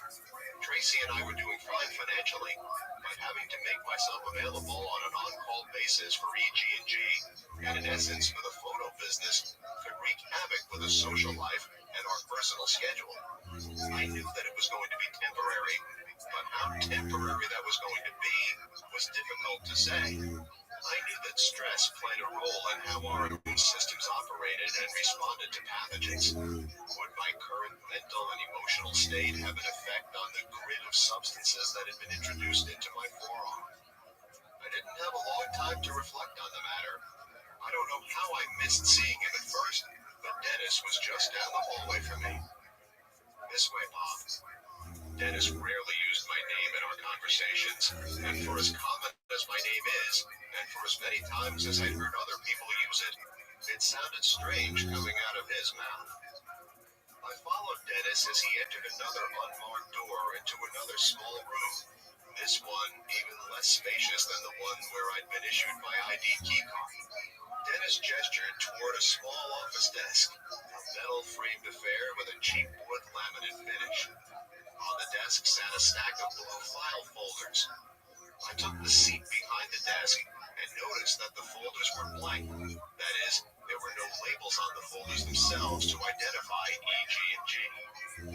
Dennis stood just inside the closed door and said, "It's important that we get you caught up as quickly as possible about where we've been and the direction the project is going in.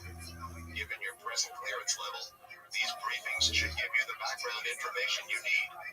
Obviously, this is all confidential information. Once your clearance is upgraded, you'll learn more."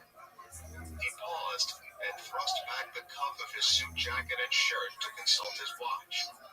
"I have a number of other tasks to attend to. Do your reading here, and when I'm done with those other matters, I'll come and get you. Any questions?" He barely paused before saying, "Good, I'll be back." The stack of folders was nearly a foot high.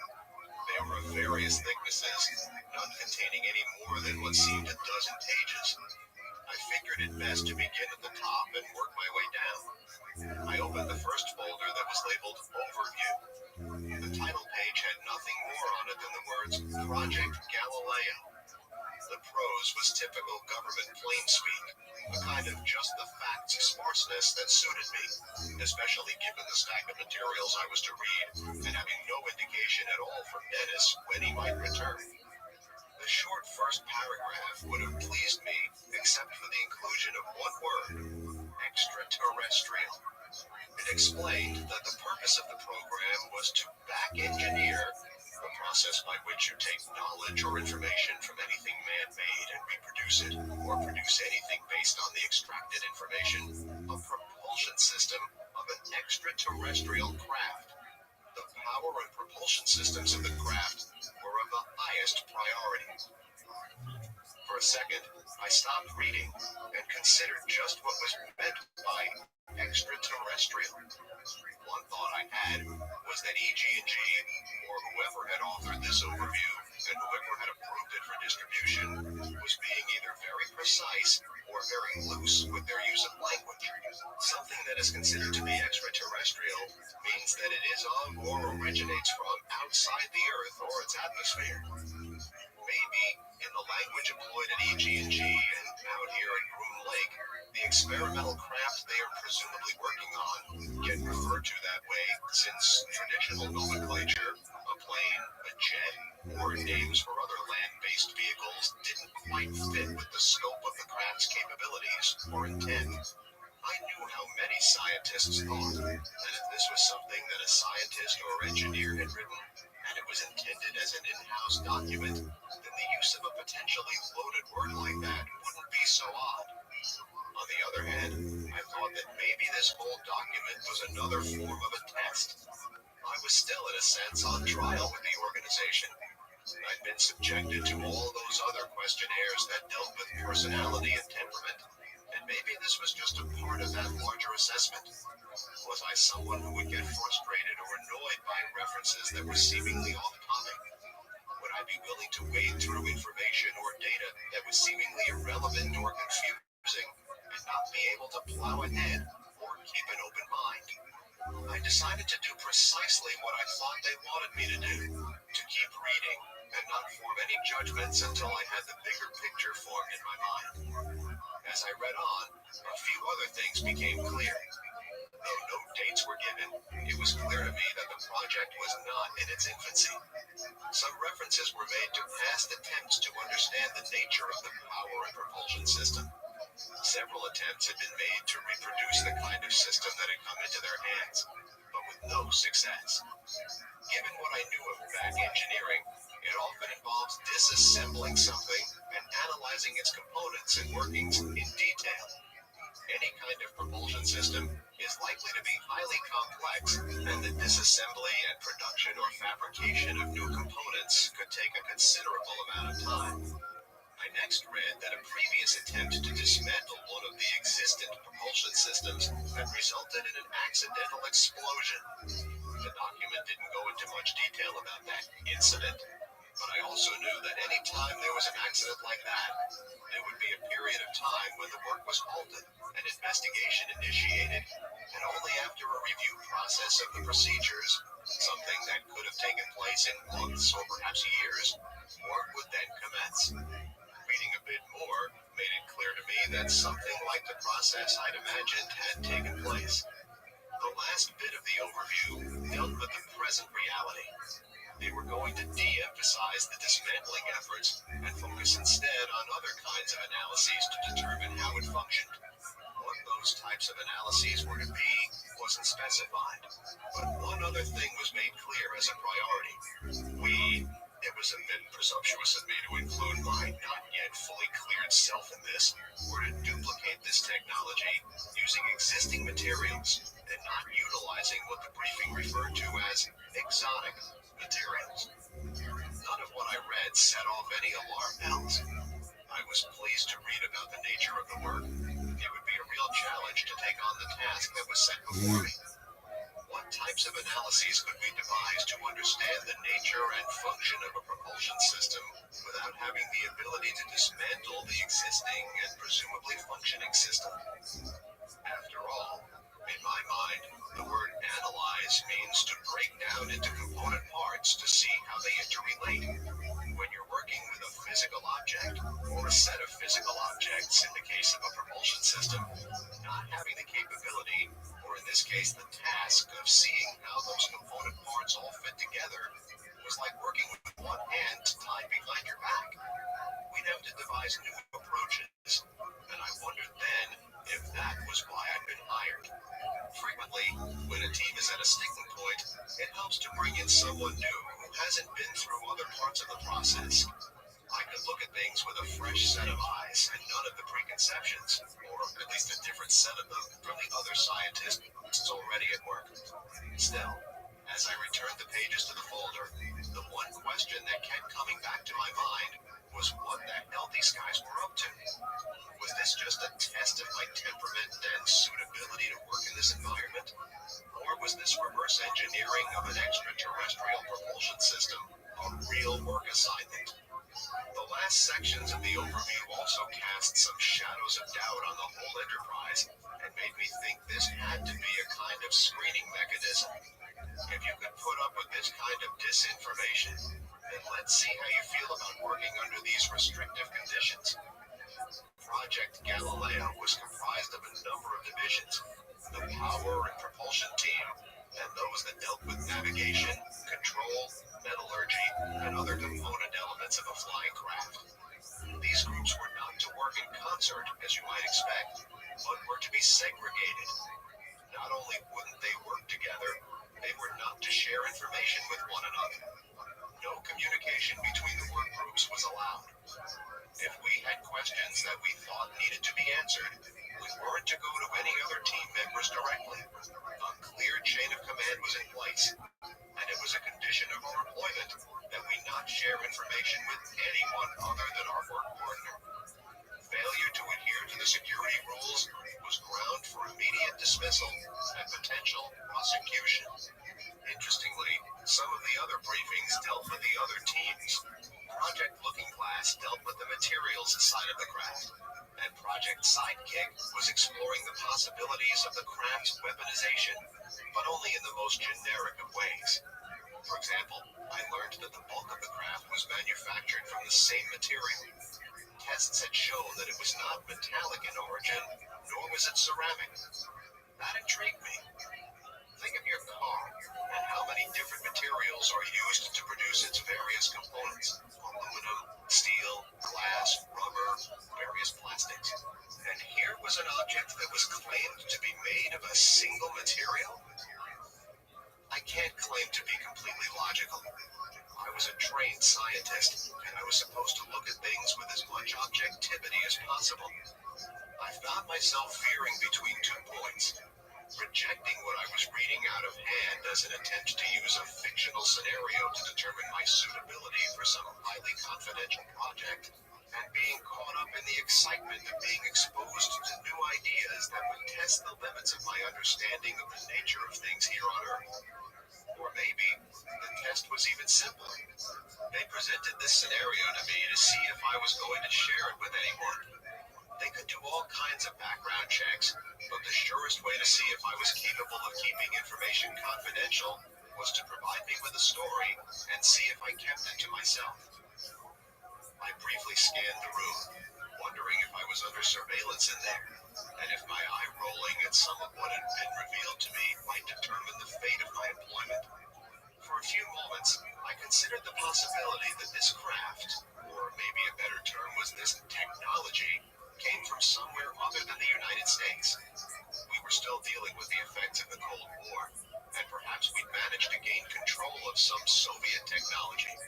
Whether we had stolen it, had someone present it to us, or in some other way gained possession of it, didn't really matter. What did matter was that we had it. Apparently didn't really understand fully how it worked, and it was to be my job to determine how it functioned and how we could reproduce it.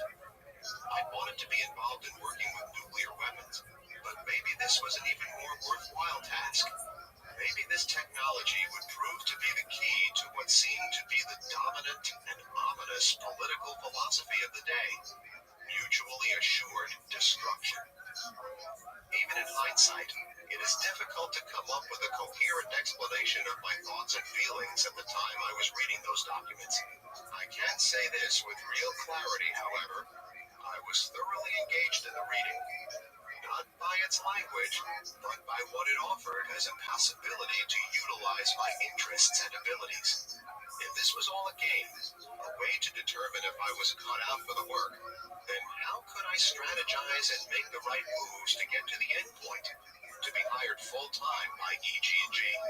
If what I was reading were true, that there was some extraterrestrial craft that we had in our possession, then I'd have to manage to accommodate a fundamental shift in my thinking, recalibrate, and proceed to the task at hand. In either case, it was all about the job in that moment. And for now, the task that was at hand in the immediate was to read more of the briefings. I picked up a folder marked Biology. As I scanned the first page, I was again torn in several different directions emotionally and mentally. The file identified the place from which the extraterrestrial craft originated. It stated that the craft came from the planet Zeta Reticuli star system. I wasn't familiar with the name, but the briefing went on to add that the constellation was located some 39 million light-years from Earth. It was only visible from Earth from positions in the southern hemisphere. The most obvious question was, how could that craft have gotten here? Even if we could travel at the speed of light, approximately 186,000 miles per second, or 671 million miles per hour, that meant it would take 30 years to get there. That's a ridiculously long period of time, even at that great speed, and an unfathomably long period of time based on 1981 technology, and the fastest we could then travel through space. I couldn't even begin to imagine how much fuel would be needed to propel a vehicle that far, how life support systems could function and replenish, how food supplies could be sufficient, and all the rest. It just boggled my mind. Those questions paled in comparison to the considerations that came to mind when I turned a few more pages in the file. I got to a pair of black and white photographs reproduced on regular copy or printer paper. One was a relative close-up of a humanoid organism. The photo encompassed what seemed to be the torso. No head was visible, and nothing below what appeared to be the midline or waist. I could see just the stub of where a human arm would project from the torso. The rest of that limb was out of the frame. The same was true of the lower extremities. I could see just the suggestion of a pair of legs, a protrusion roughly where you'd find the hip bone of a human. More specifically, the crest of the ilium, rising from the gray-white skin. What most distinguished the photo was the classic T-shaped incision that ran nearly the entire vertical length of the trunk, with a far shorter horizontal line at the top of that major cut line. The skin had been pulled back, revealing, if the subject had been human or an animal, a series of specific organs of respiration and digestion: lungs, heart, kidney, liver, bladder, etc. Instead, what I saw was an undifferentiated mass of tissue that filled the majority of that cavity. The second photo was much the same as the first, but it was smaller, and in the white space that surrounded the photo on the page, it appeared as if several different people had added their notes. These annotations were in different handwriting, but they mostly expressed the same sentiment: how unusual it was to see this large central mass, and speculations about how it might function to perform the various specialized tasks that our human organs do. For some reason, the inclusion of those notes from others really got my head spinning at a greater rate than before. Why would they, and to this point I had no clear understanding of who they were, include those notes in the briefing materials? What was the point of that?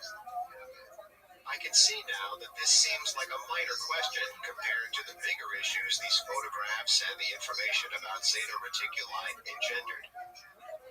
I was so wrapped up in what I was reading, so overcome with a kind of information overload, that my mind fixated on a point independent of my own will. Maybe subconsciously, my brain kicked into fight or flight mode. It sensed that this information could have done me some kind of harm, confused me to the point where I was in danger of losing touch with what I understood to be reality. I knew that from the time I opened the pages of that first folder to viewing those photographs and reading the brief account of the planet from which the craft originated, I'd experienced something that had happened to me many times before. The passage of time hadn't been a part of my conscious awareness. I could have been reading for 5 minutes or 5 hours. I was so wrapped up in what I was reading that time had become irrelevant. I know that comparing the human brain to a computer and its operating system is a gross oversimplification, but the only way that I can think of to describe the state I was in is to say that information was being downloaded, and I was in the process of formulating a vast number of questions. Because I was still acquiring more data and wanted to, I didn't have the time to pose all of those questions to myself. They were being stored and queued up. Who I would ask, and what the answers might be, wasn't something I knew as I sat there trying to assimilate all that I was reading into a coherent whole. I was failing miserably at that task, but was hopeful that at some point I'd be able to put all those pieces together. Chapter 3. Something caught my eye, and I looked up from reading. Through the door's small rectangular window spider-webbed with wire, I caught a brief glimpse of someone out in the hallway. A few seconds later, I heard the electromagnetic sounds of the door's latch being released. "You can leave those there. There's someone I'd like you to meet," Dennis said from the doorway. He edged into the room, and a uniformed security guard slipped past him. He bundled up the files and strode off. He didn't make any attempt to count them or inspect them, and that made me wonder again if I had been observed the whole time I was in that room. "Follow me," Dennis said, I did as instructed. We stopped in front of a door just a few spots down from where I'd been reading the briefing papers. Dennis carted us in, and before we could enter, a security guard exited the room. Once inside, I could see that we had entered a laboratory. A man was seated on a stool at a long workstation. When he saw us, he smiled broadly and walked toward us. Dennis made the introductions, letting me know that my work partner was named Barry Castillo. He was an inch or so shorter than I, thin, and with an olive complexion and a shock of brown curly hair that he had the habit of running his fingers through whenever he spoke. Other than each of us saying, "Pleased to meet you," we were silent until Dennis left the room. His parting remarks were simple and straightforward. "Barry will bring you up to speed. This is Propulsion Lab, and you'll be spending most of your time here. He'll advise you on what your task assignment is, the goal that you're expected to achieve. I'll leave it to you gentlemen to get started. I'll see you both later on this morning." As soon as Dennis left us alone, Barry eyed me and said, his eyes sparkling, "You're not one of them, are you?" "I don't think so," I said. "Military, I mean." He shook his head and waved both hands in front of him. "Forget that, I can tell. I mean, no disrespect. It's just that I can tell that you're normal." I laughed softly. "I was thinking the same thing about you. As soon as Dennis let me in here and I saw you, I was like, thank God, somebody I can actually have a conversation with." "I know what you mean." Barry grabbed my biceps and said, "You've got to see this stuff." I had that laundry list of questions I wanted to ask him about the briefings, but Barry's enthusiasm was so infectious that I let him lead me to his workstation. Sitting about 15 feet from his high stool was a cylinder about the size and shape of a household garbage can. It was pewter in color, and both from a distance and upon closer inspection, it seemed to have no seams, no welds, no fasteners, no sharp edges, no marks on it at all. I saw nothing that hinted at how it had been manufactured. It didn't appear to have been cast, machined, molded, formed, or joined. "This is one of the emitters," Barry said to me. "What does it emit?" I asked, setting aside again the dozens and dozens of other questions about what I'd just read. "I'll show you in a second," Barry said, sounding very much like an excited teen wanting to show off all the components of his stereo system before letting the music blast away. On the desk surface of Barry's workstation sat a half sphere of the same color and material. It was roughly the size of a basketball and sat on a 1-inch plate, again of the same composition as the other two pieces, or so I surmised, based on a quick look at it. "This is the reactor." Barry lifted the half sphere and exposed a small tower-shaped object inside. It was approximately 6 inches tall, and, as was true of everything Barry showed me, seemed to have been wholly formed through no process that I'd ever seen or read about. Sitting atop the tower was a cap. Like all the other surfaces, it had a rounded or radius corner instead of a 90-degree edge. Barry retrieved a small triangle-shaped disc from a metal box and placed it in the top of the tower. He replaced the cap, put the half sphere back on the base, and stepped over to the emitter. He pushed it a few feet toward the reactor. "Watch this," Barry said. He extended his arm toward the half sphere, but before his arm could reach its full extension, his hand moved back toward his upper body. He looked at me expectantly, and I felt bad that I didn't share his enthusiasm in that moment. It simply looked like he just extended his arm as if to shake someone's hand, and then withdrew it. "Better yet," Barry said, stepping to the side. "Feel this." I stood in front of the reactor and did as Barry had done. When my hand got within approximately 8 or 9 inches of the devices, I felt myself being pushed back by some unseen force. If you've ever had the use of two fairly powerful magnets and put them so that two of the poles are placed near one another to produce a repelling effect, that was very much like what I felt. Anti-gravity, Barry said. Can you believe it? I read about that in the briefings, I said as I continued to test the fields being produced.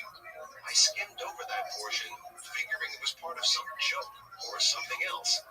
I don't know what. My voice trailed off. Like anybody who was interested in science and who grew up in the era that I did in the 1960s, anti-gravity was a concept with which I was familiar from watching science fiction shows on television or in films. And for the most part, that was where the notion of the existence of anti-gravity resided. Every school kid learned about Sir Isaac Newton and his discovery of gravity, one of the four fundamental forces at work in the universe. The other three are electromagnetism and the strong and weak nuclear forces. According to Newton, gravity was an external force transmitted by some unknown means. Anti-gravity, as its name implies, is the opposite of gravity, a hypothetical force by which a body of positive mass would repel a body of negative mass. The key word there is, of course, hypothetical. No one had been able to prove that it actually existed. When Einstein came along with his theory of general relativity, gravity was not considered to be a force, but a result of the geometry of space-time. Simply put, that theory offered no real hope that anti-gravity existed. Quantum physicists postulate that gravitons exist as a subatomic particle. These are massless elementary particles that transmit the force of gravity. How they could be created or destroyed is not yet clear. We tend to think in terms of opposing binaries, light and dark, long and short, and so on. So it seems logical to us that if gravity exists, its opposite must as well. That's why going back as far as H.G. Wells and his book, The First Men in the Moon, published in 1901, we humans imagined a substance or a process by which gravity could be blocked or controlled. Wells called it cavorite. He linked the idea to propulsion as well. He wasn't alone, and prior to his writing, scientists like Nikola Tesla, Thomas Townsend Brown, John Morrell Keeley, and others all worked on ways to control gravity, to harness the power of anti-gravity. If that demonstration wasn't enough, Barry next went to a drawer and produced a golf ball. He wagged his eyebrows at me and stood several yards from the bench on which the devices sat. Heads up, he said. He tossed the golf ball underhanded into the anti-gravity field being produced. The golf ball arced as it approached the field, and then, once it entered into it, shot violently upward into the ceiling. Holy shit, I said. We were like two kids monkeying around while our parents were away. The ball had hit the acoustical tile in the suspended ceiling of the lab. Bits of the tile and a fine spray of dust fell and settled on the workstations and the floor. We better clean that up, I said. Isn't that so cool? Barry said. It's amazing. I was still having trouble wrapping my head around what I just read and then seen demonstrated. As before, my brain focused on something more concrete, more of the present. Do you have a dustpan? A broom? This was really my first day on the job, and the last thing I wanted was to get in trouble for breaking something or creating a mess in the lab. Funny how the mind works.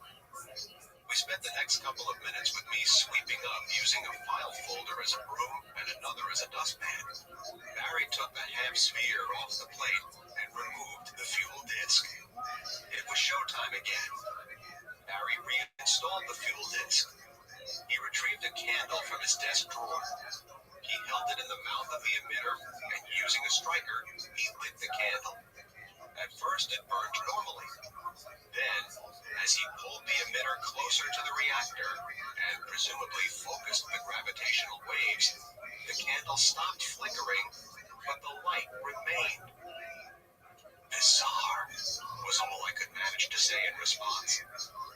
Next, he took off his watch, a classic chronometer with a second hand, and placed it in the emitter. The second hand stopped.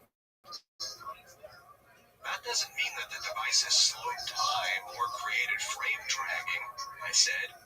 It could just be electromagnetism affecting the watch's works. Barry smiled and shrugged his shoulders exaggeratedly. Maybe so, but check this out. He removed the watch and then rotated the emitter 90 degrees. Look inside, Barry told me. I did, and there, about 2 feet from the bottom of the emitter, I saw that a black dot had formed. It's bending it, no doubt about it, I said just barely above a whisper. I was stunned. Anyone with a basic understanding of physics understands that light can be reflected or refracted. Truly bending light is another matter entirely. We can use lenses, mirrors, prisms, and other means to change the direction that light is traveling, reflecting it or refracting it. But that doesn't truly bend it. That black dot, the absence of light in the visible spectrum, showed that the light was being bent. The only force that can bend light is gravity. Having seen this latest of Barry's demonstrations, what I'd been puzzling over seemed to have only one possible conclusion. The device we were working with was able to produce a gravitational field. As far as I knew, as far as I'd say any terrestrial scientist knew, the only things that produced gravitational fields were enormously large objects. The Earth, for example. Here I was in a room with an emitter the size of a garbage can, and a reactor that was smaller than a typical toaster oven, and the two of them worked in concert to produce a gravitational field. I was in awe at this technology. Of course, I was dealing with a propulsion system, if I was to believe what I'd been told to read, that didn't originate on Earth. The only understanding I had of how the phenomenon of light and gravity operated was based on the work of scientists here on Earth. I had been standing there in that room with Barry for more than an hour, and in that time, I'd been processing what I was witnessing, analyzing based on my knowledge of, for lack of a better term, Earth physics. That meant looking at this from both a Newtonian and Einsteinian perspective. Einstein's description of gravity, which is fundamental to his theory of general relativity, tells us that the effect of gravity is caused by distortions in space and time itself. Now, if you do something as fundamental as distorting space and time and reshape it, anything that lives inside space and time will be affected. That includes waves, and so waves can be bent and can follow different paths if you change the geometric properties of the space they live in. Gravity can effectively bend space and time, meaning that anything in its field is also distorted, and that includes light. This thing was producing a controllable form of intense gravity. Once it was produced, they'd be able to do anything they wanted to do with it. They could push the craft or pull it. It would also produce some bizarre side effects as it bent light. Much like the thermal heat waves that rise up off a heated surface, like a roadway in summer, it would distort our field of vision. A desert mirage is an even better example. You could see something that is not even there, or the inverse of that, not see something that was there. Once you mess with the nature of light and optics, all kinds of odd things could happen to our perceptions. It's the missing piece, Barry said. If you can produce a gravitational field like that, then anything's possible. Force fields, anti-gravity, exotic propulsion. You can bend space and distort time. The thing is so simple. No moving pieces. How the hell did they do this? Barry shook his head appreciatively. Elegant, really. I really don't know what to say. I just have so many questions. Do these devices focus the field? Do they produce their own artificial gravity field? Are they amplifying it somehow? Can that field be directed or controlled? That's what we've been trying to figure out, he said. I mean, I get it that the reactor attention is the emitter. That's gotta be one of the keys, doesn't it? If it were omnidirectional, I don't see how. They're really interested in how the reactor operates, Barry went on. That's to be our primary focus. I keep hearing that over and over. That makes sense in a way. Start with the power source. Move in a linear fashion from there. But thinking linear may not work. I know, Barry said. But as much as I hate to approach things this way, we've got to do what they ask. I don't want to jump too far ahead here, but as far as we humans know, the only thing that produces gravity is an immensely large body of mass. I pointed at the cylinder and then at the reactor. I've seen you move both of those things. That doesn't tell me we're dealing with a large amount of mass. Something fundamentally different from anything we know and have experienced is going on here. Barry took a seat again on the stool. We let a silence linger for a minute or two. So, what do you think? Barry asked. I remained standing in front of the two devices. Well, first of all, this thing works here, on Earth, in this atmosphere, under all the conditions of our existence. That means that it operates for the most part in this physical realm and has to conform somehow to our understanding of our physics. Second, that makes no sense at all. Maybe it has to conform to some other physics. I mean, for it to produce a gravitational field as we understand it, it would have to produce terawatts or even more of power. A tremendous amount of energy has to be produced. All the power output possible on this planet, focused into a small area. Unimaginable power, really. And the size of that reactor? Tiny. I scratched the back of my neck and head. How can I be standing here in front of this thing while it's still functioning? If it's producing enough energy to create a gravitational field, where's the waste energy going? The basic laws of thermodynamics are being violated here. We should be burned to a crisp. No reaction is 100% efficient. None. Not nuclear, not chemical, none. It's not giving off any heat. It makes no noise. It makes no sense. I know, Barry said. These things have torn a huge hole in my understanding of science. A huge hole. None of this is supposed to be possible. Barry pointed at the emitter and then at the reactor. Yet, there they are. Can you tell me that they're not there? No, I can't. I paused for a few seconds. Can you tell me how the hell this is possible? Barry laughed again and slapped the table.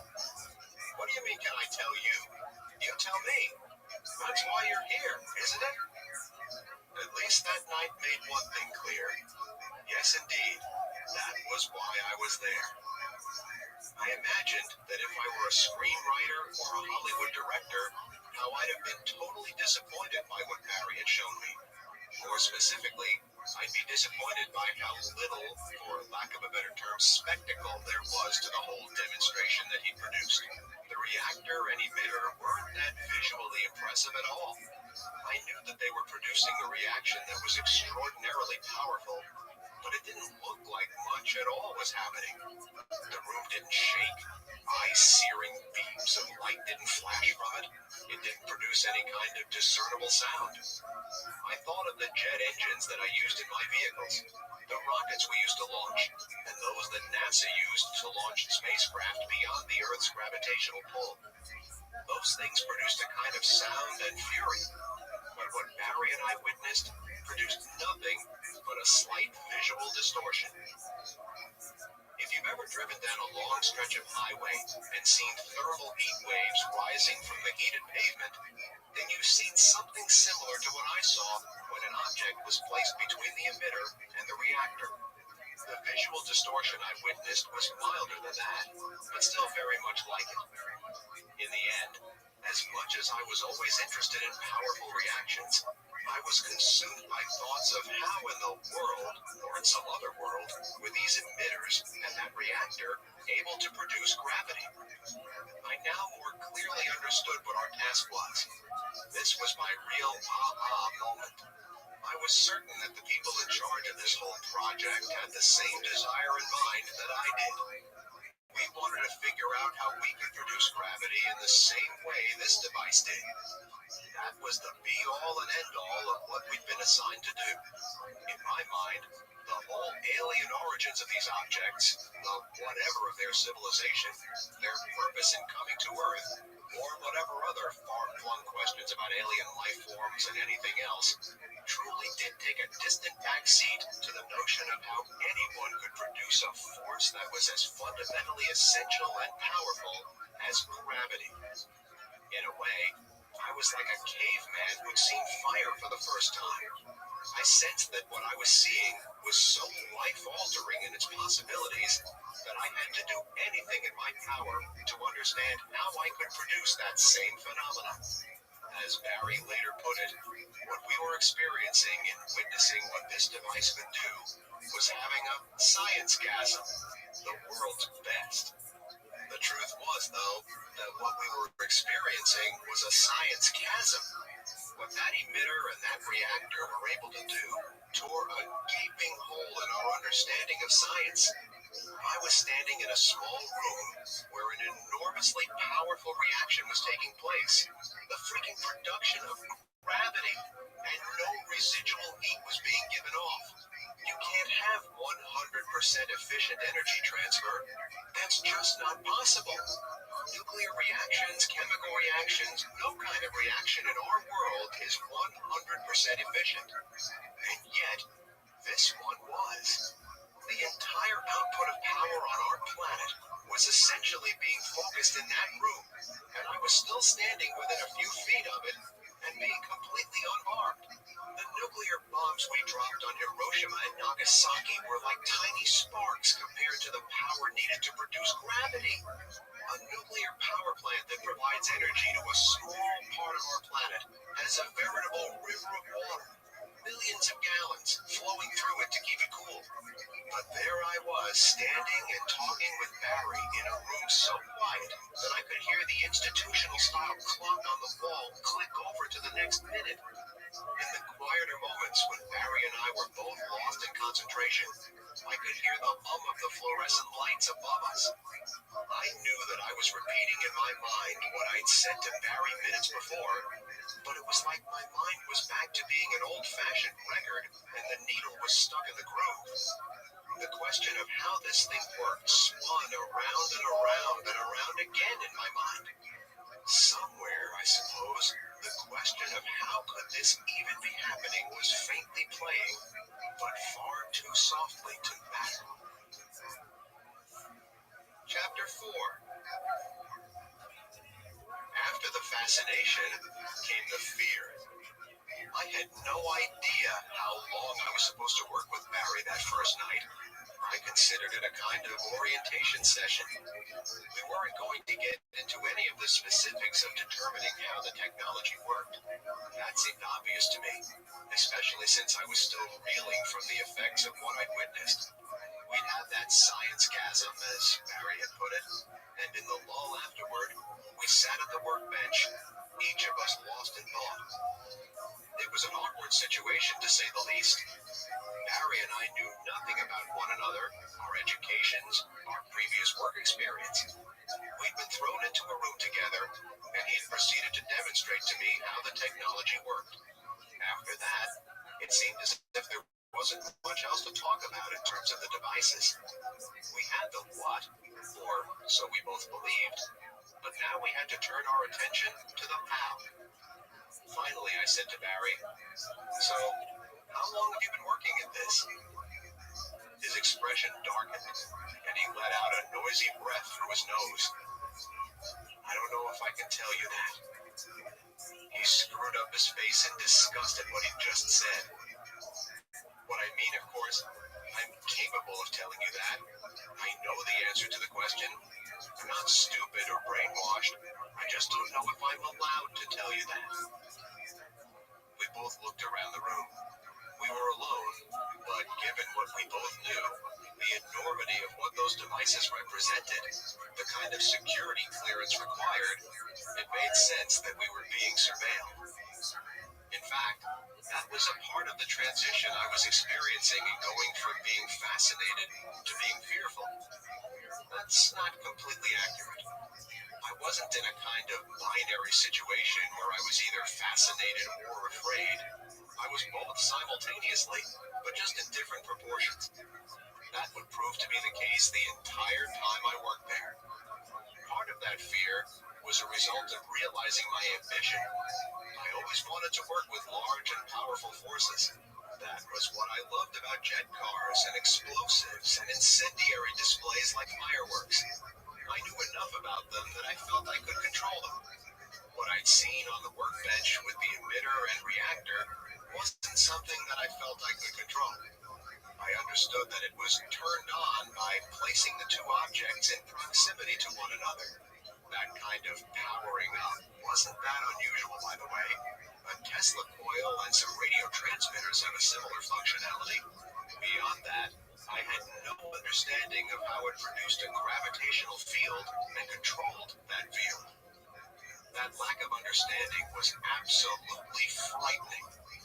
What went unsaid, and what I didn't really think of until after that first orientation session was over and I was on my way back to Las Vegas, were the larger implications of what this propulsion system represented. What if we were able to figure out how it operated? What if we were able to produce a similar kind of effect, or the same effect? If we could help our government and military produce a gravitational field, what kind of weapons systems would be possible? What kind of propulsion systems? What kind of energy production? How would we be able to change the world as we knew it? And as cliched as it sounds, what if that technology fell into the wrong hands? To what lengths would nations or individuals go to get what seemed to me to be, as the expression goes, the keys to the kingdom? If you could produce and control gravity, if you could distort space and time as we commonly know them and accept them, what then? I had to stop myself. I knew that those questions weren't going to get me any closer to doing what I had been hired to do. I learned while working at Los Alamos that the kind of institutional compartmentalization that went on there, and was also in place here, was the kind that I needed to put in place in my own mind. It's above my pay grade. I do my job as asked, and leave the bigger questions for others. That was going to be more difficult here, but I knew that I had to make my best effort, or else who knew what might happen to me. Fascination and fear were going to have to learn to get along. Of course, though, I couldn't shut down every thought I had. I did wonder briefly why it was that what seemed to me to be a relatively small group of people were working on a project that had the kinds of implications that this one did. Los Alamos and the project to produce nuclear bombs involved an enormous number of people and resources. Still, very few people outside of the program actually knew what was being conducted out in the deserts of New Mexico. For all I knew, there were teams all over the country working on this same project as Barry and I. At least, I wanted to believe that. I wasn't so egotistical as to believe that I was one of only a select few working on something so monumentally important as this was. I feel like I should tell you this, though, Barry said haltingly. I have no idea how long this project has been in progress. I do know that I was brought on, and I assume you were, out of necessity. Maybe this is very obvious, but we need to be careful. He nodded toward the bench where the two pieces sat there, looking as benign as some kind of Scandinavian sculptures that some Hollywood hipster might have had in his home. He went on to explain that he'd been informed about an accident that had occurred that necessitated him being hired. He wasn't given any of the real details, but as he put it, those involved were unable to work again. By his tone and his expression, I knew that he meant that there had been a loss of life. I stood there trying to imagine what it was those individuals might have done. As Barry said. He wanted me to know because we were all under pressure to figure out the solution to this puzzle. There was also the temptation to take shortcuts, to take risks, and the consequences of a bad choice, being too eager to please or too frustrated to consider every possible effect when dealing with such an unknown, could have enormous consequences. That was a part of the fear. On the surface, without all those science fiction-like displays of the propulsion system's power and capabilities, it appeared completely benign. A marvel of simplicity and elegant engineering of a type that was astoundingly sublime.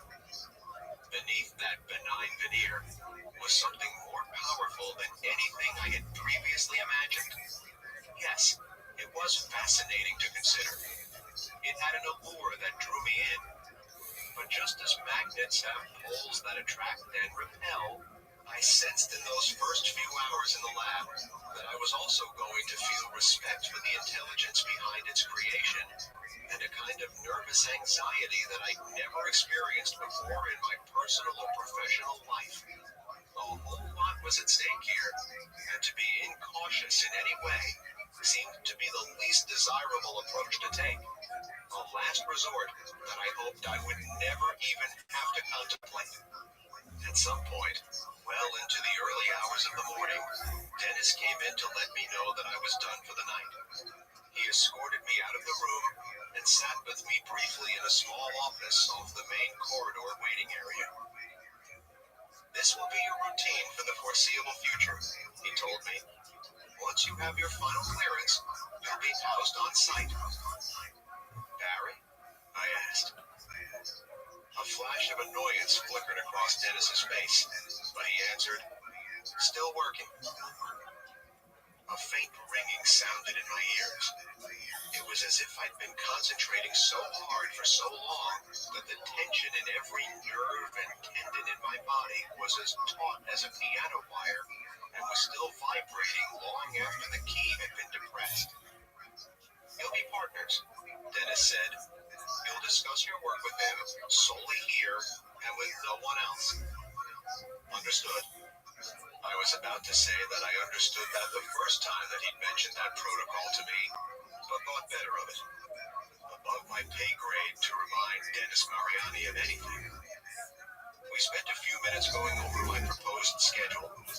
Dennis wanted to be sure that I didn't have any conflicts with times and dates. Despite the tango of fear and fascination that I had, I assured him that I would clear my calendar to be certain that I'd be able to report as needed. He reminded me again that the security clearance could take some time. "If you can think of anything that might get in the way of you being approved or even slowing the process, let me know now. It will be far easier and can speed things up." "I can't think of a thing," I told him, and I spoke the truth as I did. On the flight home, I thought again of the immense power the reactor and emitter produced and directed. I couldn't imagine what those individuals involved in the accident might have done to wind up dead. I imagined that they had to understand that what they were working with had the power equivalent to what our sun possesses. That is a mind-bogglingly large amount of energy. I touched the emitter and the reactor. They were made of a material that could only have been cut into with something like a plasma torch. Who in their right mind, or with enough testosterone in them, would even consider applying that tool to something so powerful? Imagine someone taking the power of the sun and shrinking that reactor to the size of a small box and putting it into a room with you and saying, "Isn't that amazing?" "Sure is. Let's cut it up to see what's inside." "Okay, sounds great." As a result, I knew that it was unlikely these guys had done something really stupid. If they had, I'd feel bad for them, but essentially, they got what they deserved. Instead, they may have done something far less stupid, possibly something extremely intelligent or insightful, and still they'd lost their lives. That scenario was far more frightening to me. I was going to engage in work with something unknown, and I might even, while being the most scrupulous and cautious as I could be, still end up doing great harm to myself and possibly others. Even when I got home and lay in bed next to Tracy, I contemplated that thought. And as the sun rose the next morning, I began to wonder just how many more of those beginnings of a new day I might end up seeing. From seemingly out of nowhere, a thought occurred to me. What if the guys we had to replace had completely misunderstood the nature of the objects?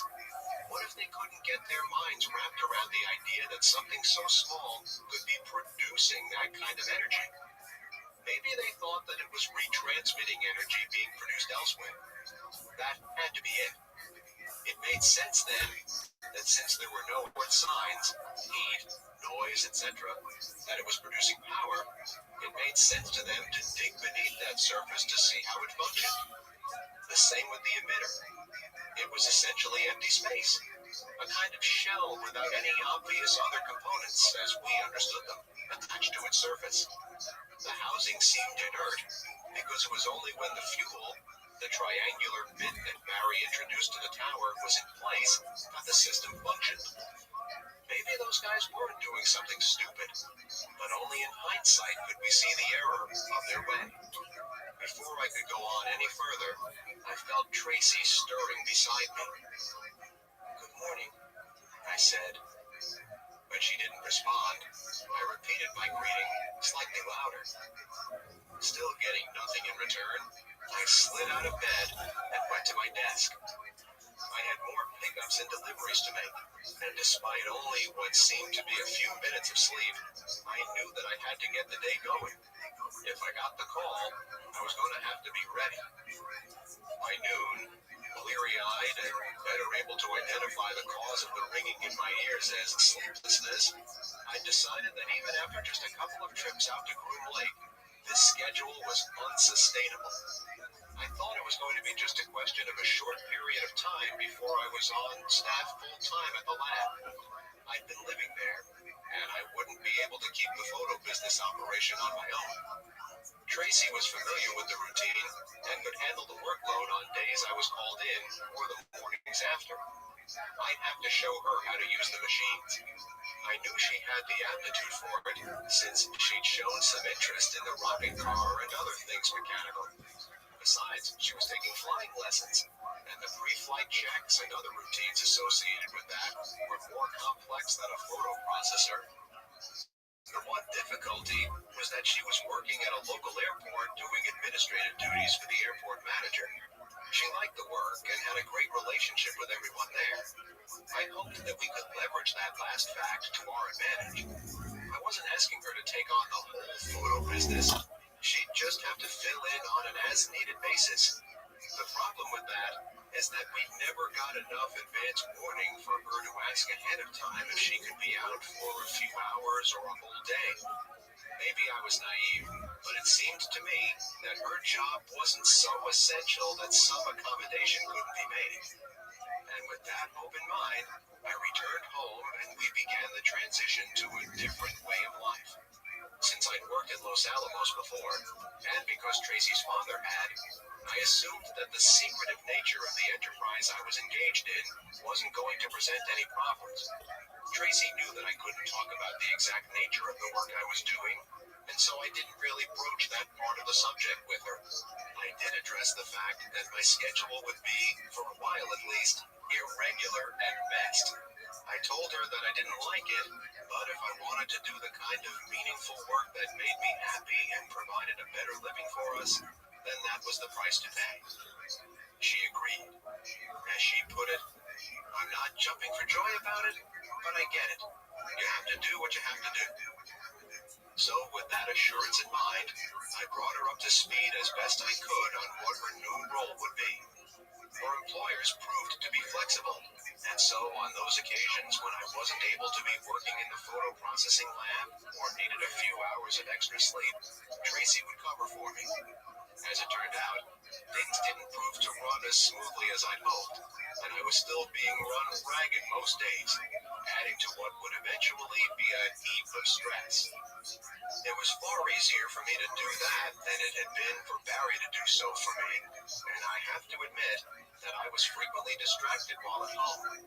I love problems and puzzles, and the one that I encountered while working for EG&G was so engrossing that my mind would frequently take me back to the lab. I loved Tracy and the life we had together, but I did find myself hoping that every time the phone rang, it would be the voice of the receptionist. At least, that was the job that belonged to the pleasant but disembodied voice on the line, letting me know it was time to head to McCarran.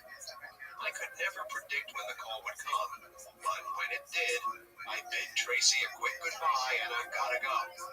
A few times, dinner plans with friends had to be postponed, but Tracy and I were pretty much homebodies, so the disruption felt, to me at least, to be minimal. My relationship with Barry was about as no-nonsense as a work relationship could be. I understood that I couldn't act out like I had in my Los Alamos days, but Barry kept himself on an incredibly tight leash. That first night we worked together was really the extent of him sharing any information that wasn't directly related to the work we were planning on doing that night or in the hours ahead. I suppose that part of that might have been that I was still considered, though no one referred to me this way, as a temp. The larger factor in Barry's tight-lipped approach was the presence of armed security personnel. Whether some member of the security detail was in the room with us the entire time, or dropped in unannounced and exited unannounced, they shadowed our existence within the confines of the lab, the building the lab was housed in, and the entire facility. Whether the security team members had pistols or rifles varied at times, but it was clear that they meant business.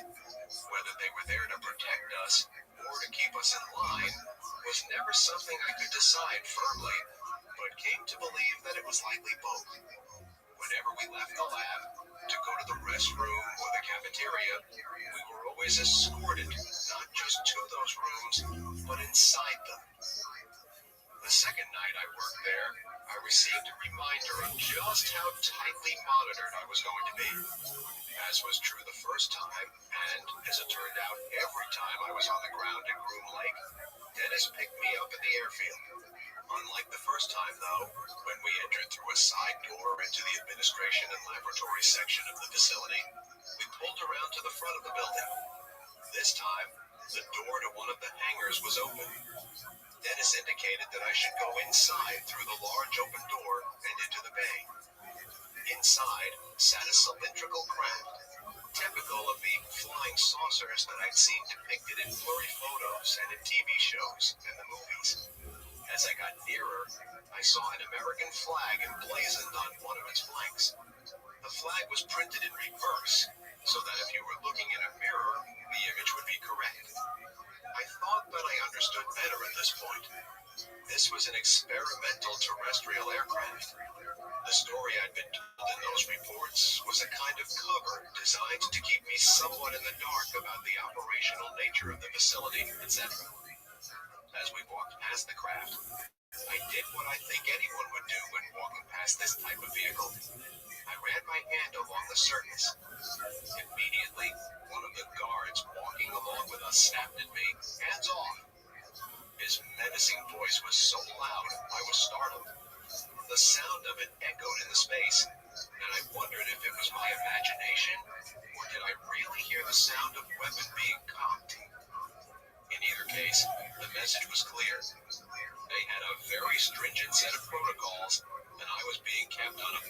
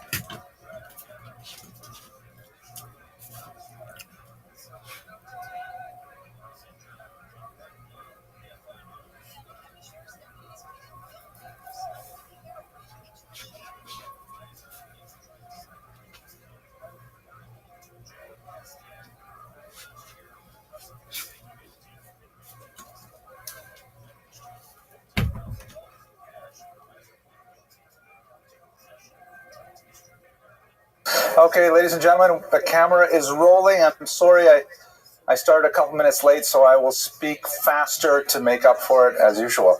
So the joke goes like this. A guy goes into a diner and he orders his usual. He's been going to this diner for many, many years. I owe this joke to Heshi. Thank you very much for...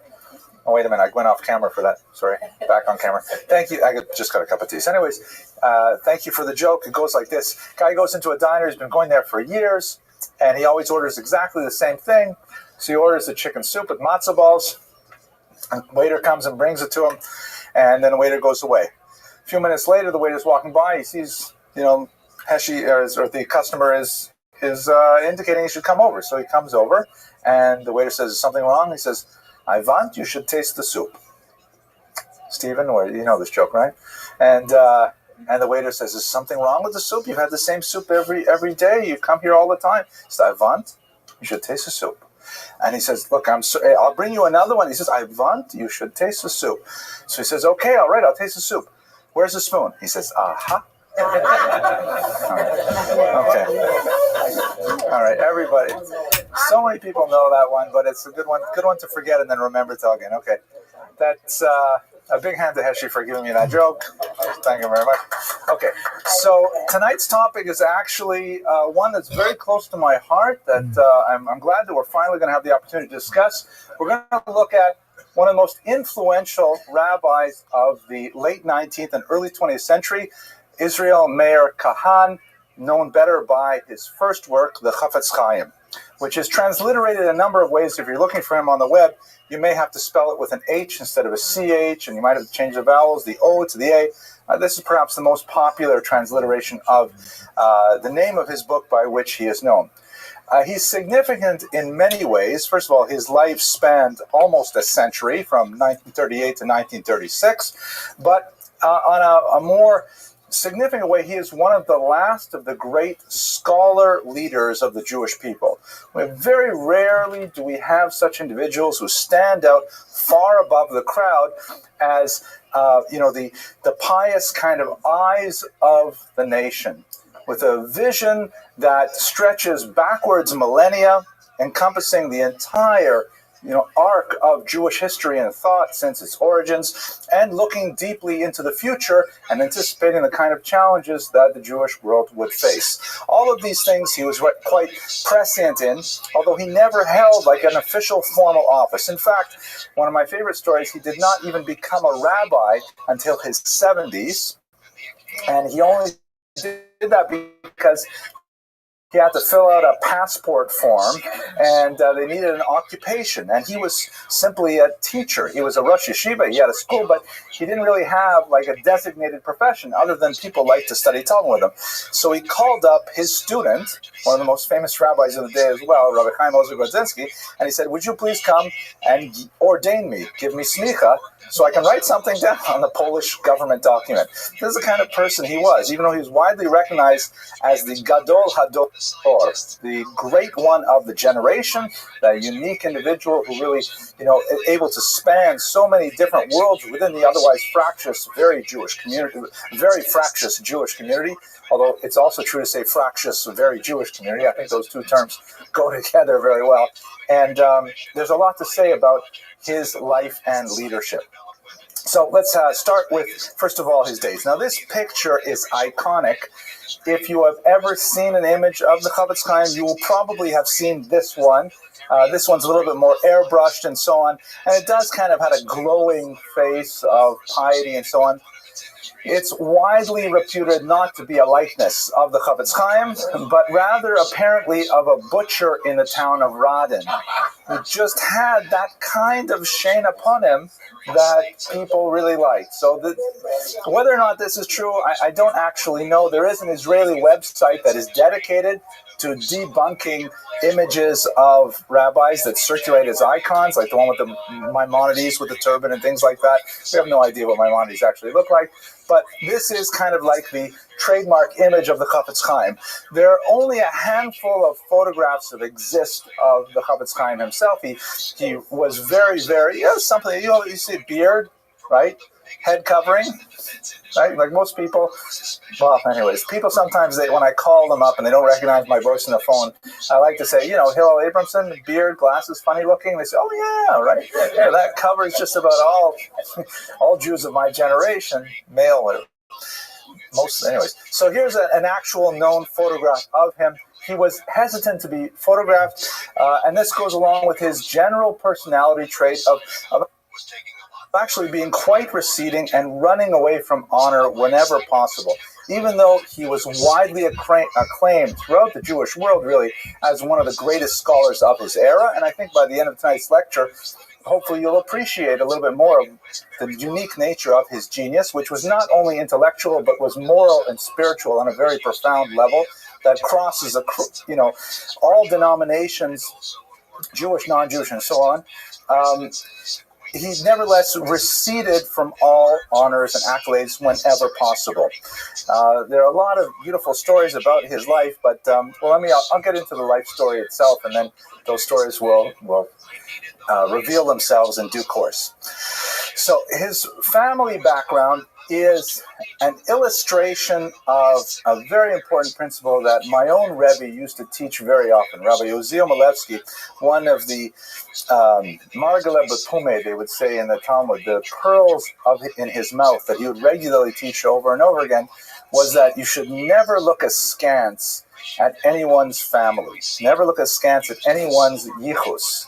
Because when you look, said my Rebbe, at the yichus of Mashiach, when you look at the family background of our Messiah, there's a lot of patent place kind of X-rated material going on there. There's a whole story with Yehuda and Tamar, and we have David and Bathsheba, of course, and coming up to the holiday of Shavuot, the whole story with Boaz and Ruth.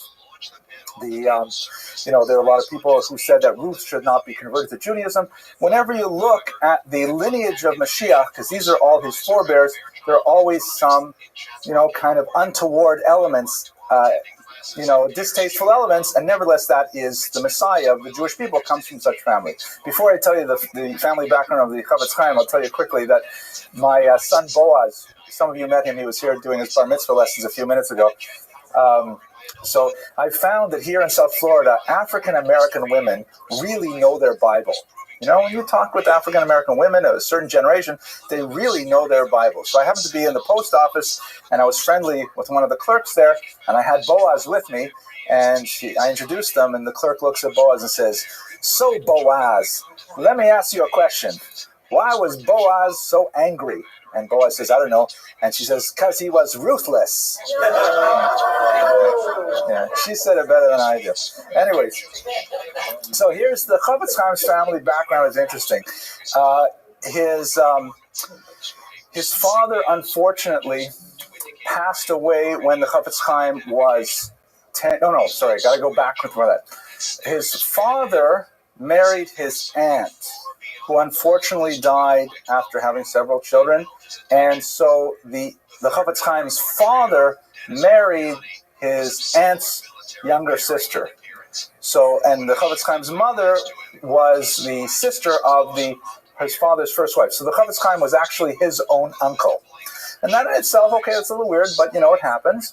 But then later, his father passed away when the Chofetz Chaim was 10, and so his mother remarried, again, a blended family, because his second father, his stepfather, had already married and had children. He was a widower, and when the Chofetz Chaim came of age, his adoptive father, his stepfather, wanted him to marry the adoptive father's daughter from the first marriage, or in other words, his stepsister by marriage. And in fact, his mother was opposed to it, but they worked it out, and the Chofetz Chaim married his own stepsister.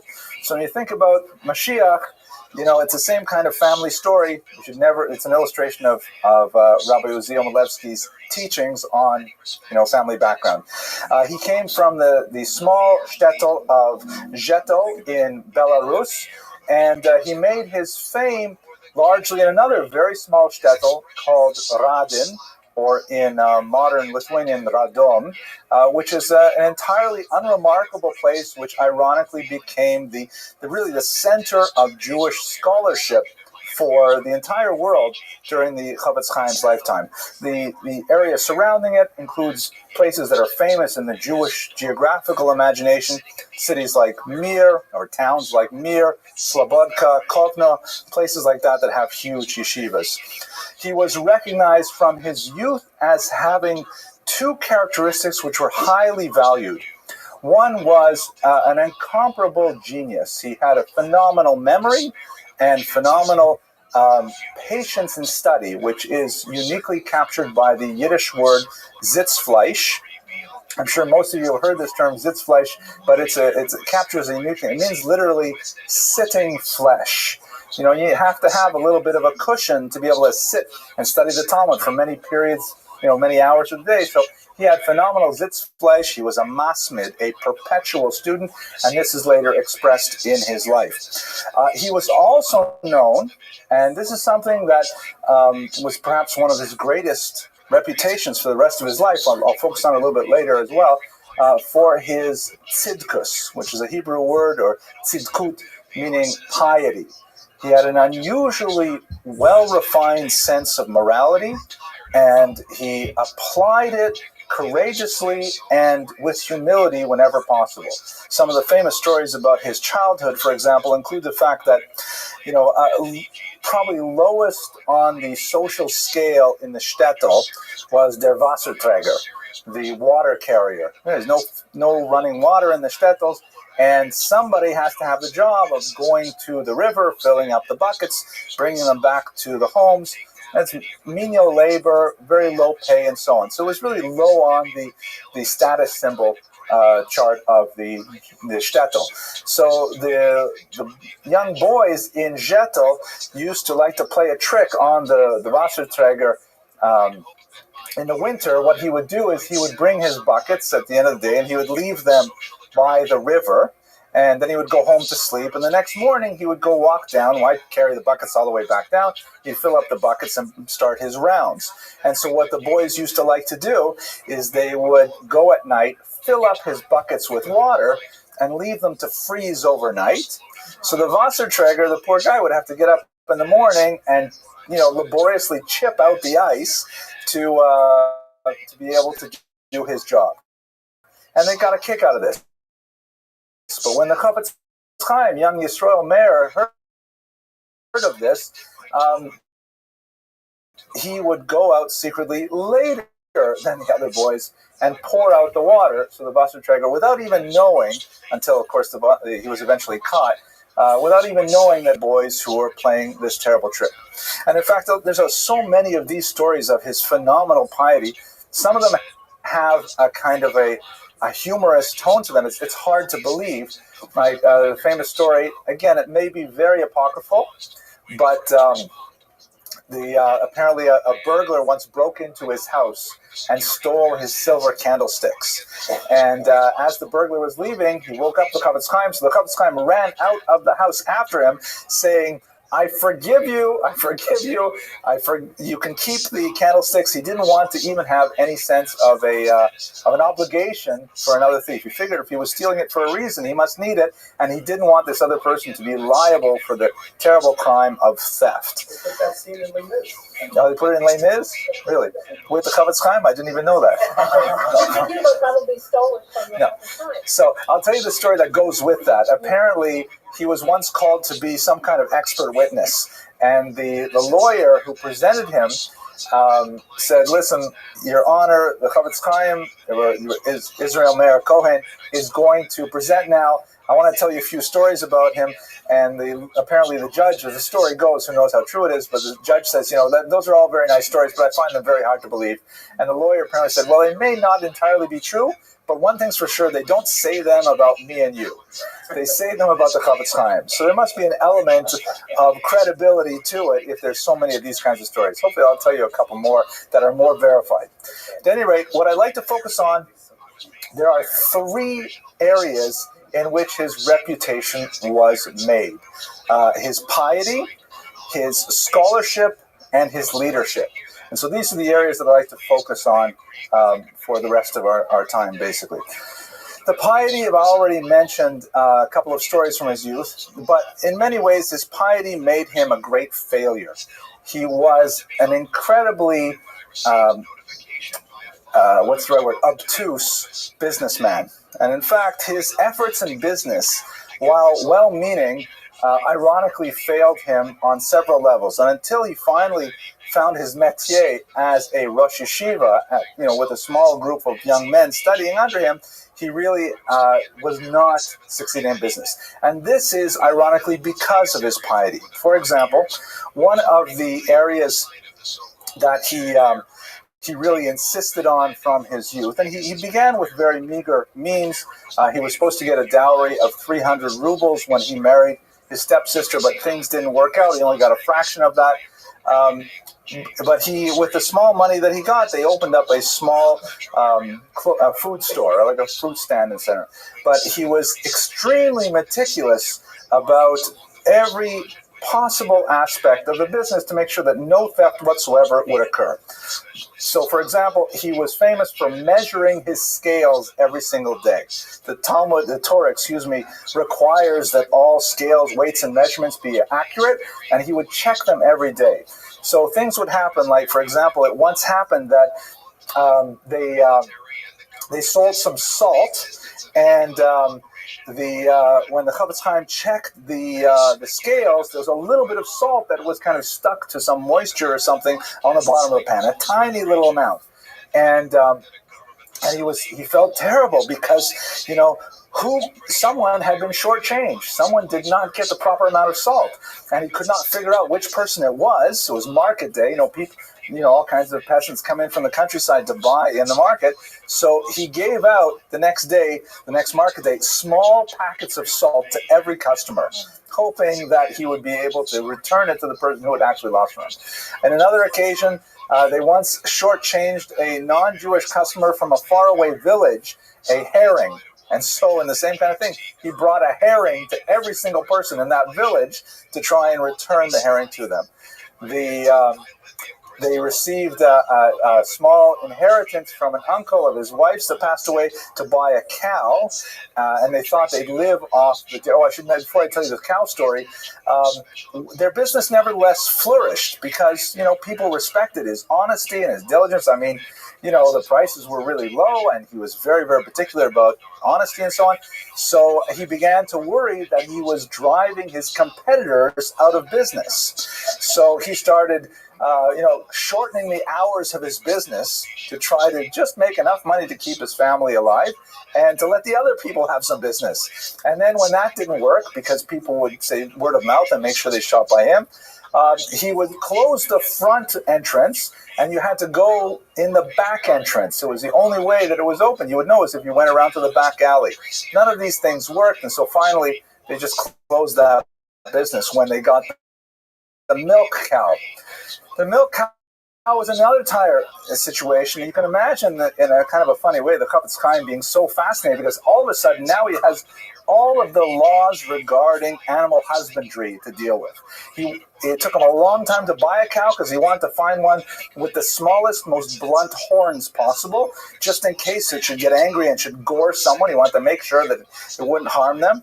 And he was exceptionally careful about every little detail about how the cow was locked up at night so that it shouldn't go out and graze in someone else's field and all kinds of things. Eventually, all of these things led to near bankruptcy until he ended up, beginning to collect students for his yeshiva. But these are the kind of stories that dogged the Chofetz Chaim throughout his life, and it really speaks to the nature of his character.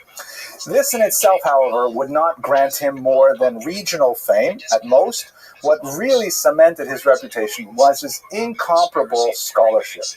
And in this regard, I'd like to speak about two of his greatest works. He was quite prolific, but there are two that are absolute classics in the Jewish corpus of rabbinic literature, and they stand the kind of test of time that make them millennial in quality. These are not works that will last for a few decades or even a few centuries.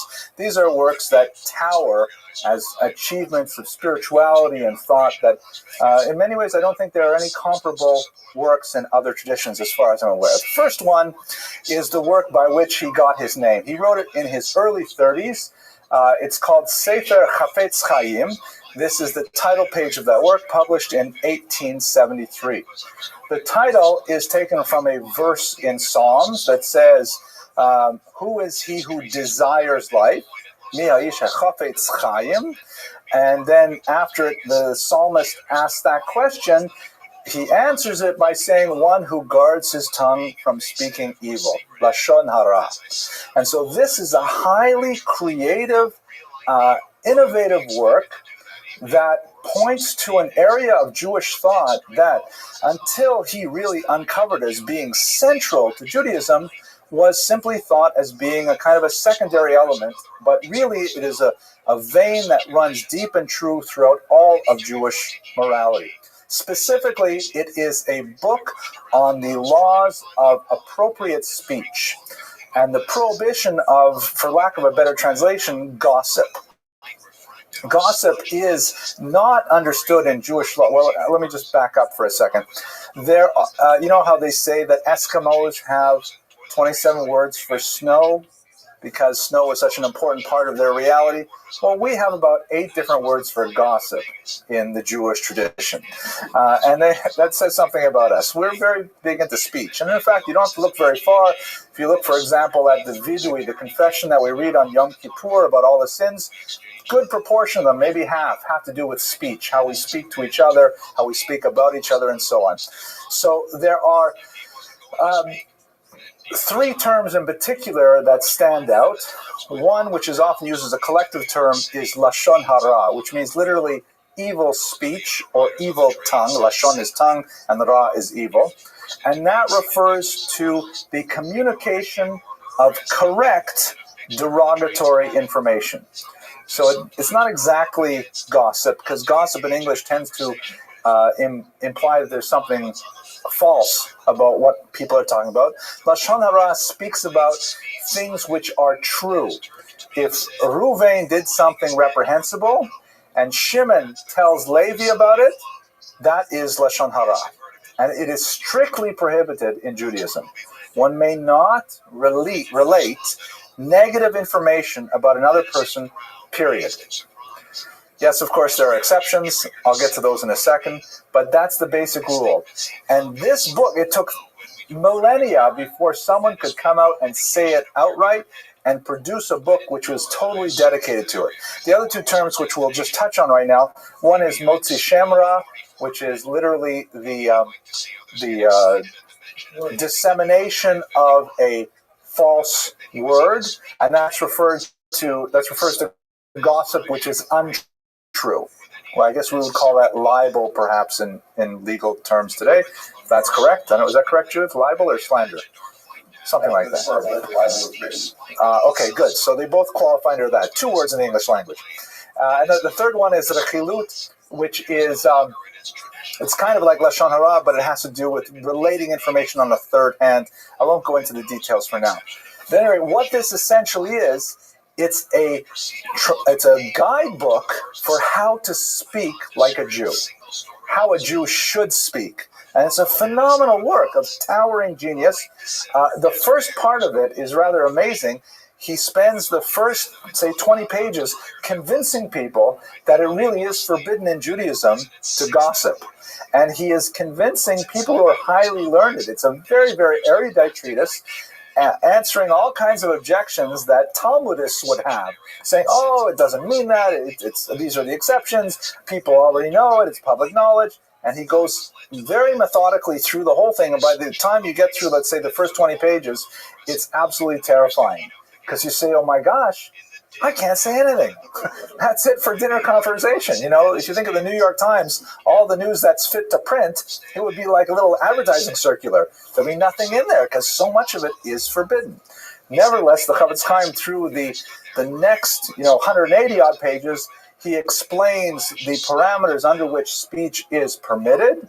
And in fact, by the time you master this book, and I can't say I'm a master of it all, but when you master this book, every communication you have is elevated. It is spiritually meaningful. It is energizing. It is something that builds relationships rather than tears them down. It's truly a heroic work of Jewish thought. Now, one misconception about the Chofetz Chaim is if you look at this title page, his name doesn't appear anywhere in the Hebrew section. And for many researchers, including some of his prime biographers, I'm kind of surprised to say, they emphasize how the Chofetz Chaim wrote this book completely anonymously. And he was a nobody. Nobody knew of him outside of this tiny little shtetl. It's not exactly true, because one of the requirements of publication in the Russian Empire was you had to have a censor's approval, and there was like a Library of Congress kind of formality that you had to put some bibliographic information on the title page. So it may be that in the Hebrew section here, where he talks about the contents of the book, he doesn't have his name, but when you look at the bibliographic citation down here, it's in black and white. If you read Russian, it says here, Sefer Chofetz Chaim, to jest Zheliushe Zhizne, like how to speak properly, Sochenya im Kagan. It says his name in black and white. So it's not like he did it totally anonymously, and everyone in the Eastern European world could read his name there in black and white, but he certainly didn't emphasize it. Okay, let me pause and just take a sip of tea, and let me ask for questions. Yes, please. On the upper portion of that document, it looks almost like a structure, they're oval. Yes. Yes, this is a stamp. This particular copy was owned by the Lubavitch Library. And so the owners of the library, it says, Ohel Yosef Yitzhak Lubavitch, Artzot Abrit, USA. It came from the Friedrich Rabbi, owned this first edition. And I'm sorry he stamped it because, from a librarian's perspective, it's not nice to stamp books like that. But nevertheless, it does give us a sense of the provenance of it. And it also shows how the Friedrich Rabbi valued this particular work. That's the prior Rebbe who died in 1950 or so. Okay. Yes, Ms. Abramson. So I understand that you like to do this and learn a lot, but you don't get clarity just by learning, right? You have to learn from other people. So was there like a specific person that you looked to as a teacher who helped you learn how to Yeah, he had several Rebbeim who taught him Torah, but no one, like they say about geniuses like this in the Jewish tradition, at a certain age, they outgrow all their teachers. They say that of the Vilna Gaon, he outgrew all his teachers by age 7, which is amazingly difficult to believe, but, they say those stories about the Vilna Gaon. The biographers do not cite anyone that the Chofetz Chaim considered his Rebbe in tzidkus, in piety. We do know that he spent a lot of time, like many of these spiritual giants, in seclusion. And several people who may have come across him, he used to like to go into the women's section of the shul when, not during times of prayer. They would find him berating himself and being hard on himself and really giving himself musar. And he would come out afterwards always radiant and smiling and cheerful. So he perhaps was his own Rebbe in Tzidkut. Could be. Okay, let me talk about Lashon Hara. You're all wondering, oh my gosh, how am I going to say anything productive if I can't say anything negative about people? Or at least I was wondering. So the truth is, there are 7 preconditions for relating Lashon Hara, as he explains very thoroughly in his book. The 7 preconditions can be easily remembered by this acronym, which I'm very happy to supply for you. It took me a long time to figure out how to translate this into English, so I take credit for it. It's what I call the rule of silence. He provides a similar rule in Hebrew in his Chofetz Chaim. And so these are the 7 preconditions that you must fulfill before you say anything negative. So let me give you an example. Let's say, I can send this to you on the internet. You don't have to pick a picture of it. So, well, all right. So the rule goes like this. So let's say, Richard is going on vacation, and he has a little one of those Maltese poodles, right? And he happens to say to me, before I tell you that, as I'm walking to shul, I see Judith walking by. I hope you don't mind if I use you for an example here, Judith.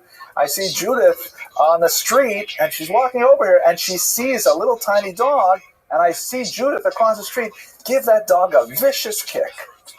I'm like, wow, where did that come from? That's like totally out of character. I don't even know what to make of it. But as I come upstairs, I see Richard and Richard says, oh, hello, I got to tell you something. It's so nice the people who come to your class. You know, I'm going on vacation for a few days. I had no idea what I was going to do with my Maltese poodle. And guess what? Judith offered to dog sit my poodle for a few days. Right? So now I'm faced with a conundrum because I know something negative about Judith, about her behavior towards this small poodle. And now I see that Richard is going to entrust his poodle to Judith.